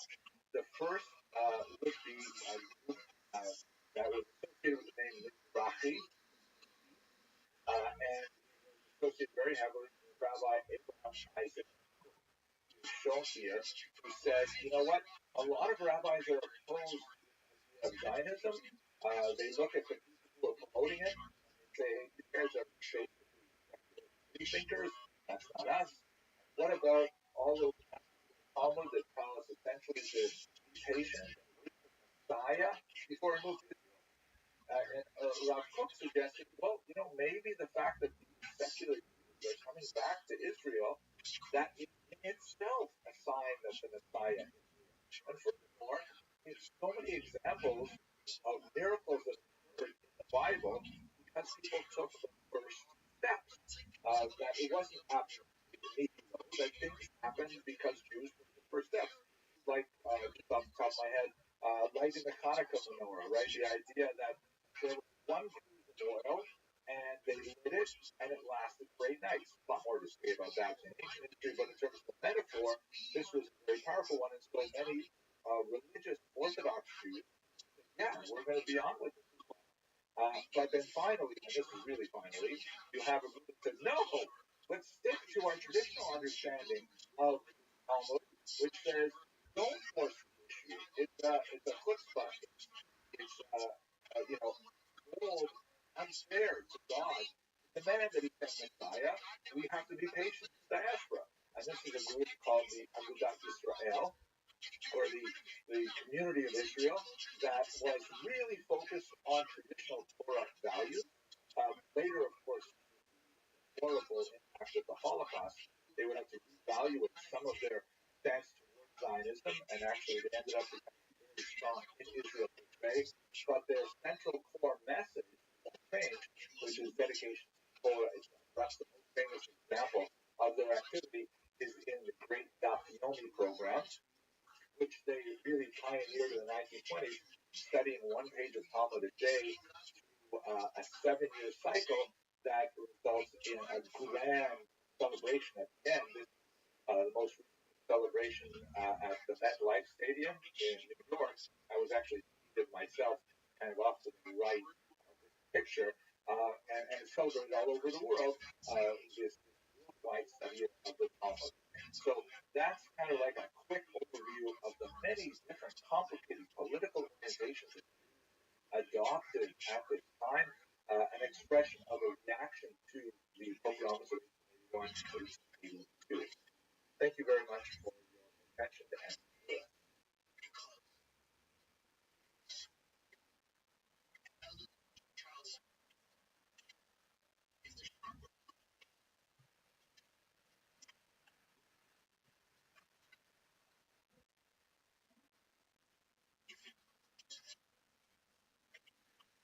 okay, hello everyone.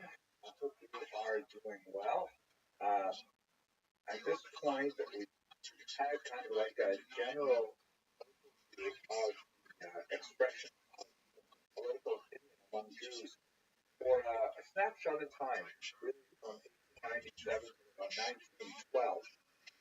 We should go on to understand how it was filtered through the experience of the Jews of Ashkenaz in the 20th century. I'd like to focus the next hour specifically on Soviet significant. Demographically, certainly the largest chunk of Jews in Ashkenazic territory, or the descendants of the Ashkenazi Jews in the Rhineland, Eastern European territory, that'll be our that will occupy us for the next hour. Let us begin first with the fall of the Russian Empire. So, if you look at this map here, these two maps actually, you'll see on the left, this is what East Central Europe looked like before World War I. You can see that it's dominated by three major empires, the German Empire, the Austro-Hungarian Empire, and the Russian Empire. And that big sort of like puzzle sticking out to the left is Poland, Greater Poland. And then just a few years later, all of a sudden, radically changed. See, on the right-hand side, the map is completely unrecognizable. You have the German Empire is significantly shrunk. It's there's a section called East Prussia, which is actually the wrong color in this map. It should be the same color as Germany. But it's got a land bridge that separates it from Germany proper. That land bridge is a whole country, Poland, which had not been seen on the map since the late 18th century. So all of a sudden, Poland is back, and it's taking up quite a bit of territory. It actually will have a very large proportion of non-ethnic Poles living within its boundaries. And contrast that, where is Austria-Hungary? That empire is dismantled significantly. There are tiny remnants of the Austro-Hungarian Empire in a country called Austria and its neighboring country, Hungary, but they are just a tiny fraction of its original size when it was a monarchy. Now, all of a sudden, the majority of former citizens of Austro-Hungary find themselves in completely different countries.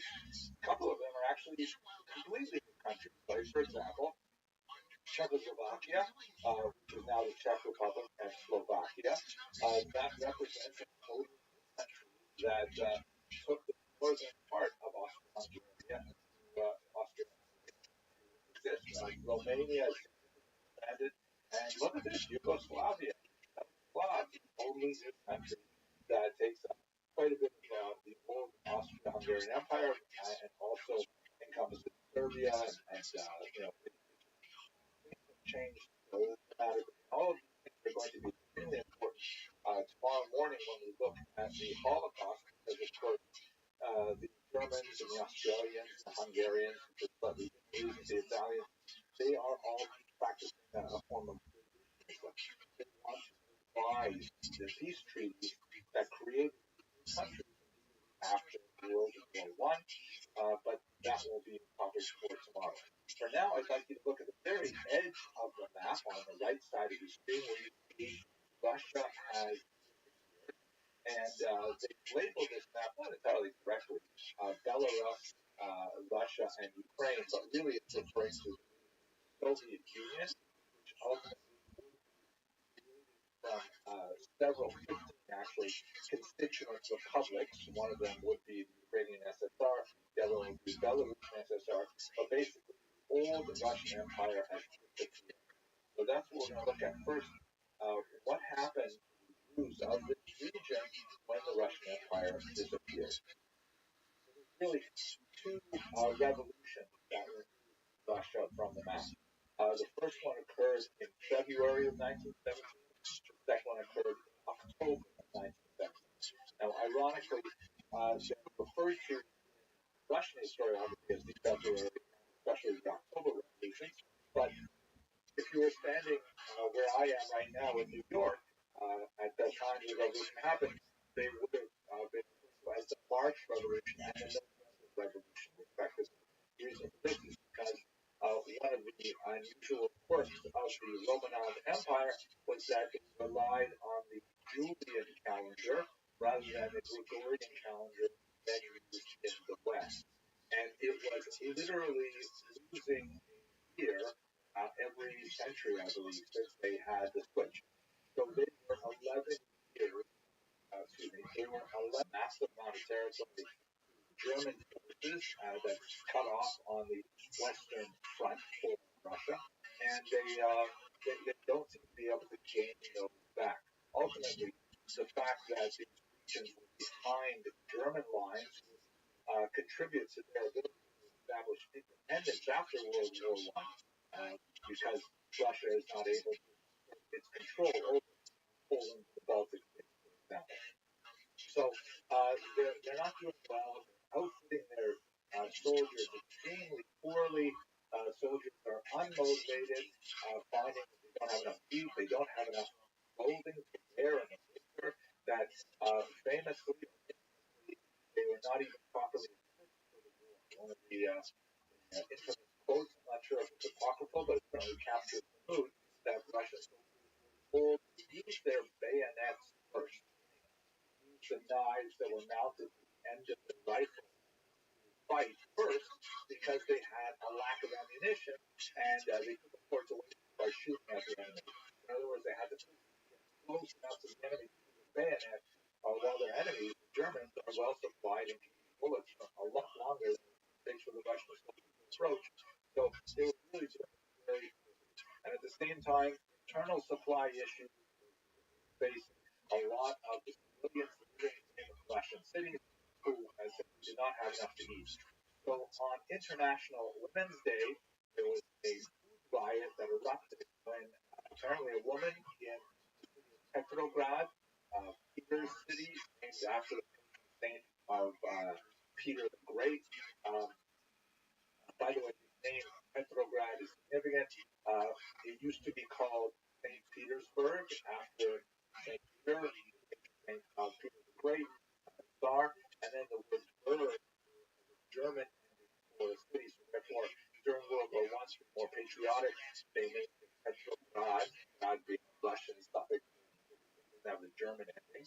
When I grew up in Northern Ontario, there was actually a town, an Indian village, pre-Indian, that was called Swastika. And during World War II, they decided to rename it. I think it was called Churchill. For a few years, very patriotic name. And after World War II, it went back to Swastika, because that was a really. At any rate, so they named it Petrograd, and then the communists would later name it Leningrad, and after the fall of the Soviet Union, it returned to its original name, St. Petersburg, which is the name we use today. But anyway, in what was then Petrograd, a woman took a brick and threw it through a bakery window. Everyone was starving and hungry. This erupted into a great riot, and ultimately got out of control, and the Tsar himself was arrested. And suddenly, without anyone really understanding how this happened, the Romanov dynasty fell. That was the end of the Russian Empire, almost in the blink of an eye. What was established in its wake was a provisional government run by this man, Alexander Kerensky, and the main challenge of the provisional government was that it wanted to establish a permanent government. They still had to figure out what they were doing about World War I. It's still ongoing for another year. They have to figure out how they're going to stay in the war, remove themselves from the war. the time being, they decided to stay in the war, but they had to try and pull together a representative body to allow citizens of the Russian Empire to vote on their future. This so-called constituent assembly were a noble kind of democratic ideal to hold, to get the vote of the population. It turned out to be their downfall because while they were slowly, laboriously creating this constituent assembly, the much more nimble, smaller, and unscrupulous Bolsheviks were able to outmaneuver them, and ultimately they would take over the assembly before it could properly meet and declare a total in October. But during this brief interregnum between February and October, as Kerensky is trying to pull together the Constituent Assembly, one of the most important things he did was, the very first decision, actually, was destroy the foundation, the legal foundation of the Pale of the here you can see kind of like in the lighter white color against the gray, the Pale of Settlement, restrictions on Jewish citizenship, restrictions on Jewish residency, abolished by the provisional government, which made it a great, it was made it heroic in the eyes of many Jews, although it was very short. Here, by the way, is a period map from 1901, which gives you a sense of the relative population of Jews, the concentration of Jews in the several gubernias, provinces of the Pale of Settlement. Very strong concentration, more than 70% in the eastern part of Poland and the central part of Poland by Warsaw. Very strong concentration in the region of Lithuania and in the right bank Ukraine. That is the right bank of the Dnipro River, the western half of Ukraine as so linguistic.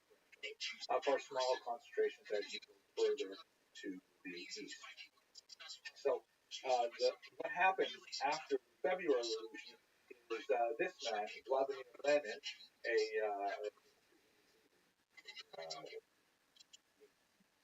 driving force behind the Bolshevik movement, organizes local councils in factories, in villages, and elsewhere. They were called Soviets, which means councils. And with their support, storms the Constituent Assembly with an armed force, declares it disbanded of all power to Soviets, and proclaims what would eventually become the Union of Soviet Socialist Republics, the first communist state in Europe, and a whole new experiment in attempting to establish this form of government in Europe. The notion that supported Lenin's popularity was the idea that this new, totally radically new form of government would ultimately cleanse Russia of its various, corrupted elements, including the monarchy, including the church, which was very, very anti-clerical, anti-church movement, anti-religious in general, as we shall see, and also its capitalism. See at the bottom of this image that literally shows Lenin cleaning up the globe, because many felt that once communism started in Russia, it would eventually expand to fill the entire globe, which is really at the heart of the confrontation between the United States with its vision of democracy, that the United States believed that democracy would eventually, conquer all regions of the globe, and the Soviets felt equally aggressively that communism would actually be the dominant political modality of the entire globe. At the very bottom of the globe here, you see the capital.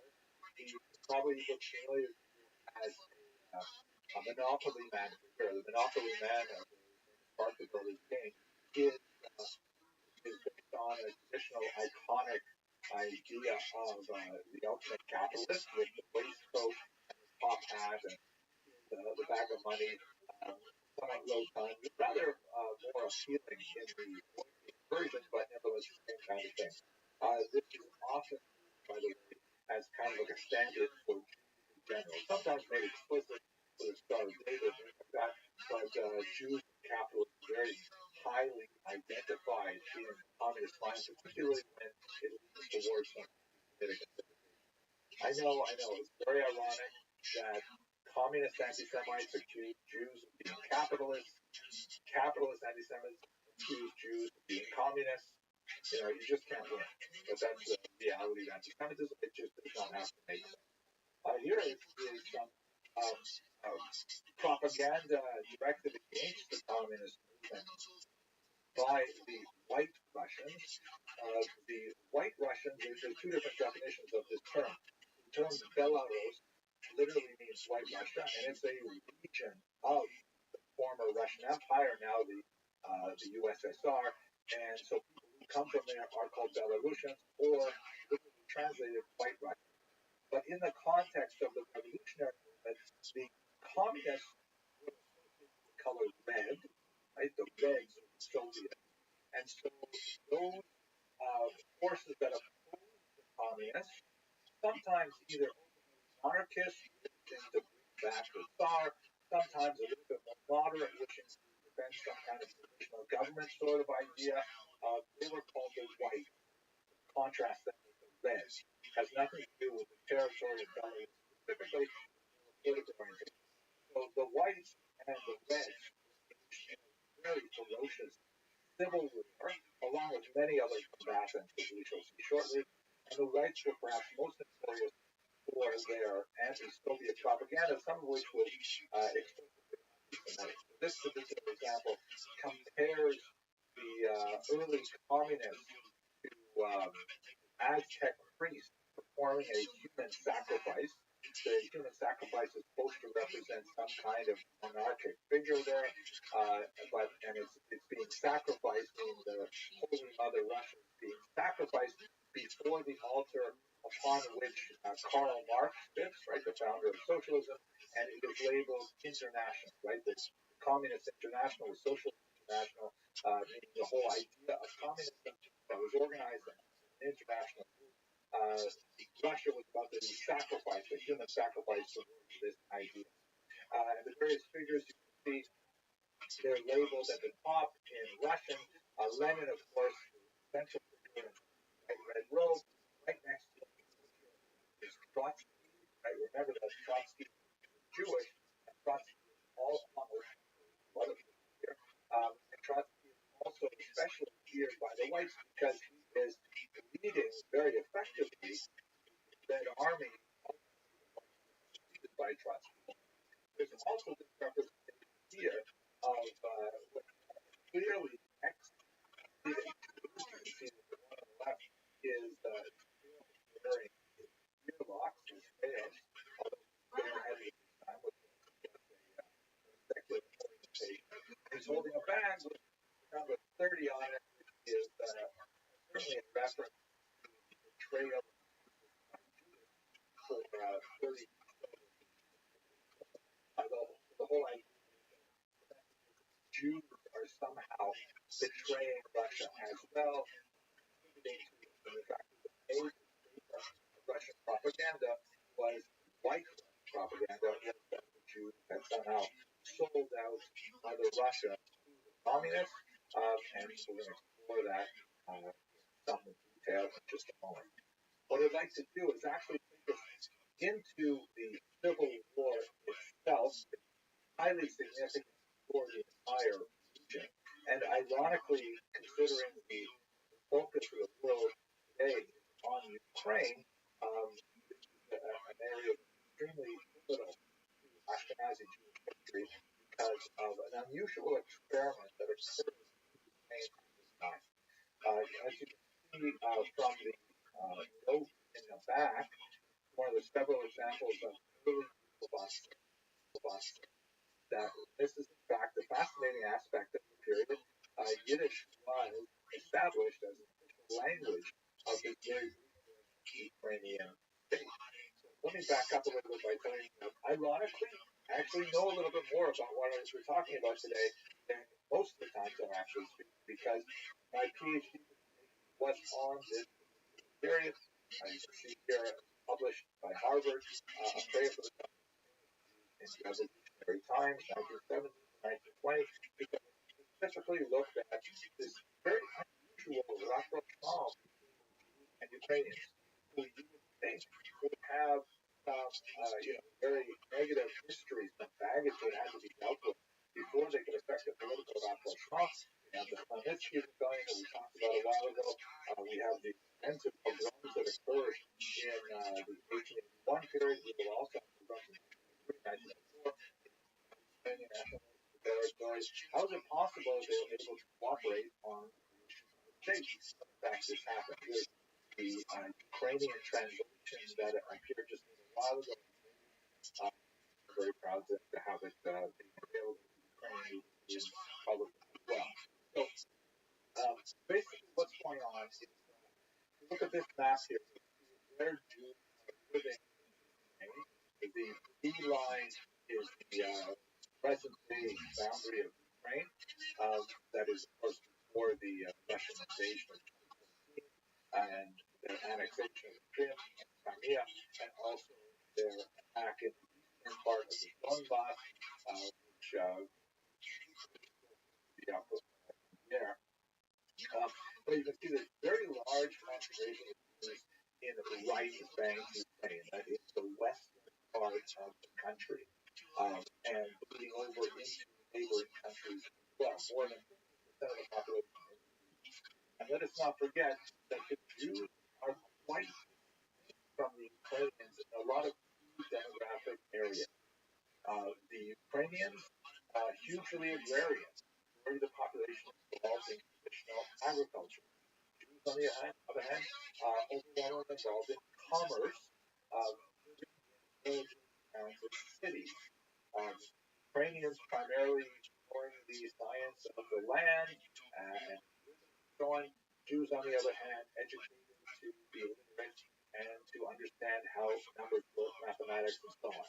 And so the Ukrainians, in their attempt to create a state, focused around an organization they would call the Centralna Rada. Rada is the Ukrainian translation of the word Soviet Council, but it really had a very different character in this period.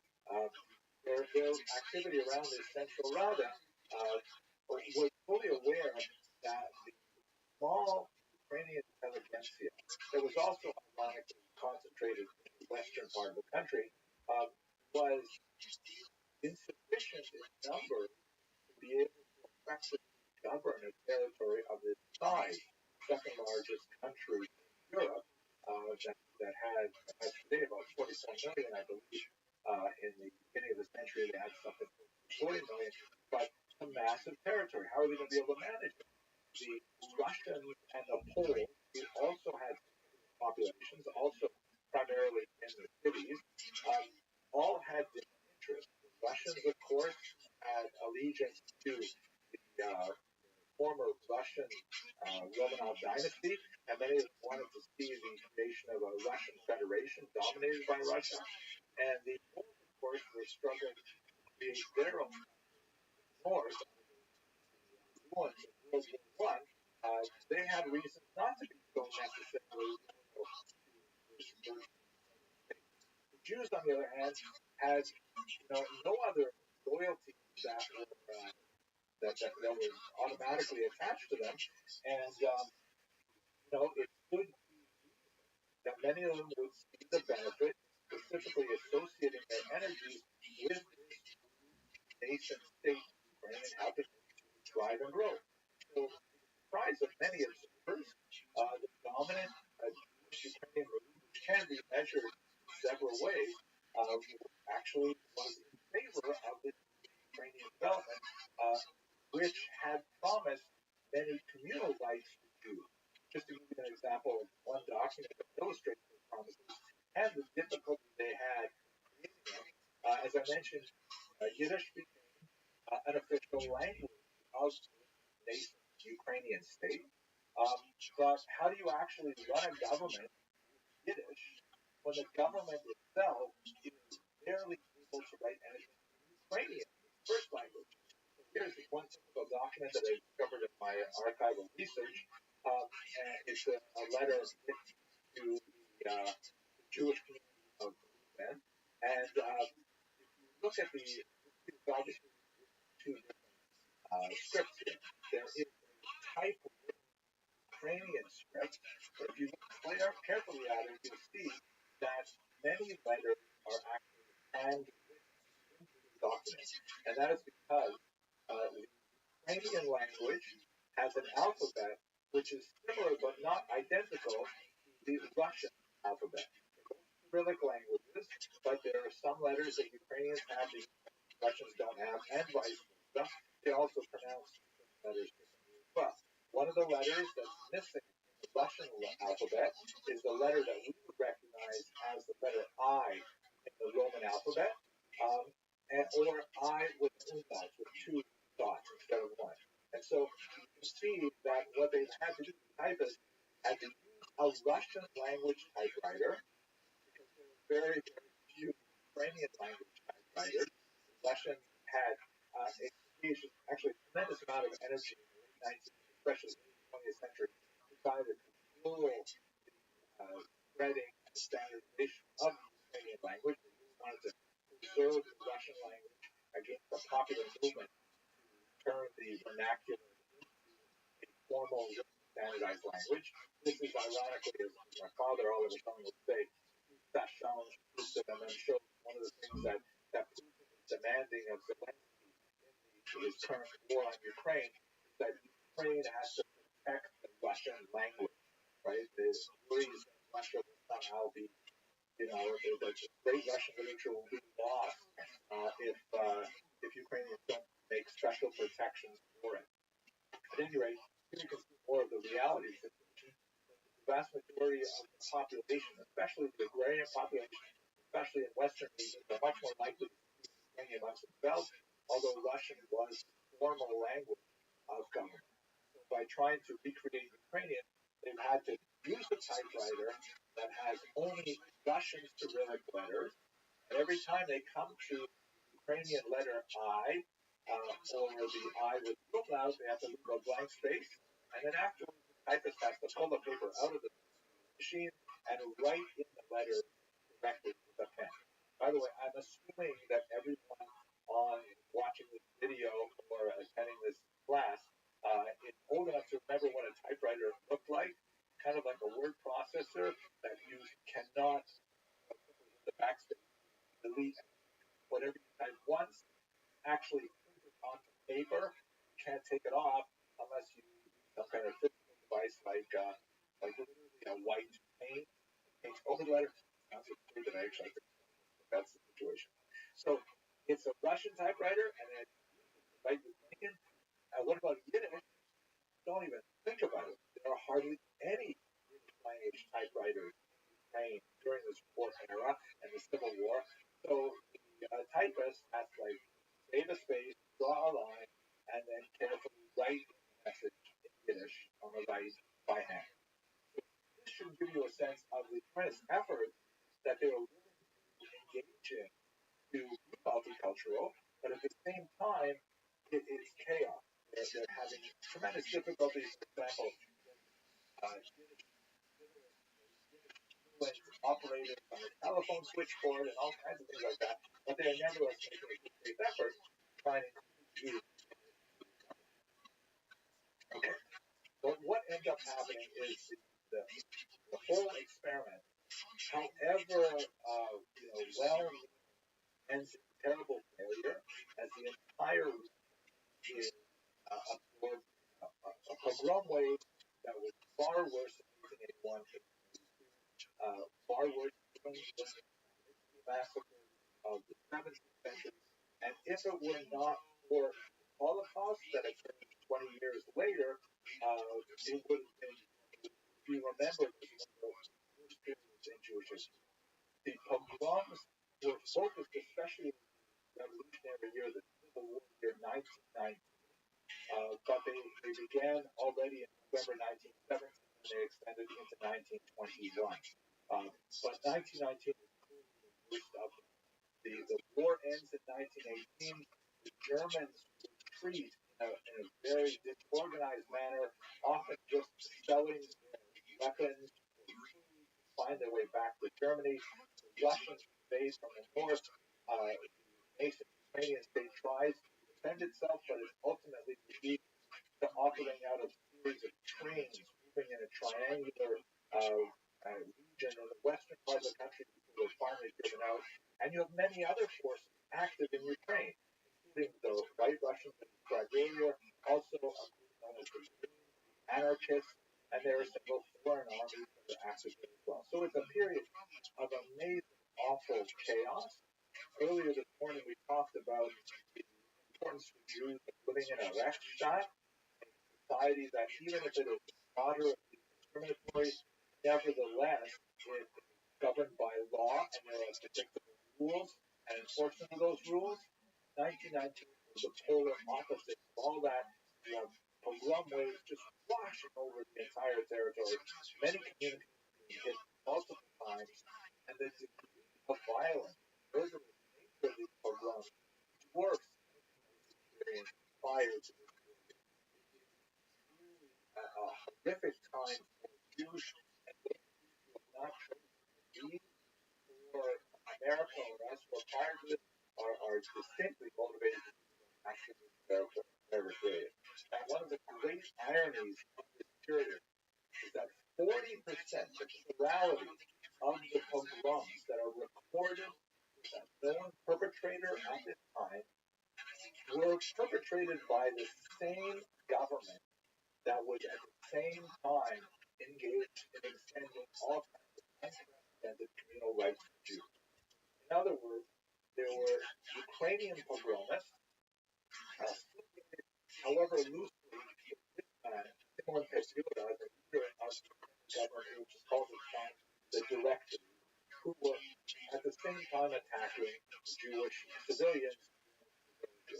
And this is like one of those hard to understand paradoxes. How is it possible that Petziura himself is in a government that has a minister of Jewish affairs, that has Yiddish as an official language, that has all kinds of these wonderful policies, which of course are kind of like mainly on paper because the government itself is barely able to hold itself together. And they're like, they have such a pro-Jewish approach, and at the same time, their army is attacking Jewish civilians. The reasons for this, I discuss it much longer in my book, but I should at least give some sense of it here. Petziura succeeds in amassing a remarkably large array of what the Ukrainian National Republic was all about. Is very, very thin, and it's very easy for them to associate Jews with the enemy. This became a self-fulfilling prophecy because, ironically, of the various forces active in Ukraine at the time, the one force that was pretty reliably unlikely to commit a pogrom was the Soviet army under the Jewish leader Trotsky. They're only associated with 2% of the recorded pogroms. So it's not like there were not pogroms that were affected by Soviet soldiers, but there were very few that were far more distant. And so what ends up happening at this time is that the Soviets experienced a surge of support for the Red Army from its Jewish population, so much so that they had to scramble to try and create training centers that could work in Yiddish with these, yeshiva boys running out of yeshiva, they pay us fine, never having touched a rifle in their life, but they want to join the Red Army in order to protect their communities or to effect revenge on pogromists that would quite often attack the same community over and over again as their front line back and forth. The surge of Jewish support for the army specifically, but there was also a smaller surge for communism in general, as many disaffected Jews felt like Judaism had failed them, and that communism, as a kind of secular messianism, would actually come to the rescue. Now, in terms of Petziura himself, it's important to note that later historians have often characterized Petziura as the architect of pogroms, a kind of like early version of Hitler. And in my research, I discussed at some length how I do not feel that is an appropriate way to understand his role in the violence. Petzura himself actually had published some very pro-Jewish things well before the war. He wrote very favorable reviews, for example, of plays that dealt with Jewish characters, things like that. And it seemed really out of character for him to do that.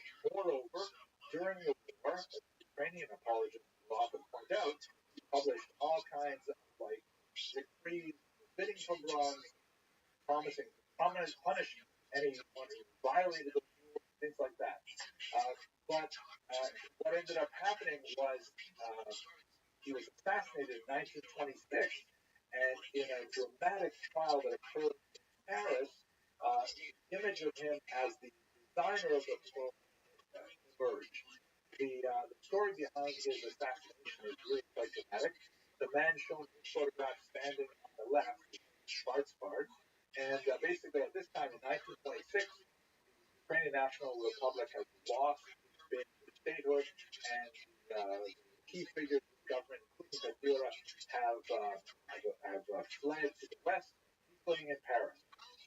Petzura walks out of a cafe one morning on the Rue, and this man, Schwarzbard, walks up to him and says to him, Petzura, are you Mr. Petzura? And he says, oui. And Schwarzbard takes out a gun and shoots him dead on the spot.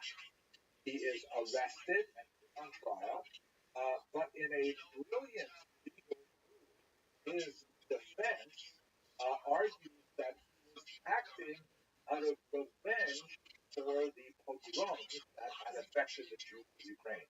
That Schwarzbard should be viewed, argued in his defense, as an avenger of Jewish pride, and rather than making the trial about Schwarzbard, who was actually, an assassin in the open, killed him in cold blood on the street, the trial became one of Petzura and of his role in the pogrom, and it hinged on whether or not Petzura was guilty of the pogrom movement.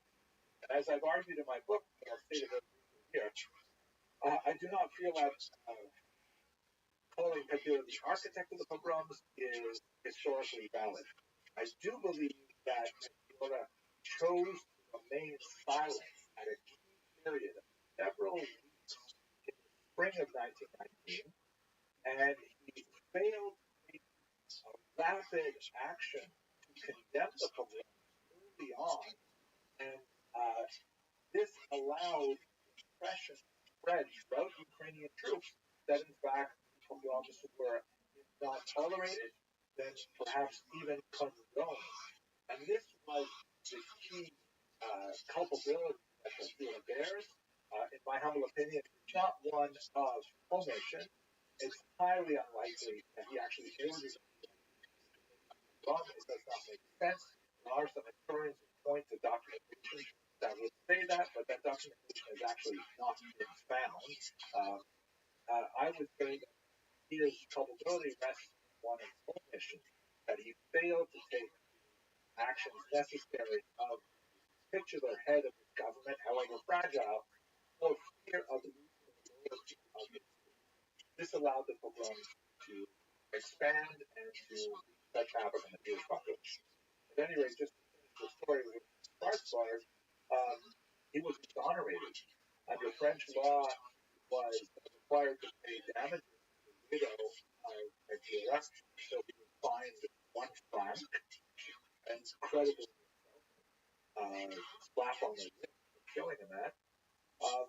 But Jews worldwide celebrated it as a huge victory of finally being able to stand up to mete out vengeance against someone who was responsible for the pogroms. Even if that responsibility was highly attenuated and was focused perhaps in a different direction by the trial, nevertheless, that's the outcome that was done. But if we return to the period under discussion of 1919, recall that 40% of the pogroms were in fact perpetrated by Ukrainian troops, and the whole enterprise in the rapprochement ended in miserable failure. And many Jews saw the Red Army far more effective control on the violence, and therefore support for the Red Army to by 1923, experiment in statehood ends in failure. Its leaders are mainly exiled to the west, and Ukraine is now absorbed within the Soviet Union. And Ukraine, at this point, constitutes the biggest single concentration of Jews in the Soviet Union because Jews in Polish regions and the Lithuanian regions are now living in independent Poland and Lithuania and Latvia as well. So Ukraine has a hugely important role in our understanding of Ashkenazi culture in the Soviet Union. So what did the Soviet Union do about this? You should recall that at this time there is a lot of flux going on in the new country known as the Soviet Union.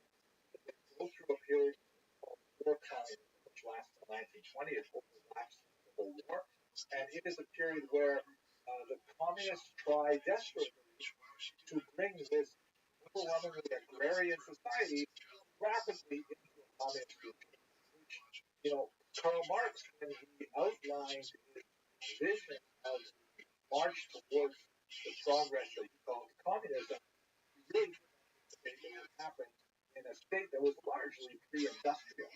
So they have a really difficult time trying to make these backward agrarian communities behave like modern technological industrial communist states. And so they decide to back off and they adopt a new program called New Economic Policy, or NEP. And this is sort of like a toning down of the rapid collectivization of agriculture and things like that.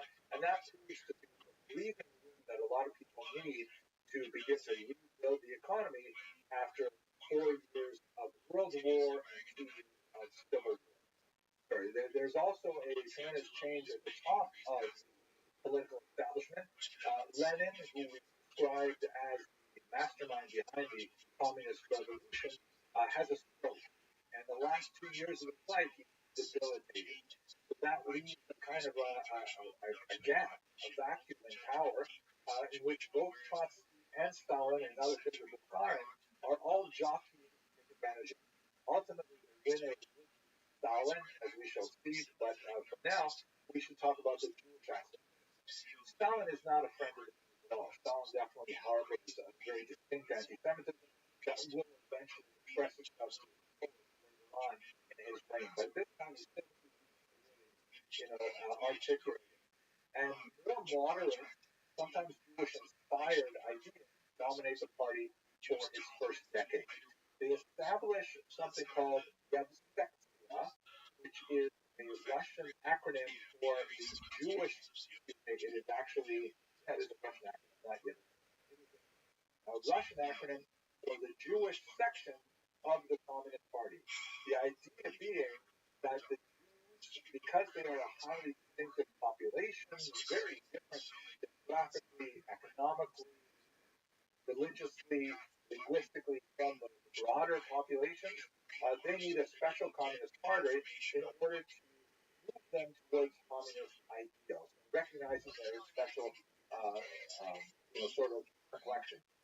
Ironically, they're paralleled by a women's section of the Communist Party for similar reasons, which would also have exactly the same lifespan as the Jewish section. They would all be done by 1930. As Stalin consolidated power and said, enough of this, use the Yiddish term Narishkeit, enough of this silliness, let's move on with real communism. Yevsektia was set up. The man in the picture here is the head of the section, a former Chabad rabbi named Simon Dimenstein, who abandoned his Jewish identity, abandoned his religious identity in order to lead this effort, and it had some interesting kind of plans. Perhaps the most significant aspect of the Yevsektia was initially determined attack on religion. Remember that the Communist Party adopting a distinctly anti-religious stance based on Marxist ideas. The fact that Marx himself was baptized by his parents is irrelevant. He's perhaps one of the most notorious self-hating Jews in modern history. The whole idea of religion in the Marxist communist mind is that it is an opiate of the masses. It is a drug those students. What specifically does it from their vision? It obfuscates the importance of class in their lives, and that their true enemies are not the adherents of rival religious movements or nationalist movements, but in reality, their true enemies are the class enemies. And so, doctrinaire Marxism teaches complete atheism in order to allow people to see through the veil of religious promises to the fact that they are manipulated by upper classes for the control of scarce resources. So there's a determined, ironic expression of this organization called the League of Militant Atheists directed at Jews. This organization was known in Russian as the Bezbožniki, the godless, and in Jewish terms it's called apikoursim, heretics, but they distinctly strove to try and extirpate Judaism from the masses, which was a difficult task because although it is a changing and evolving society that is adopting a more and more secular approach, this is still the heartland of traditional orthodoxy, and they were fighting against a major demographic crime. They would have, however, significant success, aided by the Holocaust as well. In the image on the left, which is more of an anti-Christian image than an anti-Jewish one, Jesus is giving out alcohol to the rest of the common peasants of his party, and they're drinking themselves vomiting, and the whole idea of the opiate in mass is really well encapsulated in the picture. So, with regards to the Jews, there was decided emphasis on trying to extirpate religion. Sometimes they would be co-opted, like they wrote special red Haggadahs that were designed to try and teach Jews that they really weren't rescued from Egypt by Moses. They were actually rescued from the Russian monarchs by Stalin. I mean, crazy kinds of transvalued messages. But the overall approach of the party in the 1920s was one called korenizatsiya. This term, hard to translate into English, koren means like a root of a tree or something like that. And so it means indigenization, or developing the true origin or the true culture associated with the people before it gets poisoned and twisted and warped by outside influences. It was at its core a belief that if you went back to the original folk culture of the peasantry or whatever, you would find a culture that was very amenable to socialist values, and that you would find a culture that, would naturally be communist. And so you see this policy of korenizatsiya being applied to many different peoples, not just the Jews, but in the Jewish world, it was officially known as a period in which Yiddish has a remarkable renaissance. Yiddish was regarded, unlike Hebrew, the religious language, right? No religion here. Yiddish was regarded as the true folk language of Ashkenazi Jews living in Ukraine and elsewhere in the Communist Union, religious language. And that was considered to be somehow tainting of the language. And so the Yiddishists of the period, working with the policy of korenizatsiya, tried to edit Yiddish so it would not have that Hebrew. So, for example, Hebrew is not like Yiddish, a phonetic language. It doesn't have vowels. The kudot, the punctuation points there, it's hard to exactly describe what that is. They're not from Hebrew, but they're added later. If you read the Torah in the original scroll, it will have no vowels. You literally have to memorize the various possible pronunciations and understand which pronunciation is appropriate in this particular sentence. There's lots more to say, but I don't know enough time. So what they did was, the Soviets, when they tried to work with Hebrew terms in Yiddish, they either forbade them, or if they couldn't them because they're so important, they would transliterate them phonetically using Yiddish. So, for example, the word emet, truth, very important word in the name of a famous publishing house, for example, but it was spelled in Hebrew. So they respelled it instead of aleph, mem, paf, they respelled it ayin, mem, ayin samech, which is pronounced ms Yiddish, and completely unrecognizable to a reader unless they are aware of the bizarre transcript. Ukrainians had it even worse in some ways because, as I mentioned earlier, the lecture of Ukrainian Cyrillic and Russian Cyrillic are slightly different. And under colonization, they also wanted to try and bring Ukrainian closer to the Russian language. Although they were encouraging Ukrainian because of colonization, they also want specifically to assimilate Ukrainian to Russian. So they made the letter G Ukrainian illegal. Make a letter illegal. That's because the Ukrainian letter G is differently than the Russian letter G, and the Ukrainians have a different letter called the letter H in English, which is pronounced in Russian like a letter G.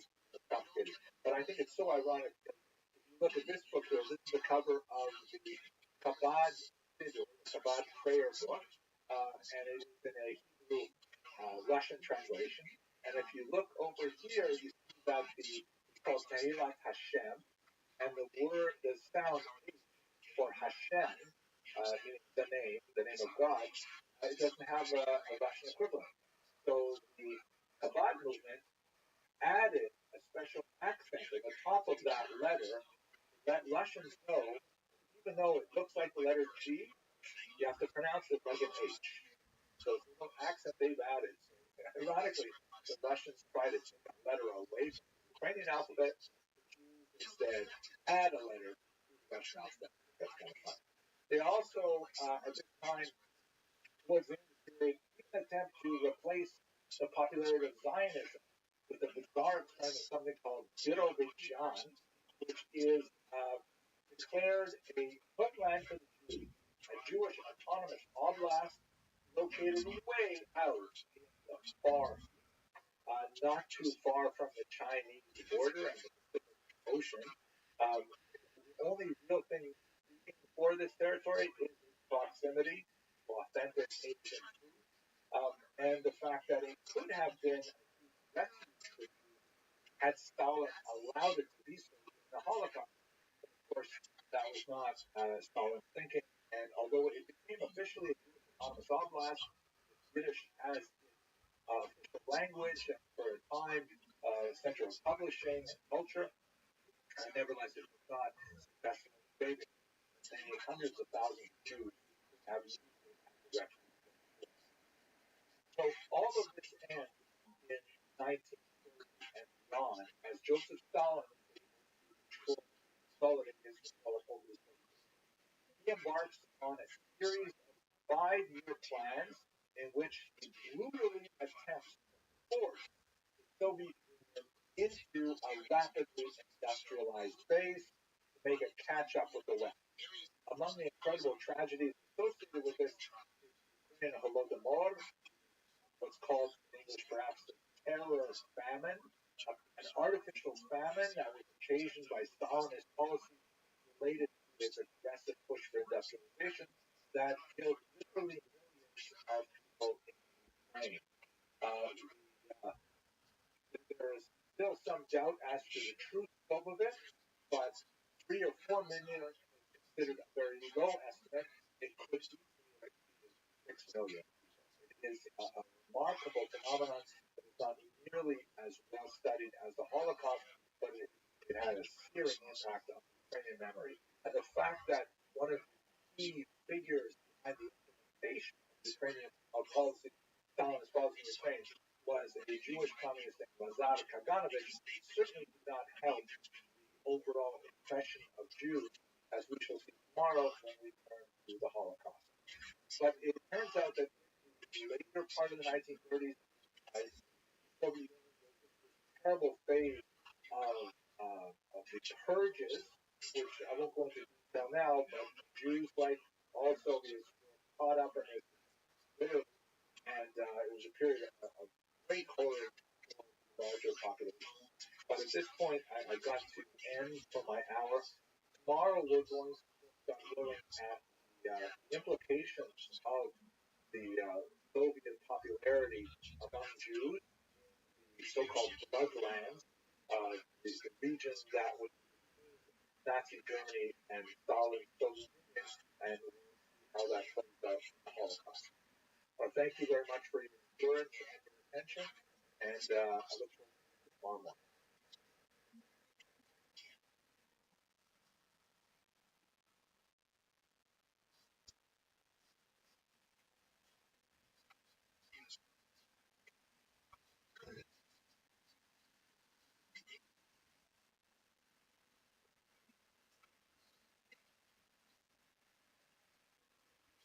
In this penultimate lecture, we will look at the most difficult chapter of the history of the Jews of Ashkenaz, and that is, of course, the history of the Holocaust.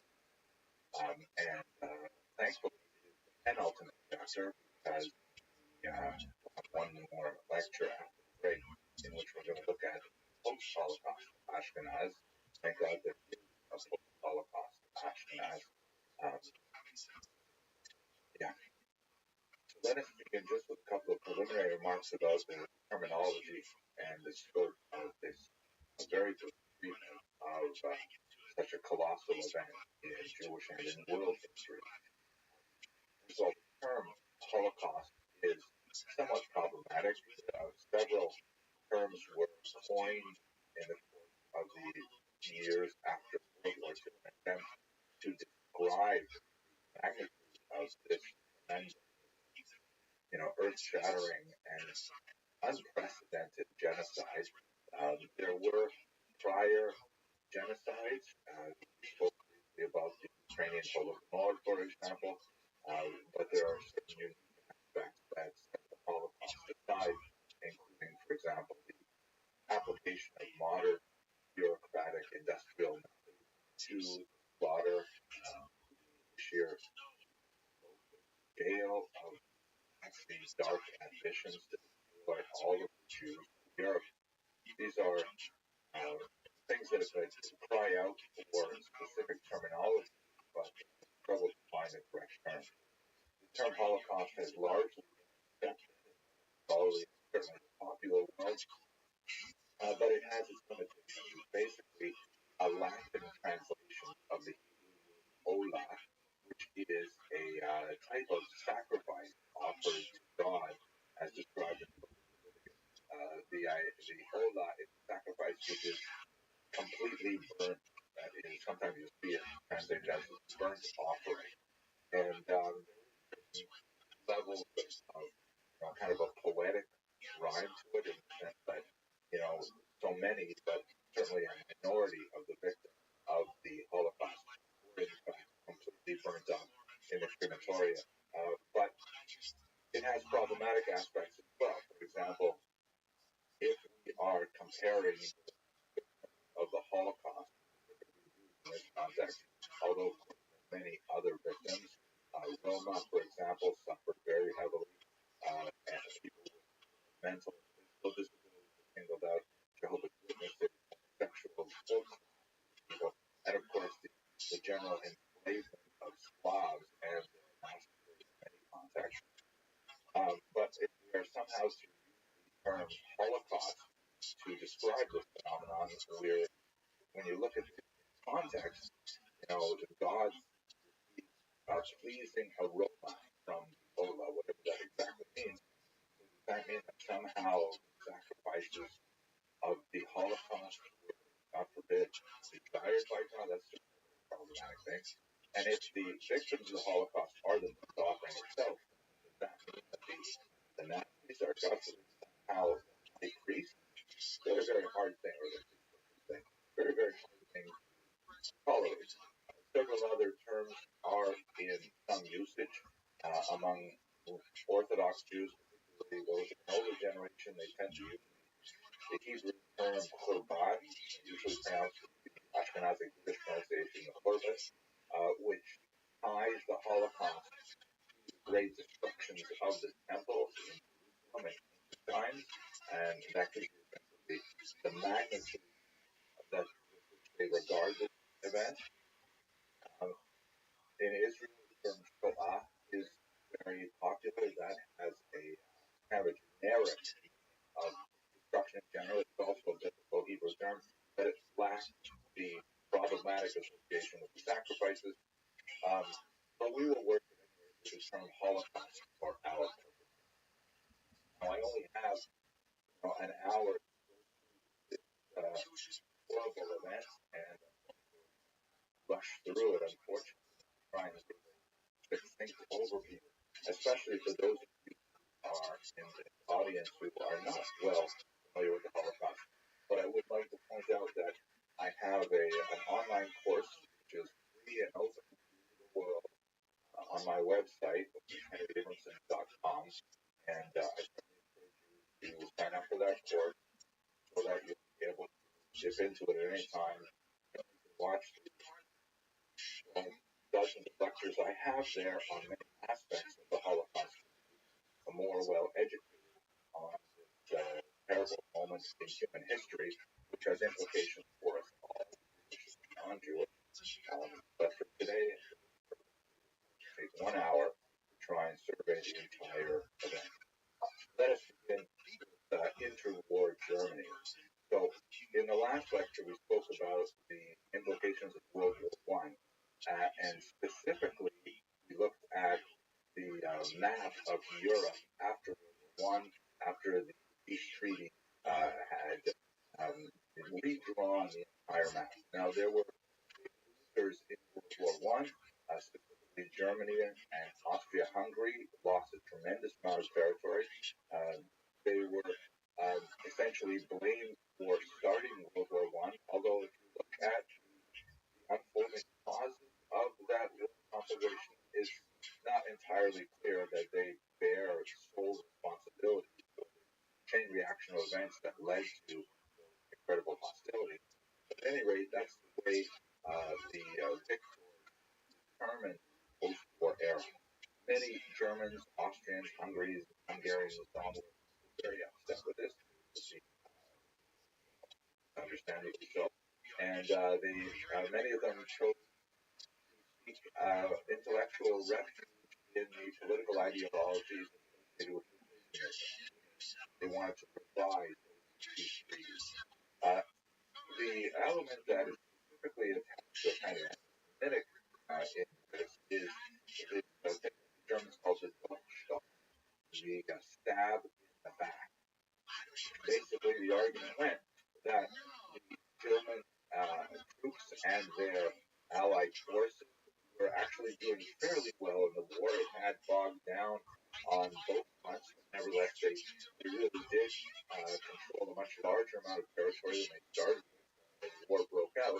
And then because of internal weakness and war weariness within their countries, that according to those who advanced the theory really pointed to Jewish peace agitators and communist agitators in some cases, they prematurely surrendered and they left their soldiers behind in the field. This is the basic idea of the Dolchstoß, the betrayal from within, a stab in the back.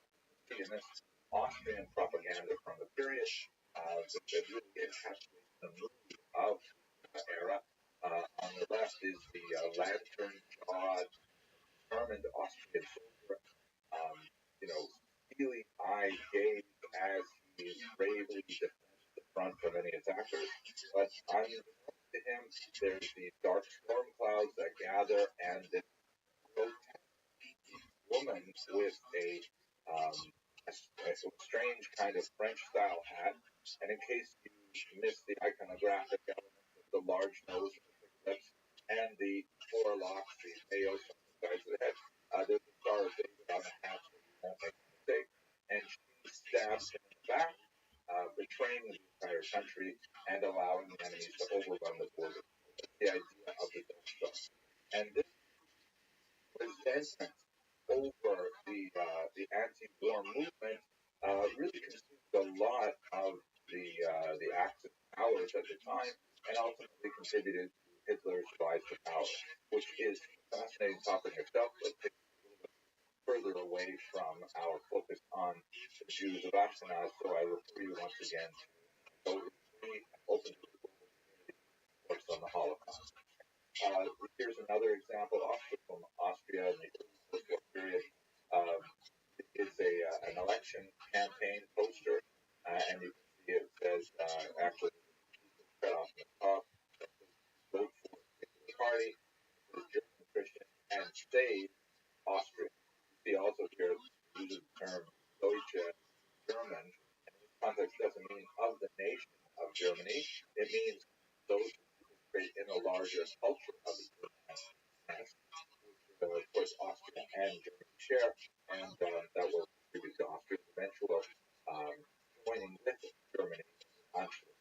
But looking at the iconography, you see that there's the Austrian eagle there, and it's being strangled by this strange worm-like cryptid snake that is clearly identified as the Jew with the hooked nose, thick lips, the pale snow, the trope for the era, a yarmulke, not sure, and smiling as Austria is choked by it. And that's the beginning, that's the beginning really in 1933 and onwards of the Nazi control of Germany. In the 1935, they established the Nuremberg Law, shown here in graphic form. This was a key element of the unfolding of the Holocaust, because if one is to move from mere inflated rhetoric, from bombastic statements which Hitler was prone to make, including in January 1933, a threat to hold under gas, which many scholars feel is not necessarily foreshadowing in an intentional way the use of Zyklon B in the gas chambers, but rather is a reference to his desire that Jews would suffer the same kind of gas attacks that he and other German soldiers had suffered during World War I, specifically chlorine and mustard gas. But nevertheless, if you're going to move from this kind of bombastic, demagogic statement, you need to identify the Jews if you are going to persecute. So one of the very first efforts in this regard was this law, the Nuremberg Law, which clearly defines this eternal question: who is a Jew?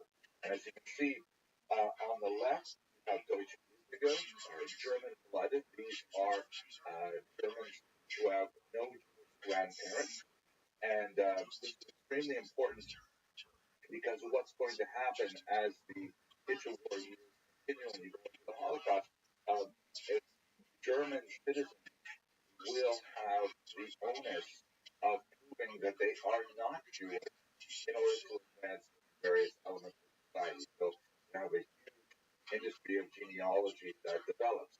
Then you have, moving to the right, you have the Mischling of the Zweite Grade, a second degree mixed race, and this is defined as someone who has only one Jewish parent. In Jewish law, the maternal line has a special consideration that if one's mother is Jewish, one is Jewish, and back, of course, all the way through the maternal line. But the Nazis didn't care about that. There was quasi-scientific racist ideology in which it didn't matter whether it was paternal or maternal. The Mischling of the Erste Grade, the first degree mixed race, is someone who has two Jewish grandparents. And then as soon as you get to the point where you have a three Jewish grandparents, that's called a Jew. You can see it labeled in the second from the right and the right-hand column, four Jewish grandparents. Those are Jews. And the reason why this was significant and important is because Germany had actually a very high intermarriage rate between Jews and non-Jews over the last half of the 19th and into the 20th century. Nowhere near the intermarriage rate that pertains, for example, with American Jews or with the Jews of the former Soviet Union, but nevertheless, something in the neighborhood of 3%. And so that meant that a lot of people were partially Jewish, and the state had to identify them and to categorize exactly which restrictions would be applied to them. Ultimately, they and their spouse were subject to persecution right up to murder in the death camps. But once you had a definition of Jews, then you could start laying on all kinds of ostracizing techniques, such as, the just a sampling of setting aside benches, say, areas, or you can put up signs outside town saying Jews are unwelcome here or are unwelcome guests, things like that. And you can slowly start, isolating them from the larger community, which you see in a whole series of laws that are imposed after that Nuremberg rally, excluding Jews from civil service, Jews from working, for example, as public schools, and of course excluding them as children from the public schools themselves. Um, all kinds of things that were imposed upon them through legal discrimination. But the lowest point before the war is undoubtedly a massive nationwide pogrom called Kristallnacht that clearly had advanced planning by the Nazis, waiting for some kind of pretext in order to unleash the plans. But there were hundreds of attacks on Jewish communities on the night of November 9th, 1938. Right, that's the original 9/11 of the era, which was a very clear signal that situation was escalating. The scope of murder was comparatively small when you think about the later depredation. Something like 262 Jews were killed, but there was not, that of course is an incredible 262 tragedy for those individuals and their families, but still, viewed against 6 million, we can understand how to differentiate this and the scale of this massacre. Tremendous property damage. The reason it's was Kristallnacht, means the night of crystal, or really the night of broken glass, refers to the tremendous number of shop windows that were broken as the rioters, led by some of the hooligans, elements in the Nazi Party, literally blast all over the streets, littering the streets. So that's why it required that particular name. This signals, without any doubt or any questions beforehand, that they had to leave Germany. And as you can see from this map, about 130,000 of the 500,000 Jews living in Germany at the time managed to flee before 1937. The great challenge, however, was that most nations had been closing the doors to immigration over the late 1920s and 1930s. It was very difficult to gain visas to be able to actually immigrate to some other state or climate. One of the most terrifying examples is the voyage of the St. Louis, which was a boat carrying refugees at the time from Germany to Cuba. And from Cuba, as was the custom at that time, there was a brief window to get transit to Cuba. And then once they were in Cuba, they would attempt to immigrate to the United States or South America, or some might even stay in Cuba. But the United States objected to this ship, which was not even going to land on its shore, and it was moored off the coast of Miami Beach for weeks as diplomats wrangled over it. Ultimately, the St. Louis was sent back to Europe with all of its passengers, most of them were killed in the Holocaust following. It's a terrible, terrible period, and one upon which we should really reflect as we have such a massive displacement of refugees in the Russian on Ukraine. Now, the war actually breaks out September 1st, 1939. One of the key diplomatic events that makes the war possible is a secret pact called the Molotov-Ribbentrop Pact that is signed by the foreign ministers of the Soviet Union, Molotov, and the Third Reich, Ribbentrop. And this was essentially a non-aggression pact between two erstwhile enemies. I mean, the Nazis represent fascism on the one hand, and the communists representing socialism on the other hand. They were like bitter enemies, but when Hitler proposed to Stalin that they should cooperate, and the prize for both of them, the acquisition of the territories that separated them, Stalin was very happy to accept. And so, what happened on September 1st, 1939, is in a coordinated attack, the Nazis invaded Poland and the Baltic states from the west, and the Soviet Union invaded from and they met at a border that at which point they had previously agreed not to attack each other. And so why this is especially important for German purposes is this meant that the Nazis had a safe eastern front in 1939.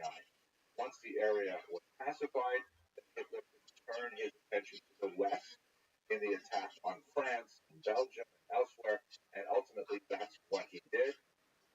Later, in 1941, he would double cross Stalin, taking him by surprise and invade the Soviet Union, but that's a little further down the line in our story. But for now, what happens is you get this map that you're looking at here, a Polish language map, and the key line for us is the red line, which demonstrates the non-aggression track boundary that was defined by the Soviet Union and the Nazis prior to the war. The territories on the west side, the west, were taken over by Germany. Some of them were outright annexed, basically on racial grounds. The dominant population there were ethnically German, then they were annexed to the Third Reich, and all undesirable populations, including Jews, were pushed out into that green region in the center, which is extremely important, the so-called general government. This was not an area that was annexed by Germany, and in fact, the Nazi bureaucrats in charge of it were not entirely clear what they were supposed to do with all of the Jews that were being forced into the region.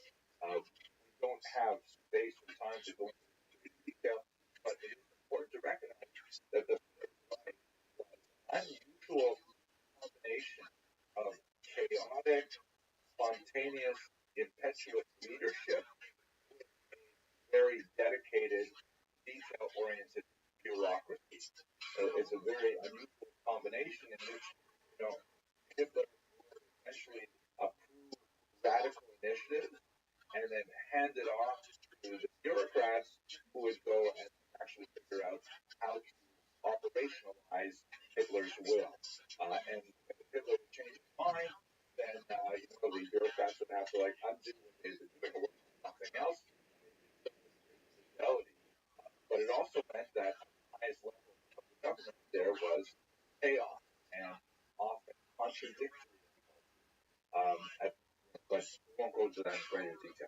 But anyway, the general government is going to be extremely important because that is the region where Jews would be heavily concentrated, and they would work their plan called the end or the final solution. The first thing that's happening in this region is they establish numerous ghettos. As you can see, they are scattered throughout the region. This map shows the post-1941 period when the Nazis invaded the Soviet Union as well, and they were able to establish them in what would be Soviet territory. But the yellow and black ones here were established when the Nazis first invaded. And at this time, they had not clearly articulated and defined what they were intending to do with the Jews. They certainly wanted to control them, and the ghettos were a subject of some debate in the internal Nazi hierarchy. Ultimately, of course, they decided in favor of them against the arguments that spread typhus and things like that, foment rebellion, which all those things, of course, were true.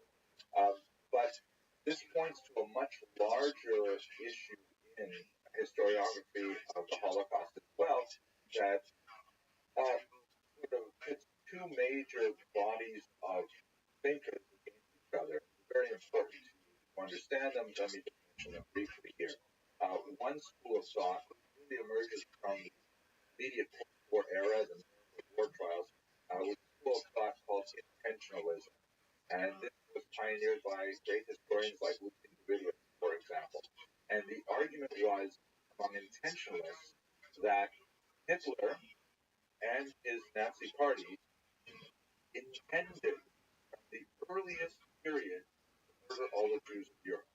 And they certainly can draw a pretty straight line from statements that Hitler made and decisions that were laid out, that it was all kind of an unfolding plan to destroy the Jews of Europe.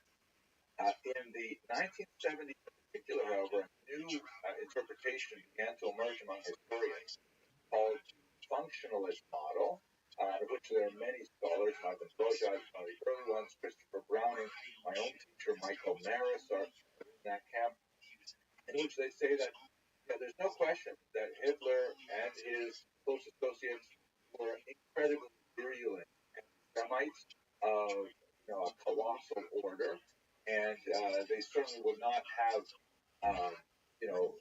looked askance at the idea of this mass murder. But did they really actually plan this from the beginning? Were they organized? They point to all kinds of contradictory elements, like, for example, the plans to resettle the region, or the plans to take the island of Madagascar and expel all, and the fact that we're actually free to leave the Third Reich right up until 1940, well over, if I remember correctly. If they're really intending to murder all of them, why would they be pursuing these ventures? And furthermore, the first real smoking gun document that clearly indicates the Nazi desire to murder all the Jews of Europe is dated quite late, dated January 1942. How is it possible that they don't have any documentation of this plan until that late a date? The functionalists argue that while, again, recall, not diminishing the anti-Semitism that was present in the Nazi Party and its leadership, but they argue that the plans to murder all the Jews of Europe grew out of a function of the war, meaning as the war was progressing and Nazis began to experiment with different policies and procedures, they began to see that actually murdering all the Jews of Europe was possible. And though they slowly moved towards this idea through experimentation and through testing the waters and things like that. So that's a major difference in intellectual and intentionalist and functionalist that characterizes much of the historiography. There's no question that the dominant interpretive move that most scholars use today leans towards a functionalist interpretation, and it helps explain a lot of the internal contradictions on the Nazi Party. But to return to our narrative, they're developing these ghettos in the first German controlled regions and later after 1941 in the formerly Soviet region. And they seem to have a divided opinion as to how exactly they are to be run.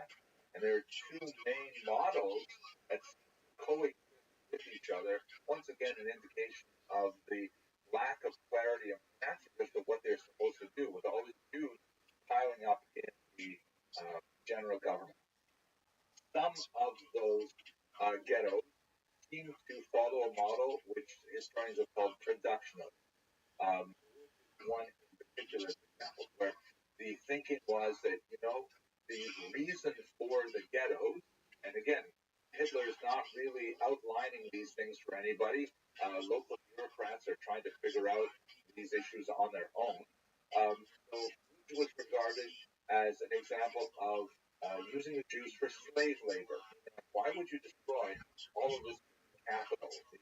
Let's make use of the war effort. So Wood had a tremendous reputation as a textile center, and heavily concentrated there in that industry, a very traditional kind of industry for Jews to be involved in. And so the key to survival of Wood, at least for most of his duration, was to get over. And Jews were employed in slave-like conditions to produce, military uniforms and warm lining for German soldiers on the Eastern Front and all kinds of things like this. Ultimately, the protectionist model failed because those also sent to the gas chambers, but for much of the early period of the war, that seemed to be the way that they thought they were supposed to operate. Others, Warsaw, were operating a model which scholars call attrition, meaning the Jews were essentially to be rounded up, concentrated in areas, and then allowed to die of starvation and disease, which also happened. Warsaw did not have any major industries that were especially useful to the Nazis. They were given sparingly from time to time a ridiculously low ration of food, like 150 calories, which is absurd. No one can survive on that. And so the Jews of Warsaw figure out ways to smuggle in from the outside, engage in bribery with local Germans and Poles to try and bring in more food, but it was subject to tremendous depredation. People literally dying in the streets of hunger. The ghettos are the dominant way in which Ashkenazi Jews appreciated the Nazi policy. It sounds so strange to say it like that. The ghettos were the way in which Jews experienced Nazi policy from 1939 until the summer of 1941. That would change dramatically with something called Operation RabbiRothschild. And before I reminded myself, the Holocaust is basically an Ashkenazi story, but it is not exclusively an Ashkenazi story. The Nazis would, of course, control many Sephardic areas, the coast of North Africa, with its Jewish population, especially significant, and they would also control the smaller pockets of Sephardim that are living, for example, in Greece and elsewhere. The general rule of thumb is that Nazis really didn't care about the cultural distinctions between Ashkenazim and Sephardim, although the policies that they implemented were different between Nazi-occupied Europe and North Africa. And the experience of Sephardic Jews was by and large rather distinct, certainly one of persecution, certainly one of abuse and murder, but not to the same degree that the European Ashkenazim and those Sephardim who lived in regions of German control in Europe experienced. That is not to say that Sephardim were not on the list, that Nazis did not intend to impose those similar policies had they had the wherewithal to extend the same degree of control to North Africa and other Sephardic centers, Constantinople or elsewhere, but it was ended before they could impose such rules. Nevertheless, this is basically an Ashkenazi story, and Ashkenazim constitute the overwhelming number of it. But let us return to Operation RabbiRothschild. Very important development in the war. The date is significant, equally as significant for the Holocaust as the beginning of the war in September of 1939. The date is June 22nd, 1941. And it's a good example also of another important thing to bear in mind when we talk about the Holocaust, and that is the understanding that the Holocaust and the Second World War are not identical. They are overlapping historical phenomena, but they are following largely parallel tracks that, developments in the war had direct influence on the Holocaust. But it's clear also, for example, if you look at Hungarian Jewry, that the Holocaust, the war against the Jews, was primary for the Nazis and even more important than World War II. In other words, when the Nazis had the choice between diverting resources to protect their eastern flank and, on the other hand, devoting those resources to murdering more Jews, they amazingly chose in a suicidal manner to make sure that they could murder more Hungarian Jews rather than protect themselves from the assault of the Red Army. Which just shows how diabolical and how this was a phenomenal death cult that absorbed the entire hierarchy of that. Anyway, here, have a look at this map, please. On June 22nd, 1941, Adolf Hitler sent his troops into the Soviet Union, breaching the treaty that he had signed with Joseph Stalin in August of 1939. Evidence indicates that Stalin was completely taken aback and surprised by this attack. They had not prepared for the Nazi advance, and the Wehrmacht, the German army, made phenomenal inroads in a very, very short period of time, taking over all of what will be today the boundaries of Ukraine, of White Russia, the Baltic states of Lithuania, Latvia, and Estonia, and penetrating well into Russian territory per se, approaching the city boundaries of Moscow and placing Leningrad under a punishing siege that was absolutely devastating to the population. Now, that's the war using the army, the Wehrmacht. What he also did, and this represents a significant escalation in the war against the Jews, is he sent in 4 mobile killing squads of Einsatzgruppen.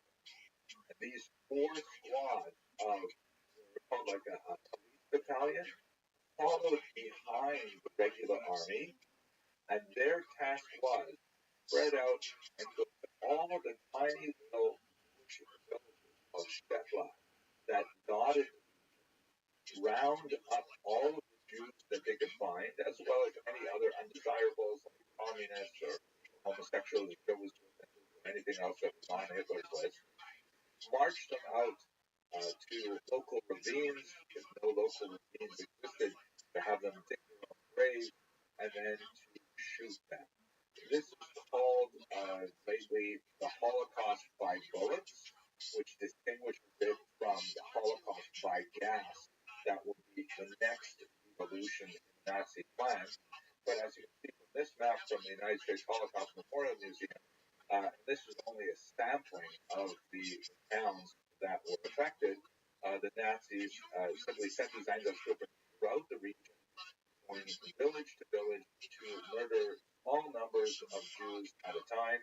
Occasionally, like in Kyiv, where you have a massive Einsatzgruppen action at the ravine called Babin Yar. Yar means ravine in Russian. Ravine is like a dried out river. And they would kill, if I remember correctly, it was some 30,000 Jews in the space of just a few days. They would go on to use Babin Yar for up to 100,000 victims of various other strikes over the course of their occupation of Ukraine, but it was one of the single worst massacres of the Einsatzgruppen at that point.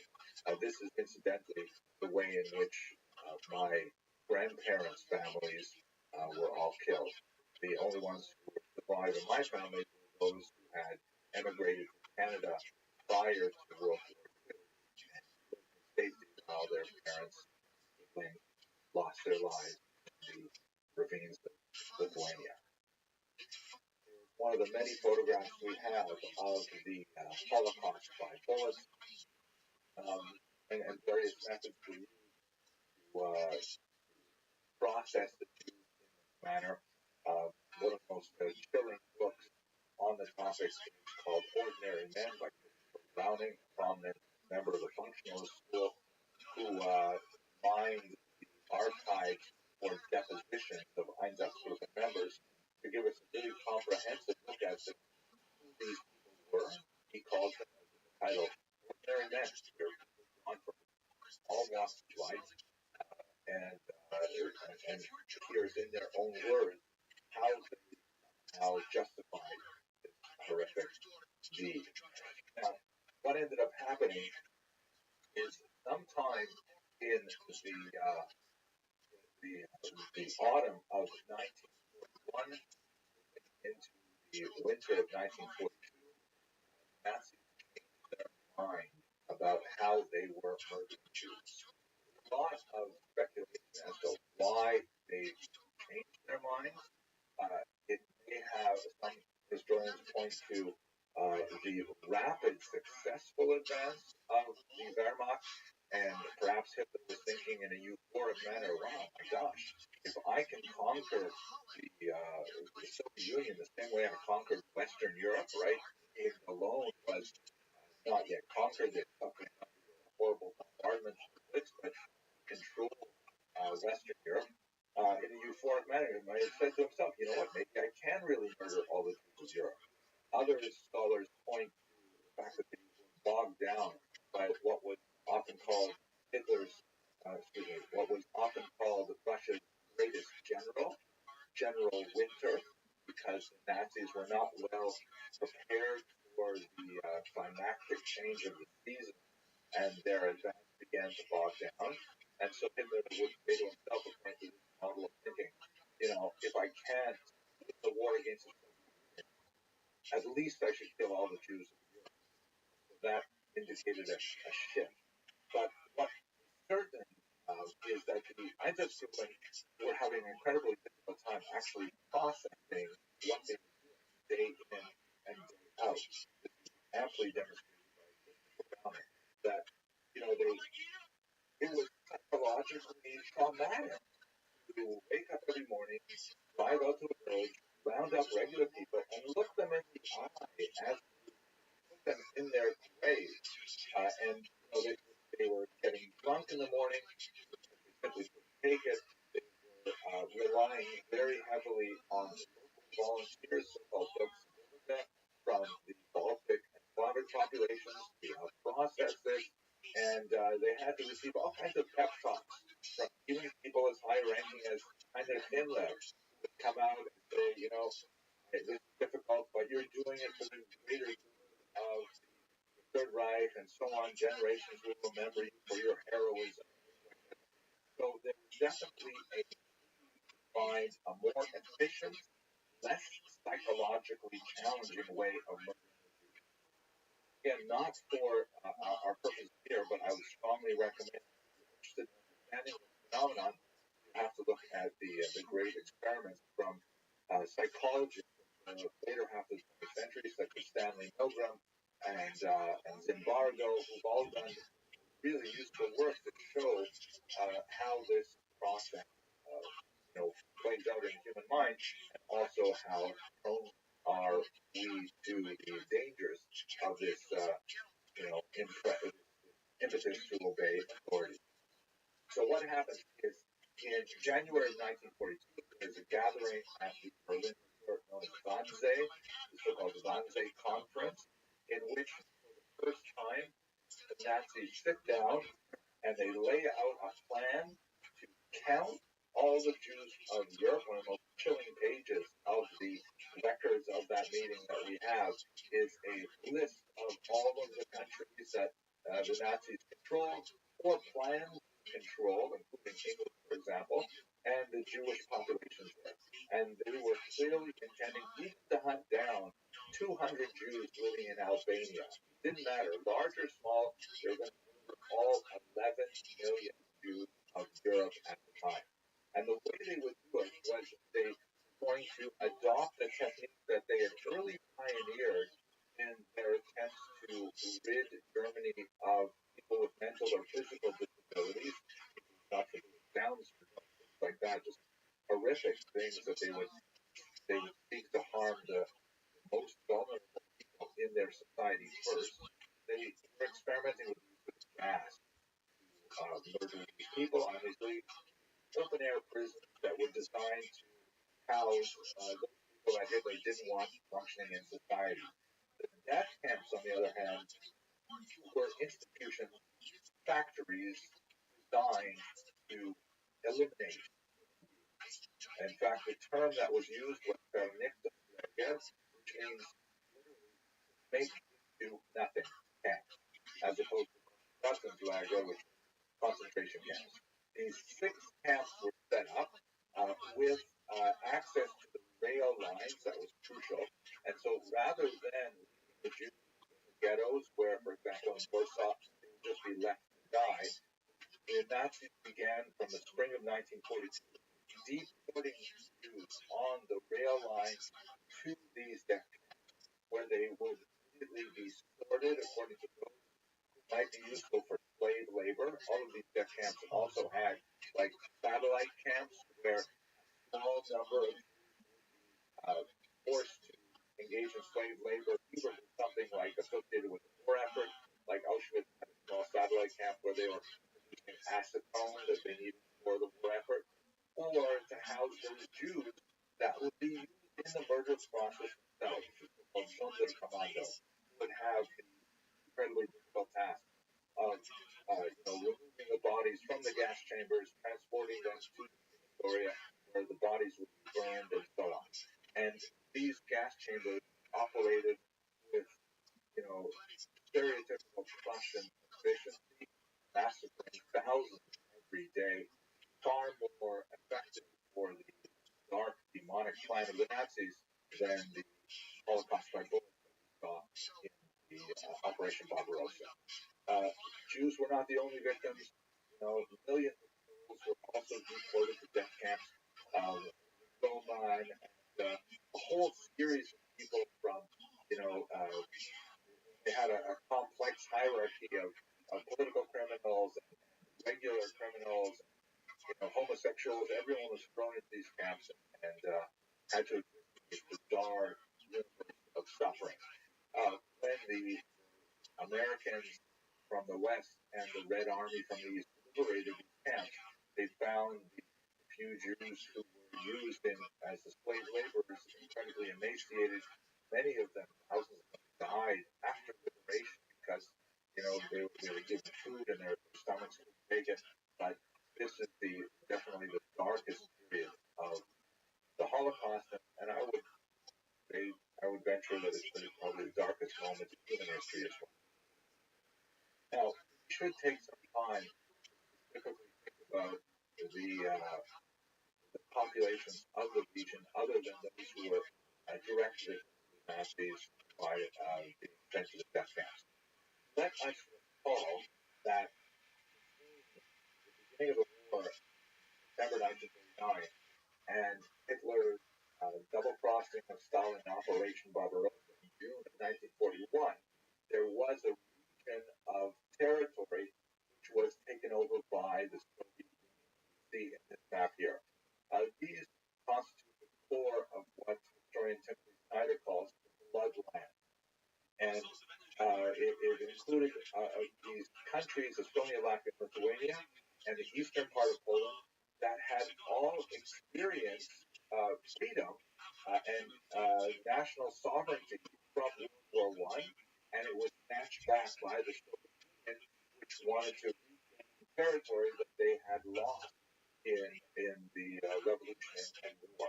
That was originally part of the Russian Empire, and the population is really quite restive and unhappy about that.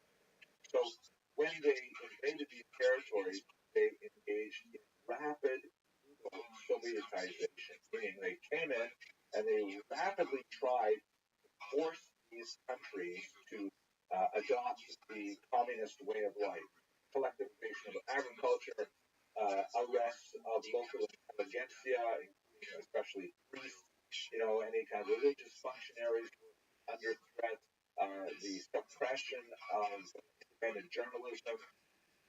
And one of the ways that they justified it was they had these kind of, show elections where remarkably 98% of the local population said, oh yes, we love communism, we're so happy that we can now be a Soviet socialist state. It really sounds a lot like Putin's advance to Donbass, because it's exactly the same thing that the Soviets did in 1939. I can't even think about that. So, not surprisingly, huge amount of resentment built up against the Soviet Union in these bloodland territories, in particular, for the very harsh treatment and confiscations and suppression of religion and arrest of their leaders and all kinds of things that are happening at the time. Also, very important to understand, for reasons which are complex, more than we can go into here, a lot of these populations believed that communism was essentially a Jewish phenomenon. This was certainly encouraged by Nazi propaganda, and it was accelerated by the that we saw in the beginning of the Soviet experiment when Jews joined the Red Army, largely to protect themselves against pogroms, and also in the high-ranking members of the leadership were Jewish, although they largely jettisoned their Jewish identity. There were several prominent members, including, for example, the foreign minister Zinoviev, who was displaced by Molotov because Hitler wouldn't sign a treaty with a Jewish minister, and he perceived for his presence in the Soviet secret police, at then called the NKVD, it would be called the KGB, now kind of morphed into what the Russians call the FSB. And so there was this possibility to Jews that because of the perceived association of Jews with communism, by and large, this perceived association was incredibly exaggerated because Stalin had already purged the ranks of so many Jews, but this, kind of simmering hatred would serve the Nazis very well when they invaded these territories. When they came in 1941, one of the things the Soviets did was essentially practice a kind of scorched earth policy, and they murdered those prisoners that they had been holding in jails up and down the territory. These were journalists, the thought leaders of these local populations, Western Ukrainian, Polish, Belarusian, Latvian, Lithuanian, Estonian leaders, and then they fled. They also, by the way, fled along with about 600,000 local Jews who realized that the Nazis presented a much greater threat to them than the Soviets did. And so a very, very large number of Jews survived the Holocaust by fleeing in time in advance of Barbarossa and setting up their homes briefly in Central Asia, places like Uzbekistan, Kazakhstan, Siberia. Later they would move to the west, they would return. But for the local population, such as the Ukrainians and the Jews, for example, one of the things they did as soon as the Soviets fled, they went into the local jail halls and they found the murdered bodies of their loved ones, their leaders. Here's a photograph of Ukrainian women who are striving to identify the bodies that were taken out of the huge amount of truly spontaneous anger directed against any representative, perceived or real, of the Soviet Union. So we have a series of pogroms that take place right after the Soviets leave. Sometimes, as in the very notorious case of Jedwabne in Poland, the pogroms even took place before the Nazis arrived. That they really came from the population as a whole, indicating the nature of the hatred of the Jews because of their association perceived with the communists. Now, collaboration with the Nazis during this period was built largely on the resentment of the Soviets. Right? We should understand that while there, like in every society, were true believers in anti-Semitism, most of the local population, those who cooperated with the Nazis, were primarily motivated by their hatred of the enemies of the Nazis, that is, and the degree of collaboration was also related to the ferocity of the Nazi policies towards the local population. Whereas Western Europe, as you can see in this map here, which shows you the high point of Nazi domination of Europe, in Western regions like France, the Nazis largely left people to their own devices, allowing governments to remain in place as long as they reported to Nazi authorities, allowing policemen to continue doing their jobs, and they basically ran themselves in a wartime martial law kind of environment, but nevertheless they had tremendous amounts of freedom. To a certain degree, collaboration with the Nazis in those states far more egregious than collaboration in the East. In the East, daily, capricious, death was a feature of everyday life, that people could be killed certainly for harboring and rescuing Jews, but they would also be killed for having an unregistered pig. Incredibly brutal environment, public hangings, the lives of Poles and other East Central Slavs in particular were worth almost nothing to the Germans, and as a result, the motive to collaborate was even stronger. And in this context, we can also understand that many of the Slavic states at this time developed Nazi the Germans, as they were beginning to lose the war, incredibly concerned by the advance of the Red Army, and so ironically they allowed SS units, which previously had been reserved for purebred Germans that could prove their descent all the way back to 1750 with no Jewish blood. They started admitting Slavs of a lower racial hierarchy, a very crafty business ideology, and they created divisions like the so-called Galicia Waffen-SS division, which was made up of Western Ukrainians who primarily wanted the opportunity to fight against. This complicates the entire process of understanding and unpacking collaboration efforts among these clubs. You definitely have real anti-Semites delighted but most of the collaboration that we see is primarily motivated by the hatred of the Soviet Union, which may have had also war criminality involved, but the time is very short. And we should also bear in mind that this collaboration has to be placed against consciousness local people had that they were also victims. Poles in particular were invaded by both the Soviets and the Nazis, and the insinuation that Poles are all war criminals is something that rankles the Polish spirit to this day. Now there is, as we shall probably discuss in the next lecture, some kind of ridiculous, measures to deal with this phenomenon, such as legislation that unfairly limits appropriate discourse on the Holocaust, part of a larger phenomenon. But nevertheless, it's important to understand that populations also regard themselves as victims. So, unpacking the complicated issue of collaboration is definitely challenging. It's extremely challenging as well to try and squeeze this into 1 hour. But with your permission, I'll continue in a abbreviated fashion for at least 5 minutes. I apologize for finding it more accurately. Resistance among Jews was fairly widespread, as you can see in this United States Holocaust Memorial Museum.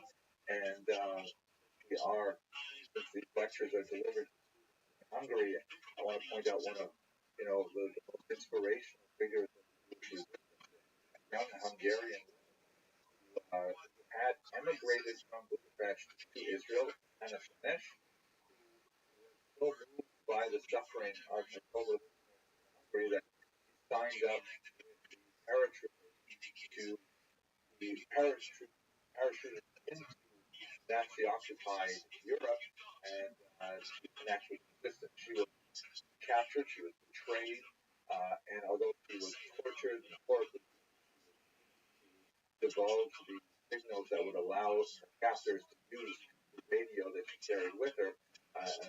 Another remarkable story of heroism from a very young woman. So you have military resistance of this. However, one of the characteristics of this resistance is that it tended to occur fairly late in the war, for reasons that I'd like to explore. But we can also understand that armed resistance may have been delayed for reasons we'll explore. There are many other forms of resistance when you are subject to a degree that would have you die, then even choosing to live is understood as a form of resistance. And in the Warsaw Ghetto, for example, one of the hellholes of the Nazi Empire, Jews set up a tremendous network of charitable institutions that were designed to promote life rather than allow it to fade away. They had two functioning underground medical schools. I mean, it's amazing. Blending libraries, theaters, all kinds of activities, orphanages run by people like the incredible Janis Korczak, the famous, child psychologist who dedicated the last months of his life to the welfare of his children. And you have the incomparable Rabbi Columbus Thomas Shapiro, who I've studied and written about his life. And this is something of the great historian Raoul Hilberg has pointed to. It's worth longer meditation, but to state it briefly, historically, Jews living as a minority in Europe, Ashkenaz in particular, had learned that they simply, suicidal to try and take up arms against an invading authority.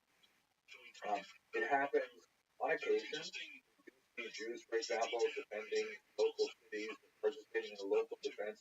We do see Jews engaging in military activities. Provence, for example, not exactly Ashkenazi Jews, but nevertheless, we see in the south of France. But for most of this period, Jews had learned that there were two basic ways that were more likely to ensure survival. The first was to bribe the offending local authority, to offer a contribution or a gift to refrain from attacking the Jewish population, or to simply run away, to self-exile. This is what one of my students coined the feed or flee strategy of Jewish existence. And it worked pretty well for a good 1,000 years of Ashkenazi history. But what did not work, and this is really the element of the Hilberg thesis, is that did not have a mental model of what Nazism represented. Hitler's level of anti-Semitism, kind of anti-Semitism, was such that lives were not to be considered, that some kind of diabolical messianism or had to be destroyed in order to somehow save the world, and that there was no room. Therefore, they could not compute the threat that Nazism represented. Younger generation is especially important because they were not laboring under the same degree, and as a result, it was only after the large deportations from Warsaw, for example, in the summer of 1942, well after having the spring of 1943, the heroic but ultimately Warsaw ghetto uprising. Okay. So with this, we're going to continue with the final chapter in the next lecture. There is, thank God, after for Ashkenazi Jews, but not for the 6 million Jews that lost their lives in this Holocaust. Thank you very much for your attention, and I look forward to continuing with you in the final lecture of this series.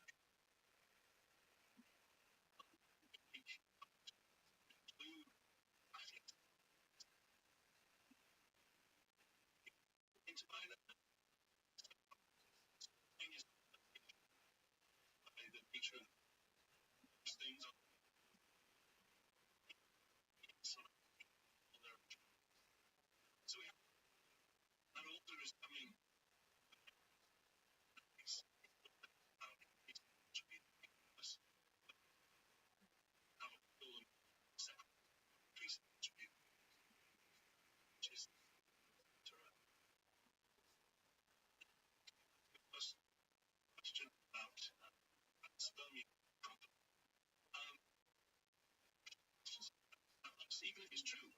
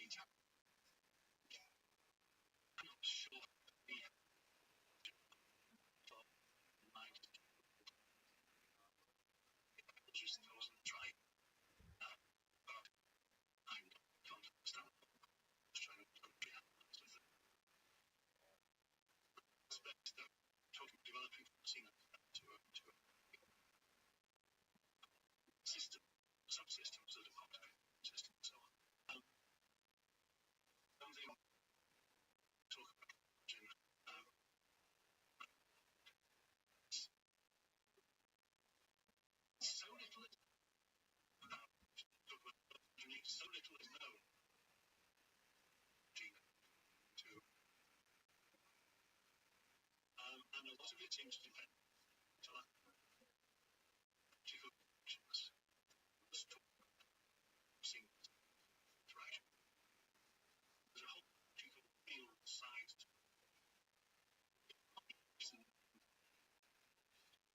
which is about how self to the system. Really just understand to get themselves tangled up in questions. Seems like solution going.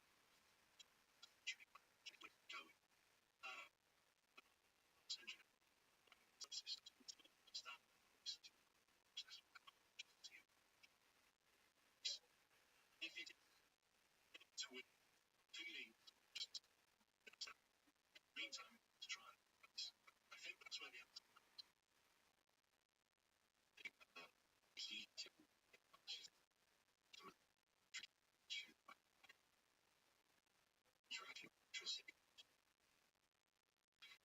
deal. But we know that EEG and so on don't know which cells, which assumption. I mean, we know it there's multiple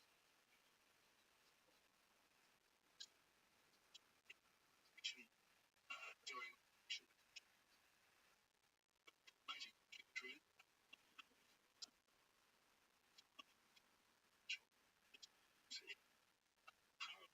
parallel crystal generating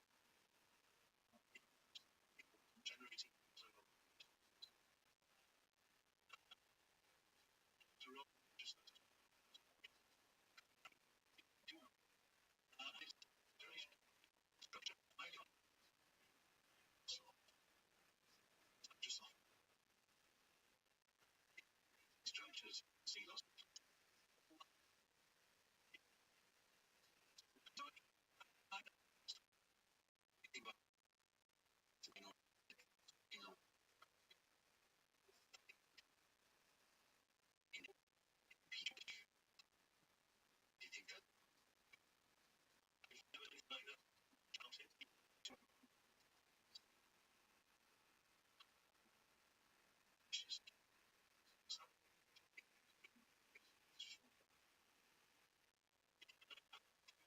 until we control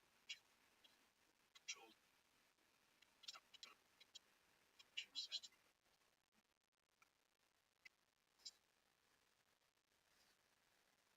You would find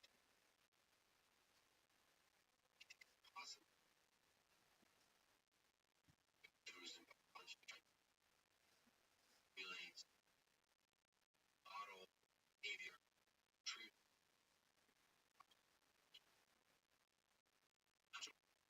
The interesting thing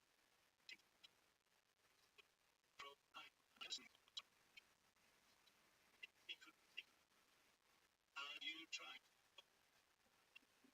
multiple ways to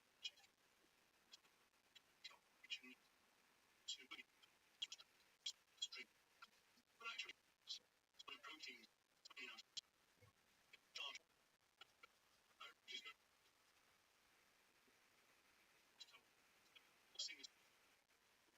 changed. By the time it's fully it's already shape. That shape I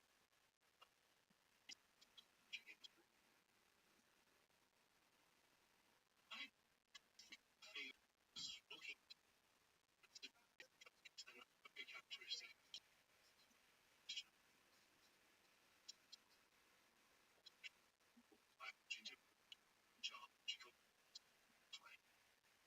didn't come up through pattern.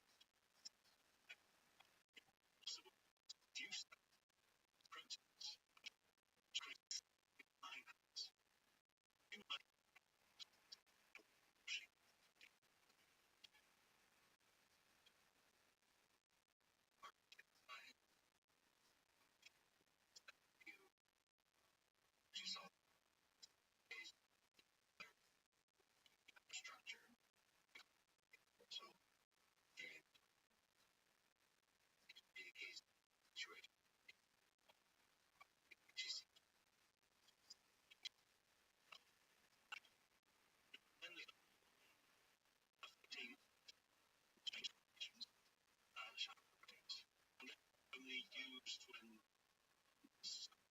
issue up to the so that very often things will go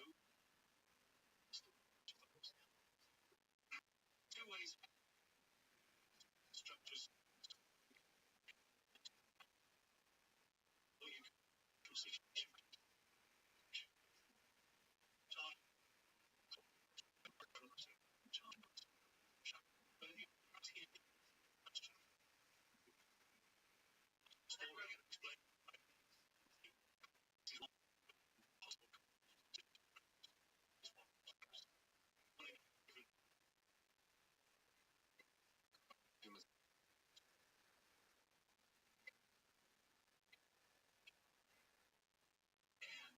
huge amount of application just human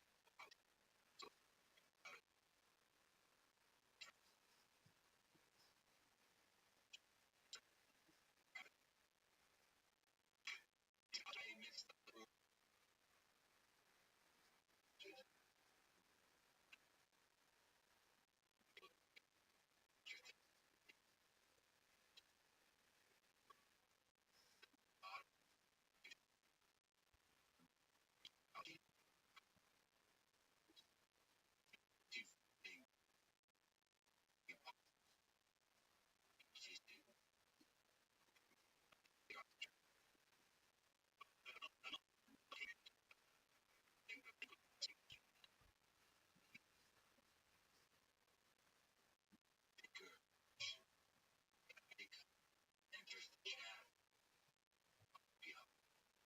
Can I give you another issue? Um,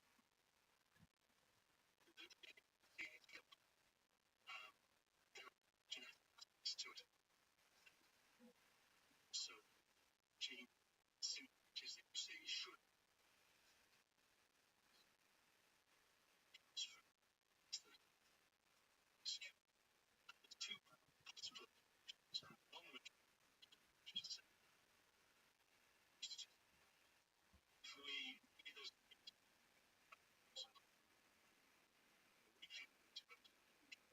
So, child to do. So that's one way.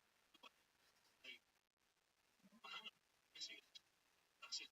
Mitochondrial just make change very much. With few single changes in trust, we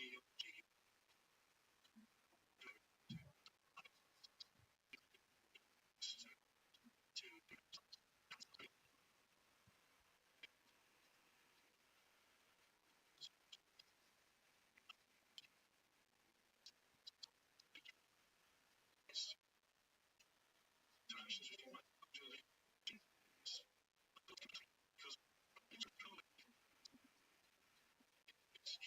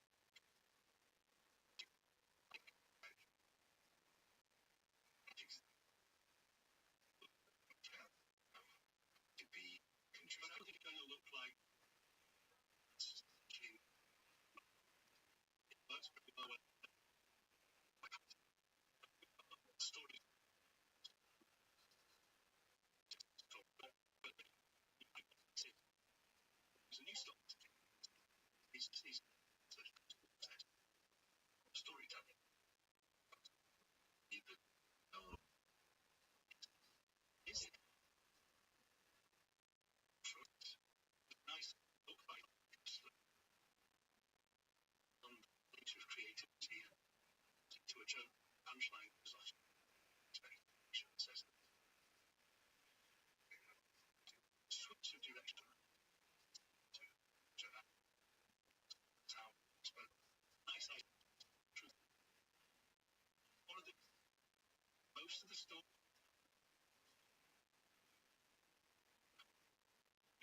don't as well seeing it's fun.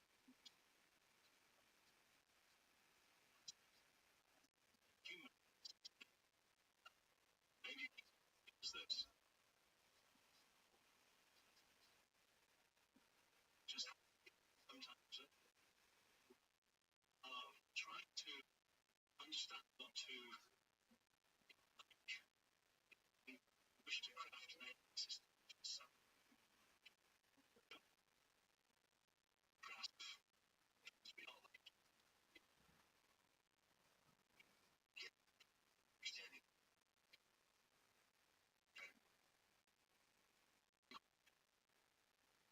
another system here to build human beings human being just about zero just any kind of music human so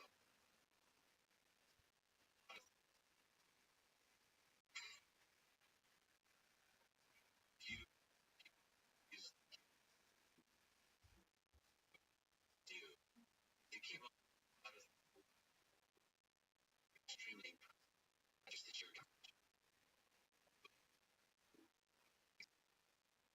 in interesting ways is just back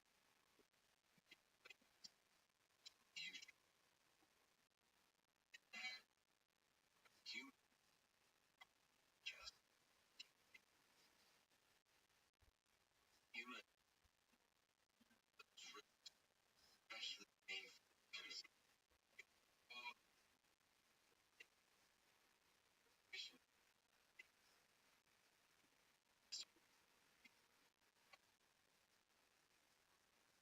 anger you greater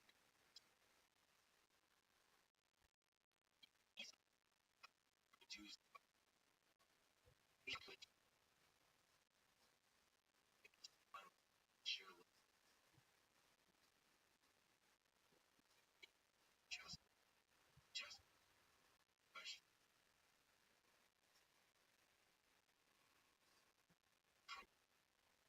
to knowledge expand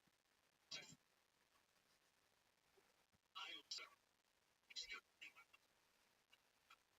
just others to illustrate and I really trying to there are three I think streaming stuff it's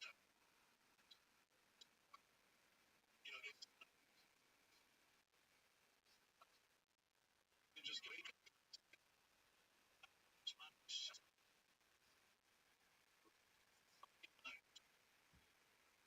just she's I mean I go you slip out of it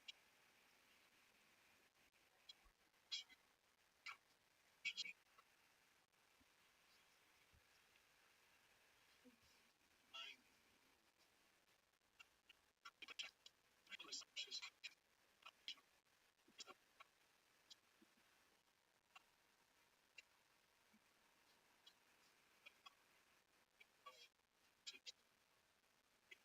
well the last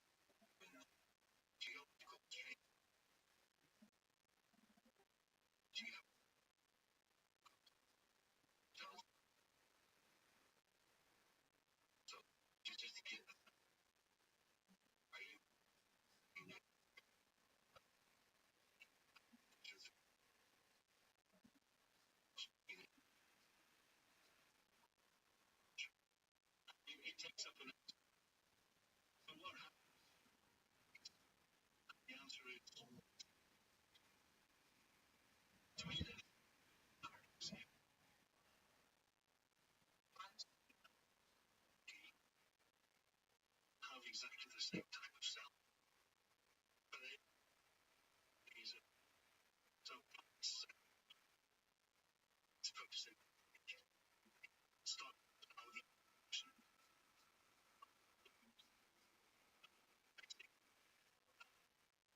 the basic cell structure that is exactly small as well as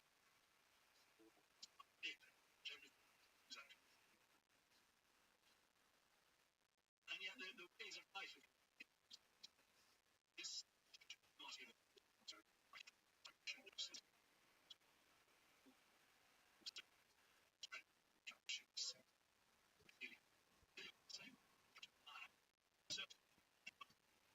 to the eternal story to change. See that to the text as soon as you've got anything.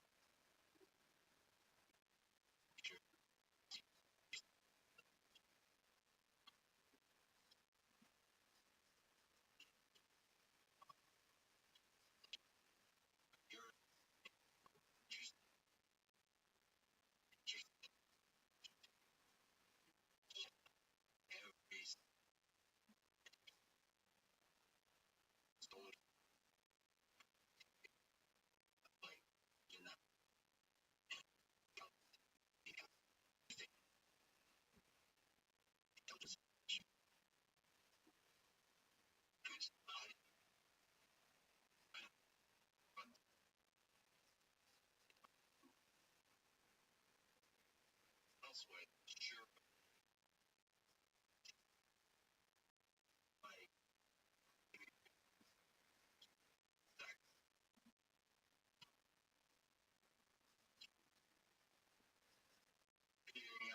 Machinery.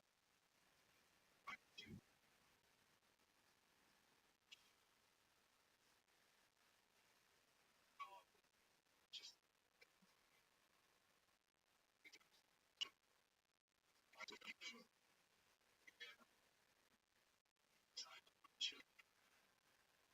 chilling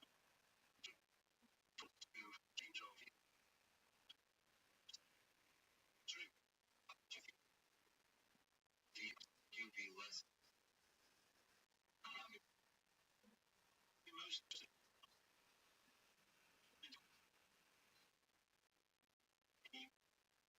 The likelihood of having gone to between us and it's quite low.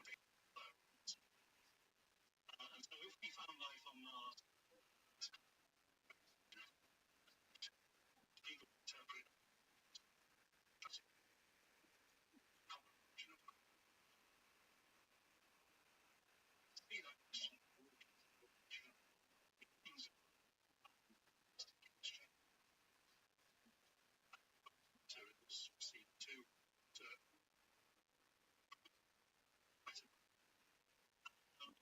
say but actually code is not code. So you see something different doesn't try to code. In fact,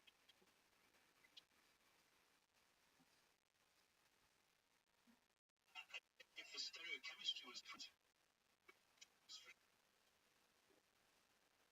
we have the Russell is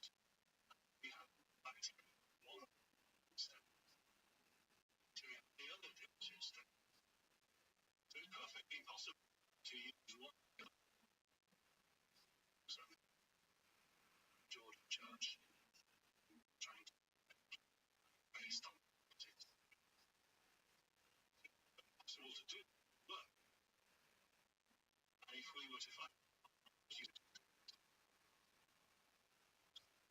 sort of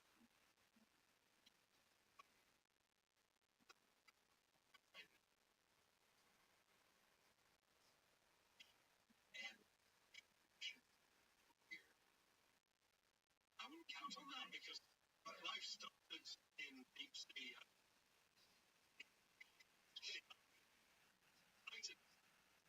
It's probably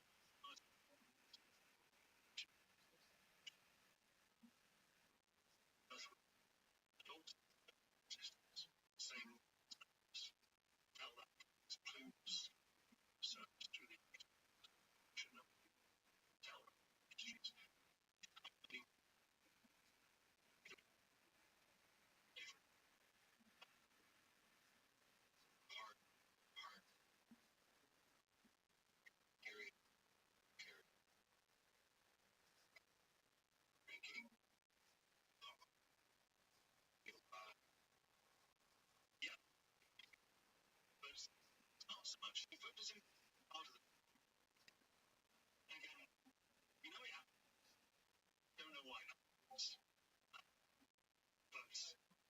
the fact that it was taken on board by and did very well. It suggests that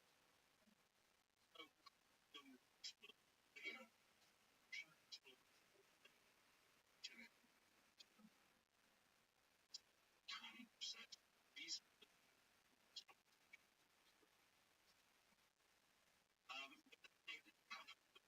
these two together. Maybe bonus three do it. Some say question trait some two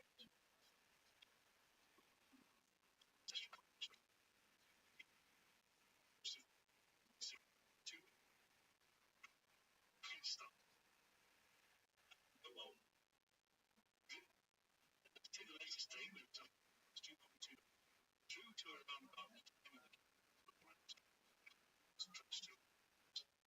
which was around about 500. Whatever this is, much change. Probably started when you guys put some. So this idea that the cosmic change doesn't mean some there are techniques to state a positive precise to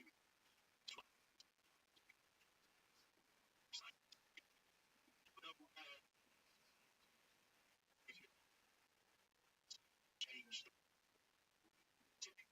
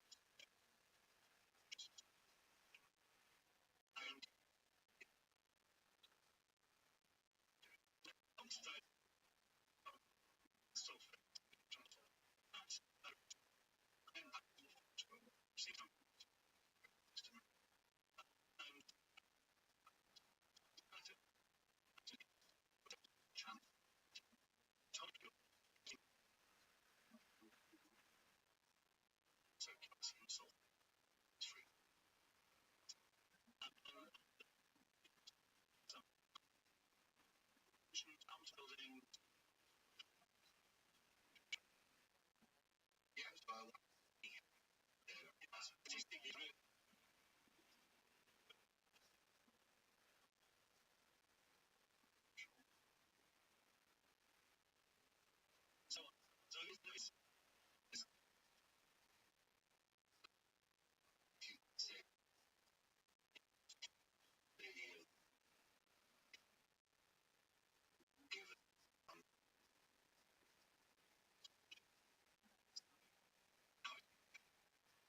by straight gap. So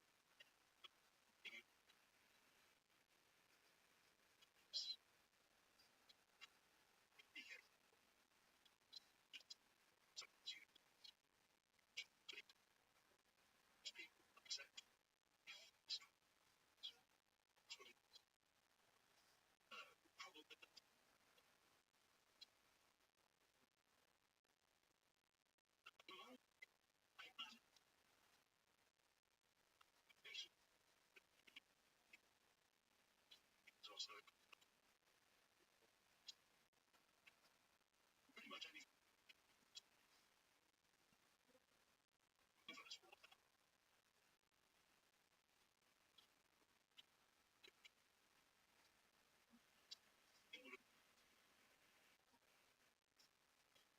so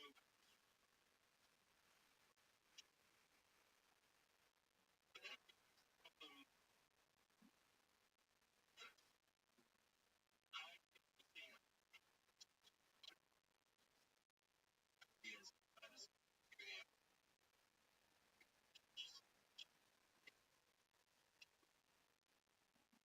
I have a scare just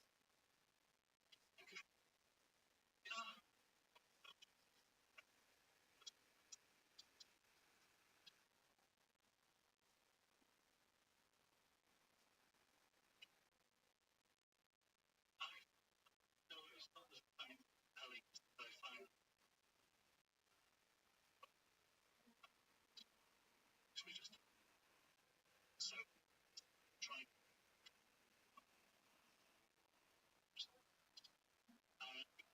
my mind a bit of a pessimistic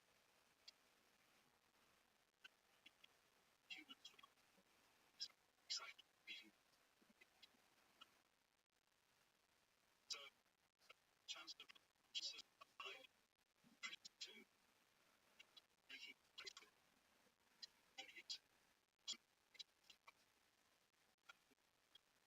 so maybe I was able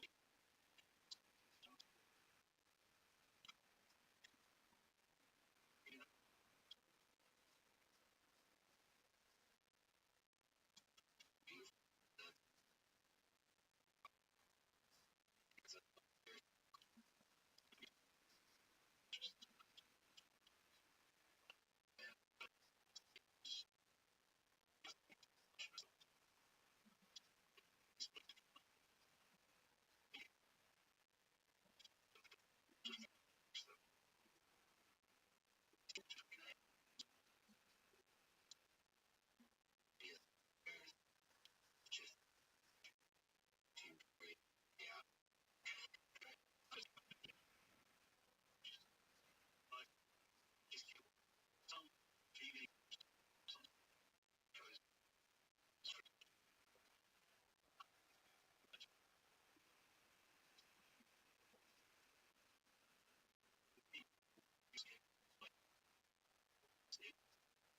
it's also like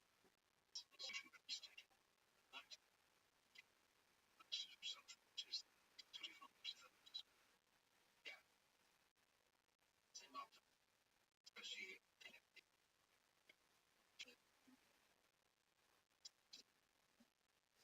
merger with bioengineering to carry us in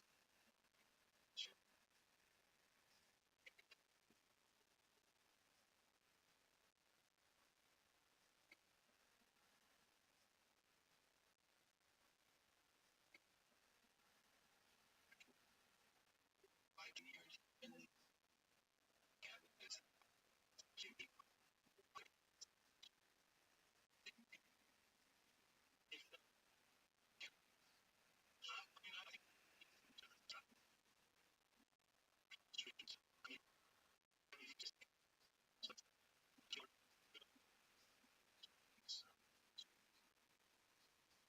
basic engineering charges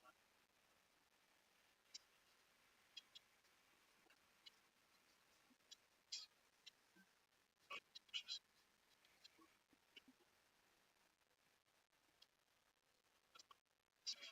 using cloud I was buzzing just using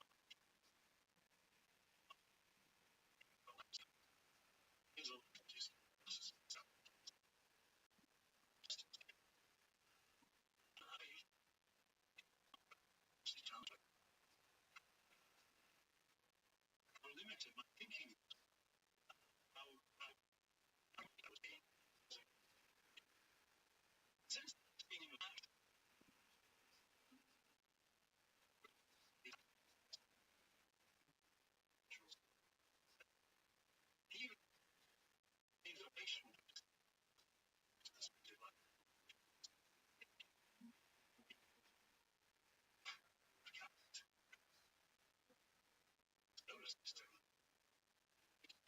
Slow conversation. Time. Budget. Place. Really calm.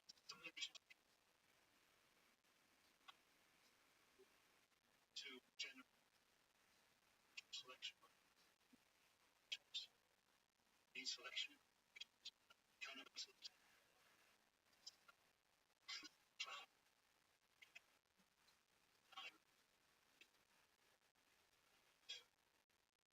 Person. General.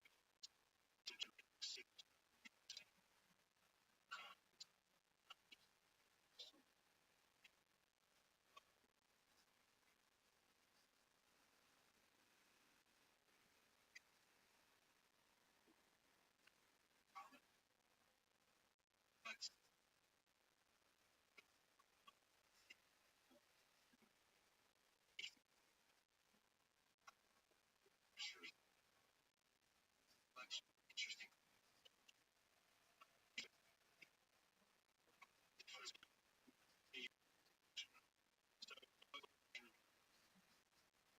How does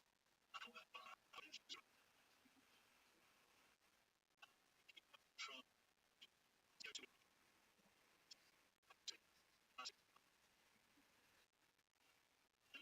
it's possible to you may trace so the question is why you can change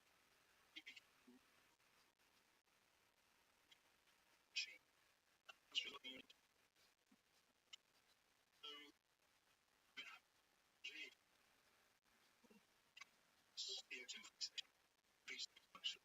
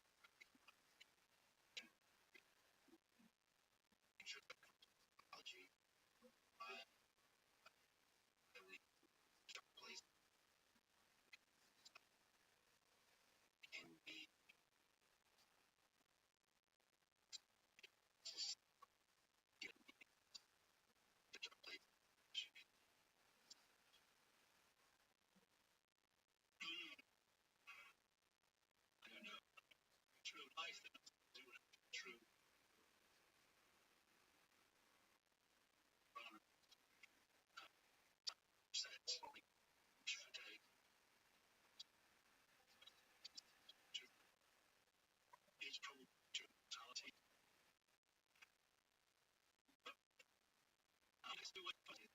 The way to you can effectively come to the conclusion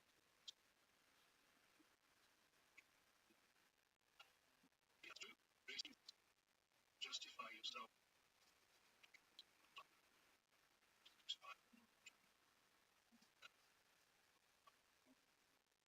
This is where consciousness comes in. Well, the big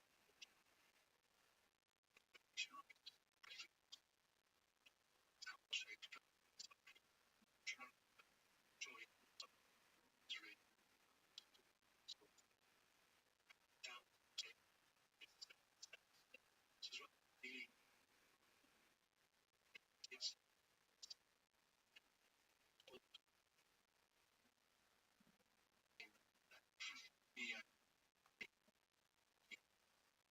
power you know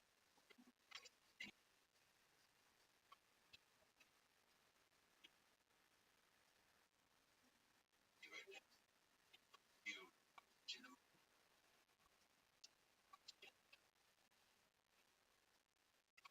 that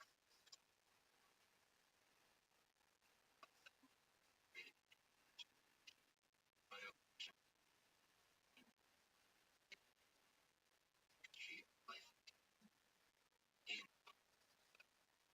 you in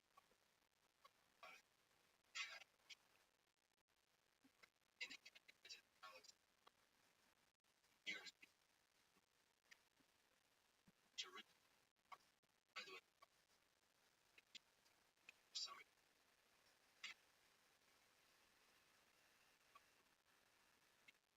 most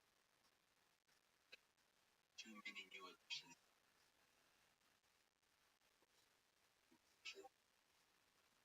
change really the power simplification being humans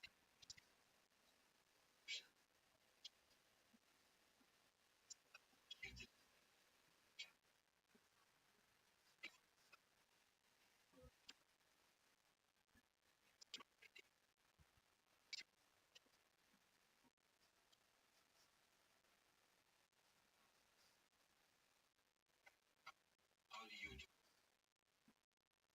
humans if you young you and just young you can get myself because I suppose to go to one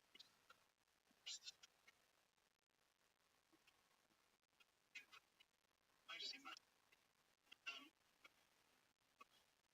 it's most interesting so like the one actually that you want to do you read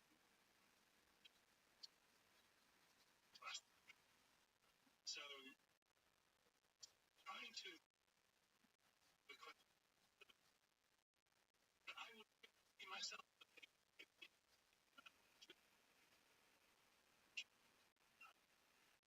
to be to go to help you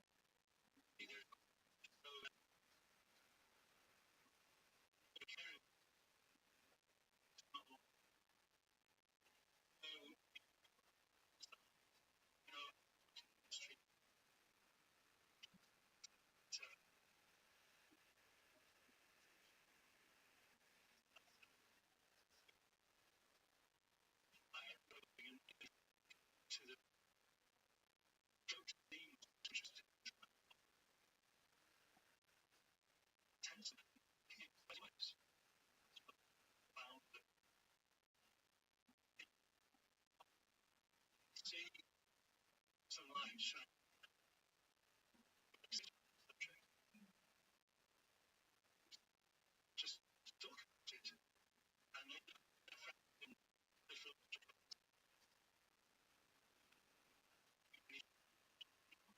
to you. It doesn't matter job itself. If you, so that's the only advice I can give to people out through that system. The fight to just you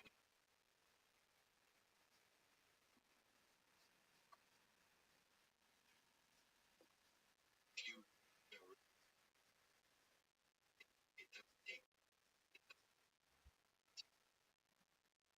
you got but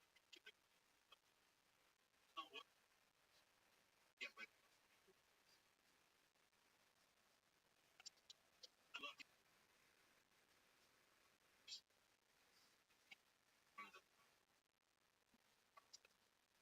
people are you know, they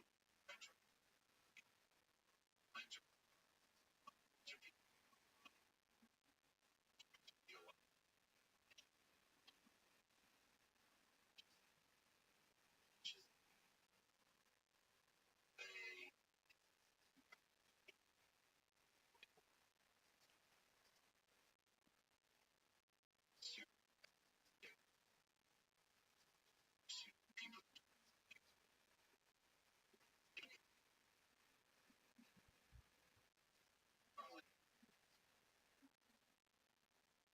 airplane own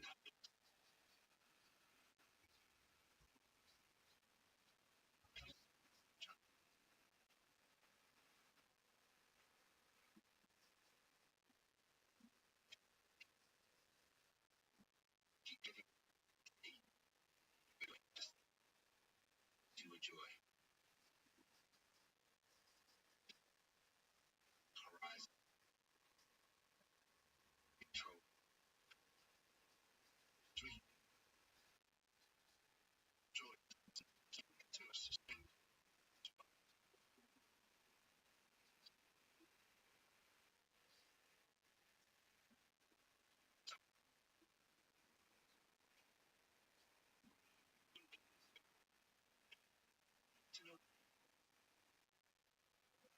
you're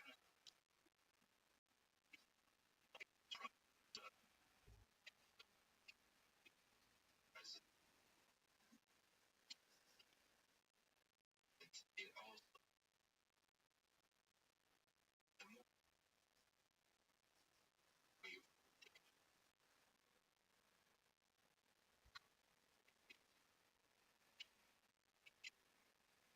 life while it's great enjoy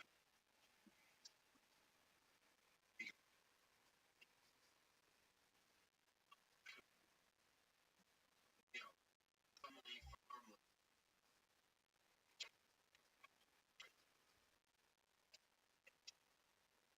you were the summer maybe by finding here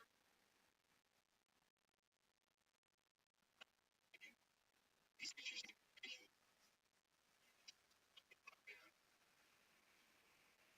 so small slime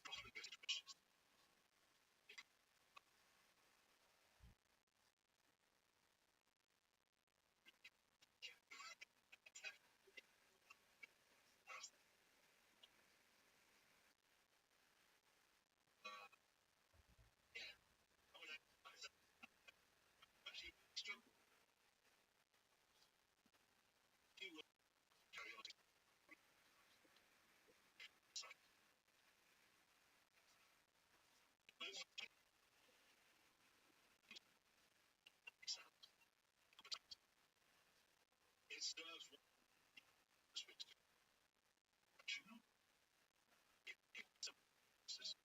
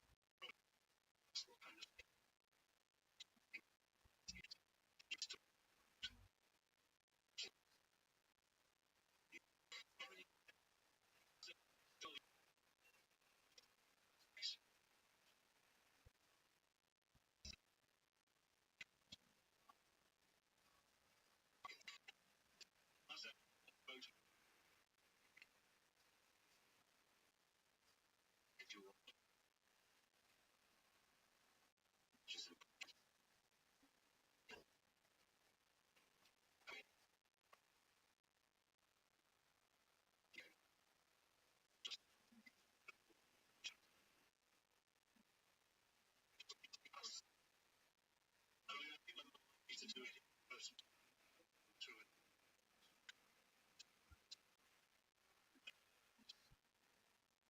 To other people's art.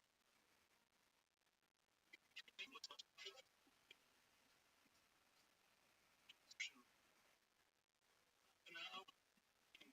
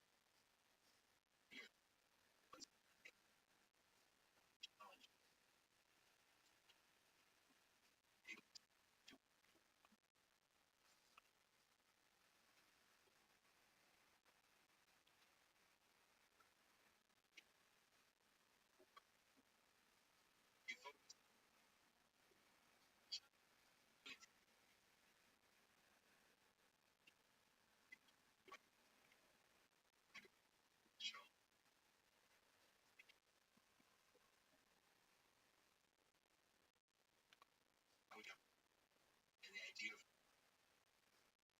just there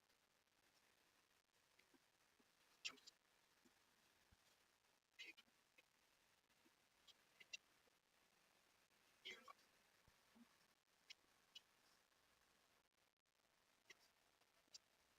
located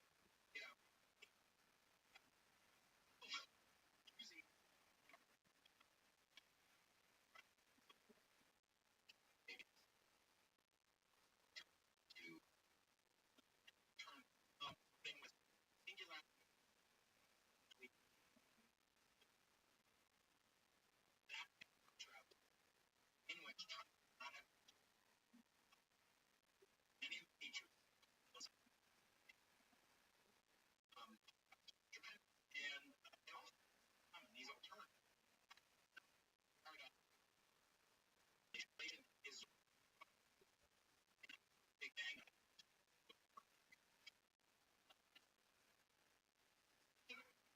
Show you. And you look away from cycles before your answer.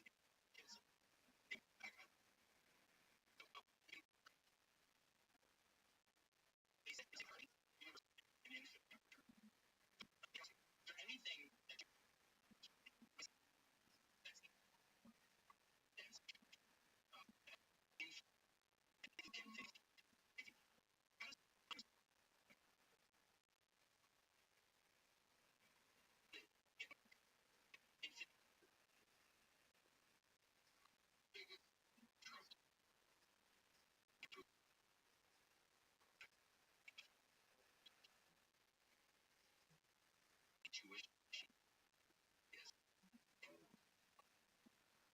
it is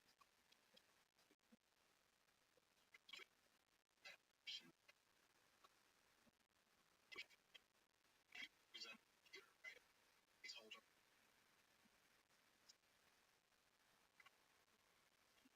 basic Jewish science,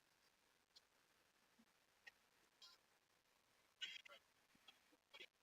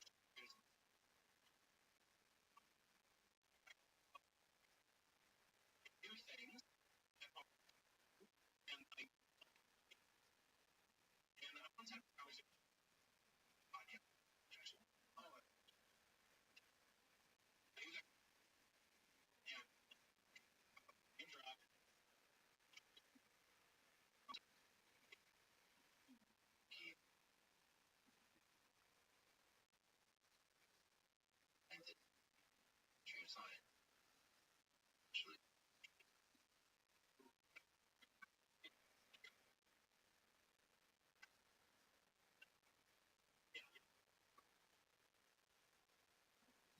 now we have lots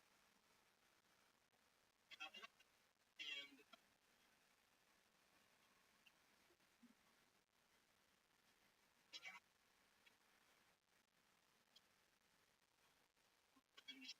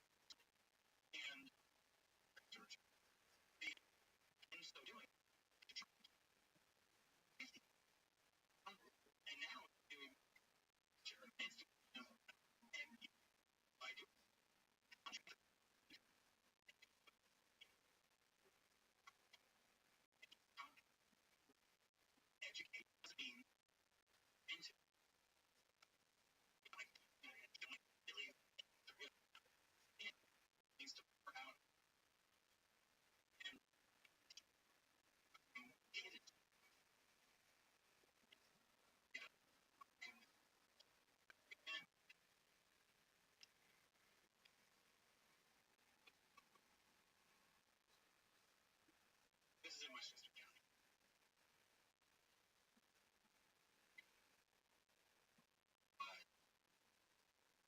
Giant city, Jewish, all the way to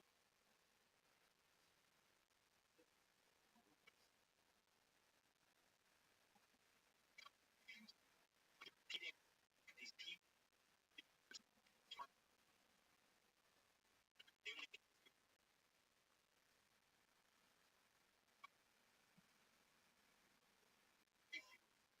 comes to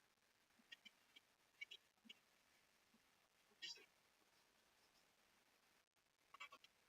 It's only I don't can't do anything you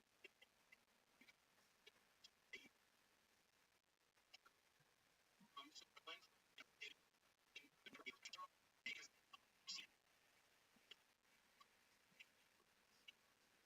maybe to be something I can of and then do it and kind of on again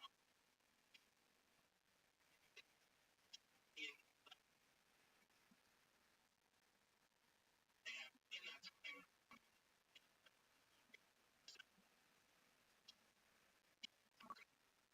equation become interested turn completely into patients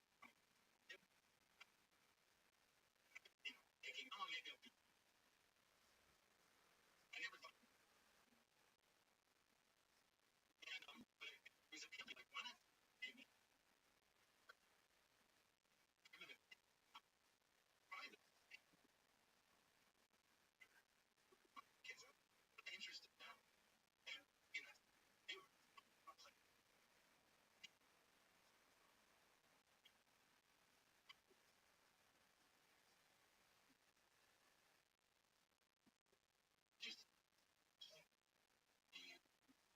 like just but because you're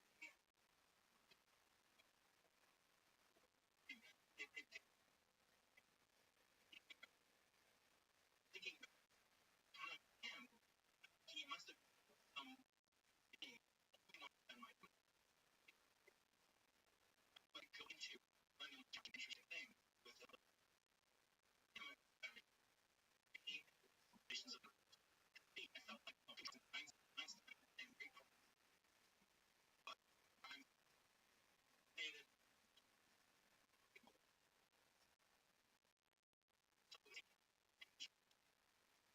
but you can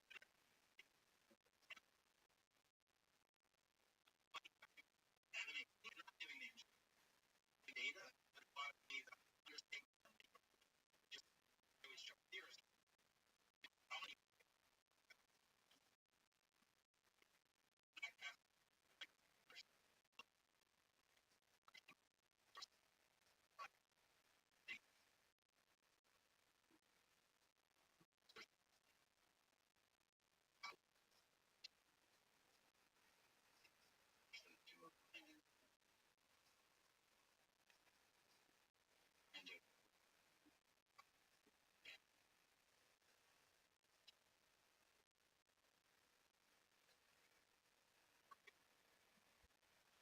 and back that's I said everybody's usually some beginning me studying the most significant thing of all and I didn't think there again didn't mental then could get past I didn't think like even astronomers knew the universe and we know incredible to the data so being able to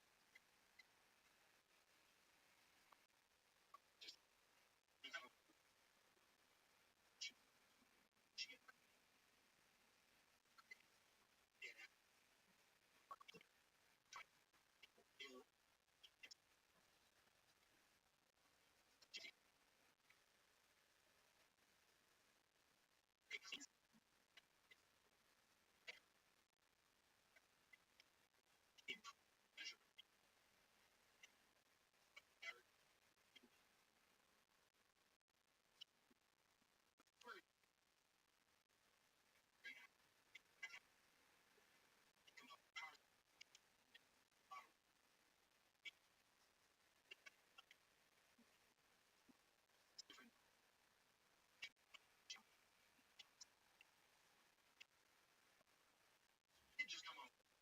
Now, let me, these in the Aristotle name is Aristotle,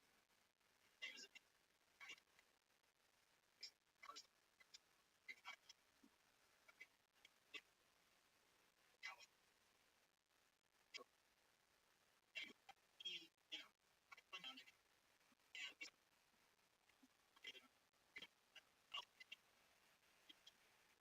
and sure, university, check, check and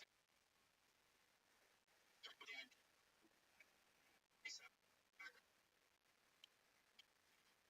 which is kind of a direction.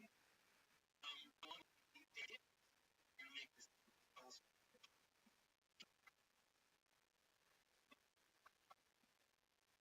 way, making, when you make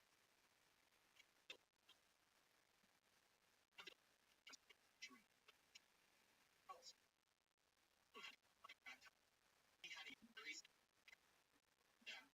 cool, less on any temperature cosmic, on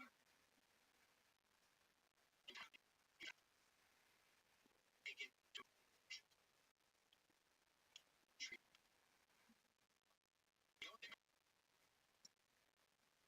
yes, we would be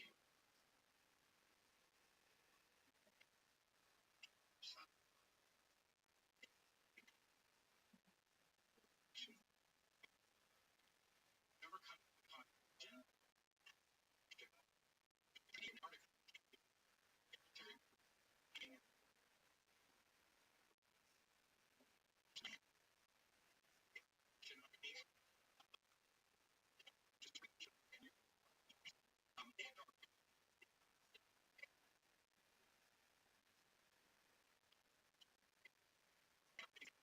during just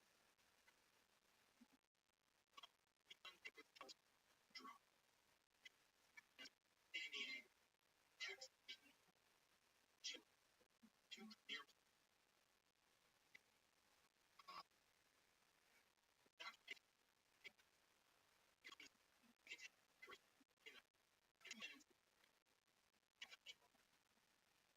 take it out. But the microwave I think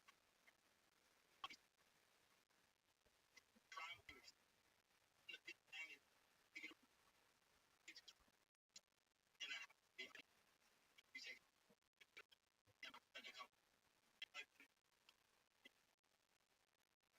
analyzing and they build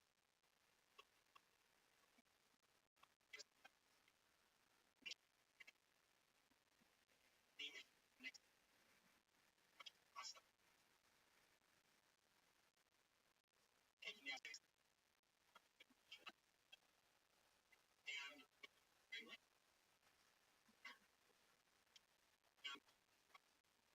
and to end behind zero. I mean, it's really yeah. So if it is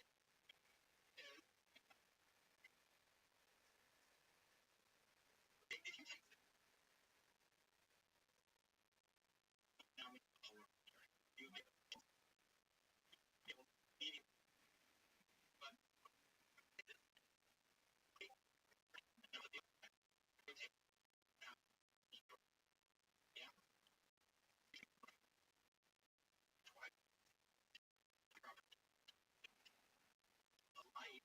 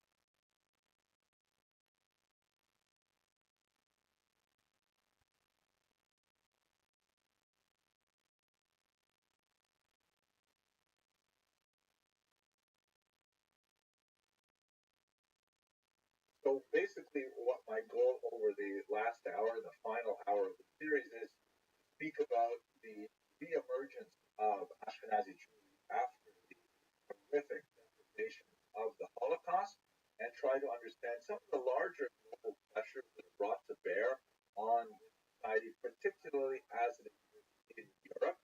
There's a lot more to say. Obviously, if we look at the Ashkenazi diaspora, we last week, yesterday, can't remember, it's been a blur, about the very significant migration from Eastern Europe in particular at the end of the 19th and early 20th century to places like the United States of America, where Ashkenazi Jews constitute about 75% of the Jews living in this continent, really, where they've obviously had a major impact on American culture. There's a lot more to say about that, but we do have to draw some limits to this 12-week period.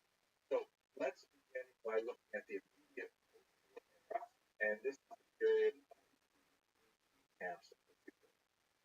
DP stands for displaced Persian, not displaced Persian. DP stands for displaced person, and a network of camps was set up in former Germany and in Italy to house hundreds of thousands of people who were no longer able to live in their homes. This included a very large number, perhaps as many as 300,000 Jews who were displaced during the war and who were seeking refuge. These are, of course, survivors of various types, some who had been living in hiding, some who were liberated from the camps, and a significant number that were returning from Central Asia. Don't forget, as we mentioned in the last lecture, when the Nazis invaded the eastern part of the territory that they had divided into the particular Nazis, many Jews fled along with the Soviets far to the east, and they were able to shelter in places like Uzbekistan, Tajikistan, and a lot of them then came back after the war ended, seeking not to live in their former communities in Poland and elsewhere where they felt unwelcome, and they made it camps. We should recall that there was a certain amount of friction between the Jewish survivors of the Holocaust and the indigenous populations. There were concerns about recrimination.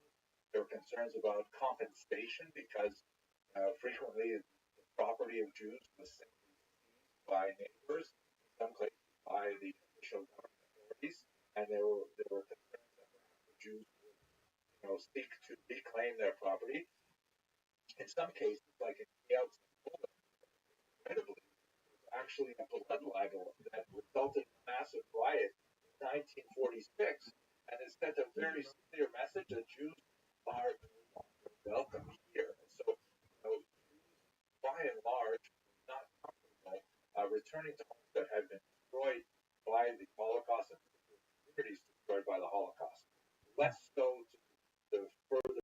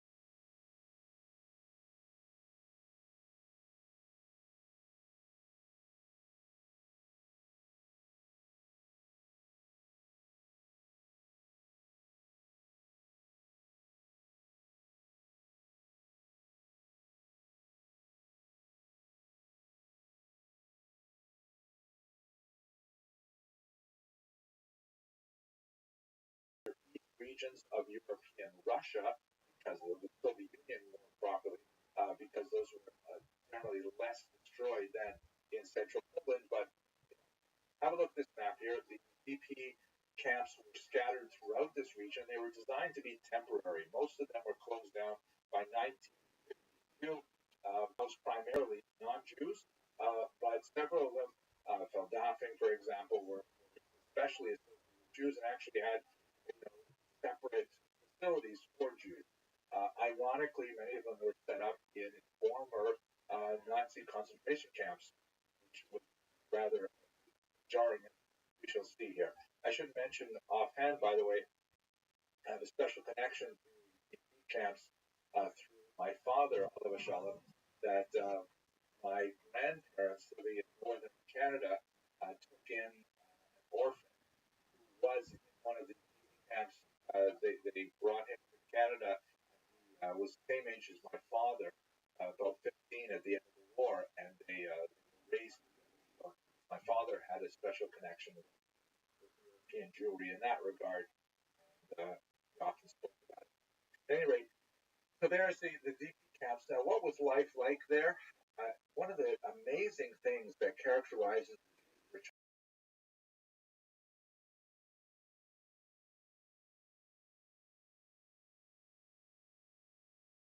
to DP camps is a remarkable rush to rebuild. There was a palpable feeling that emerged in these strange kind of transitory camps that the Jews were so, motivated about their lives. And you have to realize that people were coming from all different parts of Europe, sometimes not even having common languages, yet the urge to marry and to have family was exceptionally pronounced. Here's a photograph of a wedding occurring in a DP camp. And here's a document that I have to say I find very chilling. It was something I came across when I was working in the Igbo archives, Yiddish that's located in Manhattan. And it's a marriage contract. And as you can see, it's like Xerox or mimeograph, more properly, and it has blank spaces where the date, the name of the bride, the name of the groom, and things like that can be inserted, the signature at the bottom. But at the top of the page, it has a Star of David. That makes sense in a Jewish marriage contract. But the words on either side of it are Bergen Belsen, the notorious concentration camp that was liberated by the Allies and famously scattered emaciated corpses of Jews who died there. And to think that you have a ketubah that specifically has the name of this notorious camp on it is mind-boggling. Even more frightening is this document that I came across, which I think is in so many ways illustrative of what it must have been like for the Jews returning to these DP camps. It's also from the Igbo archives, and I want to figure out what exactly it is that I'm looking at. This is a document that was created for Jews in the DP camp, specifically to deal with husbands whose wives had disappeared in the Holocaust, and they did not know if their wives were alive or dead, their first one, but presumed dead, but their death could not be confirmed at the threshold of credibility to allow them to otherwise remarry without any complication. So this document here was essentially an assurance by the prospective husband that if his first wife showed up, he would submit to the authority of the court with regards to the disposition of his marriage. Because if his first wife survived the Holocaust, then they would still be married, and he would have been engaged in a rabbinically forbidden marriage to his second wife. And then they'd have to sort out, well, who is he married to? Who is he divorced in order to maintain the medieval ban we discussed a while ago on polygamy? The fact that this document had to be mass produced to a mimeograph machine, and that every husband had to sign it indicates the scope of this otherwise very unusual kind of problem, but something which was unfortunately very common in the war. Even more significant was the situation that women found themselves in this case if they weren't sure what the status of their husband was during the war. A tremendous amount of energy was devoted by the rabbinical council set up in the deacon camps themselves to try and resolve those doubts to allow women to go on with their lives, because it was a tremendous, it's as if Jews had so much death that all they wanted to do in the camps was affirm life. And affirm it they did in a very big way. The birth rate of Jewish women in the deacon camps was totally off the chart. Literally, give an example here of the numbers. Here's comparison of birth per 1,000 women at various points in the war.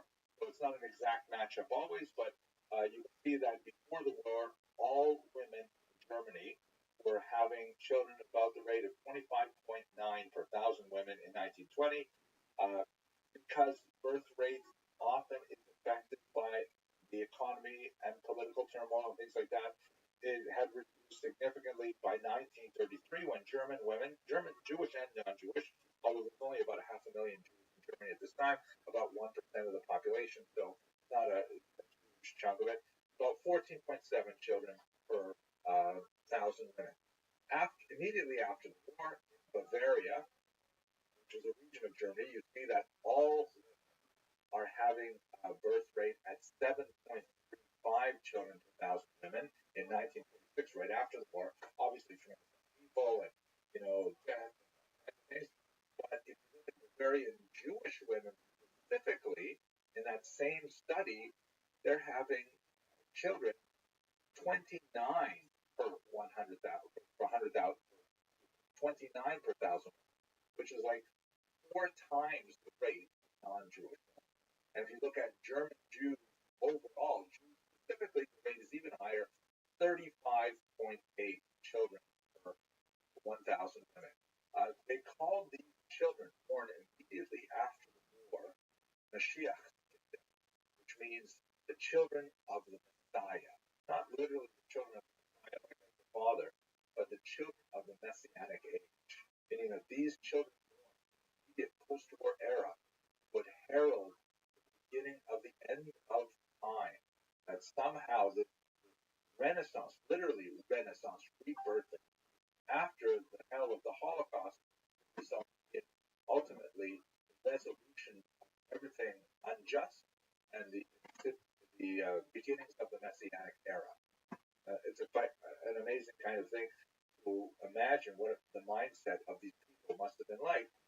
Marrying people that came from totally different backgrounds, frequently large age gaps,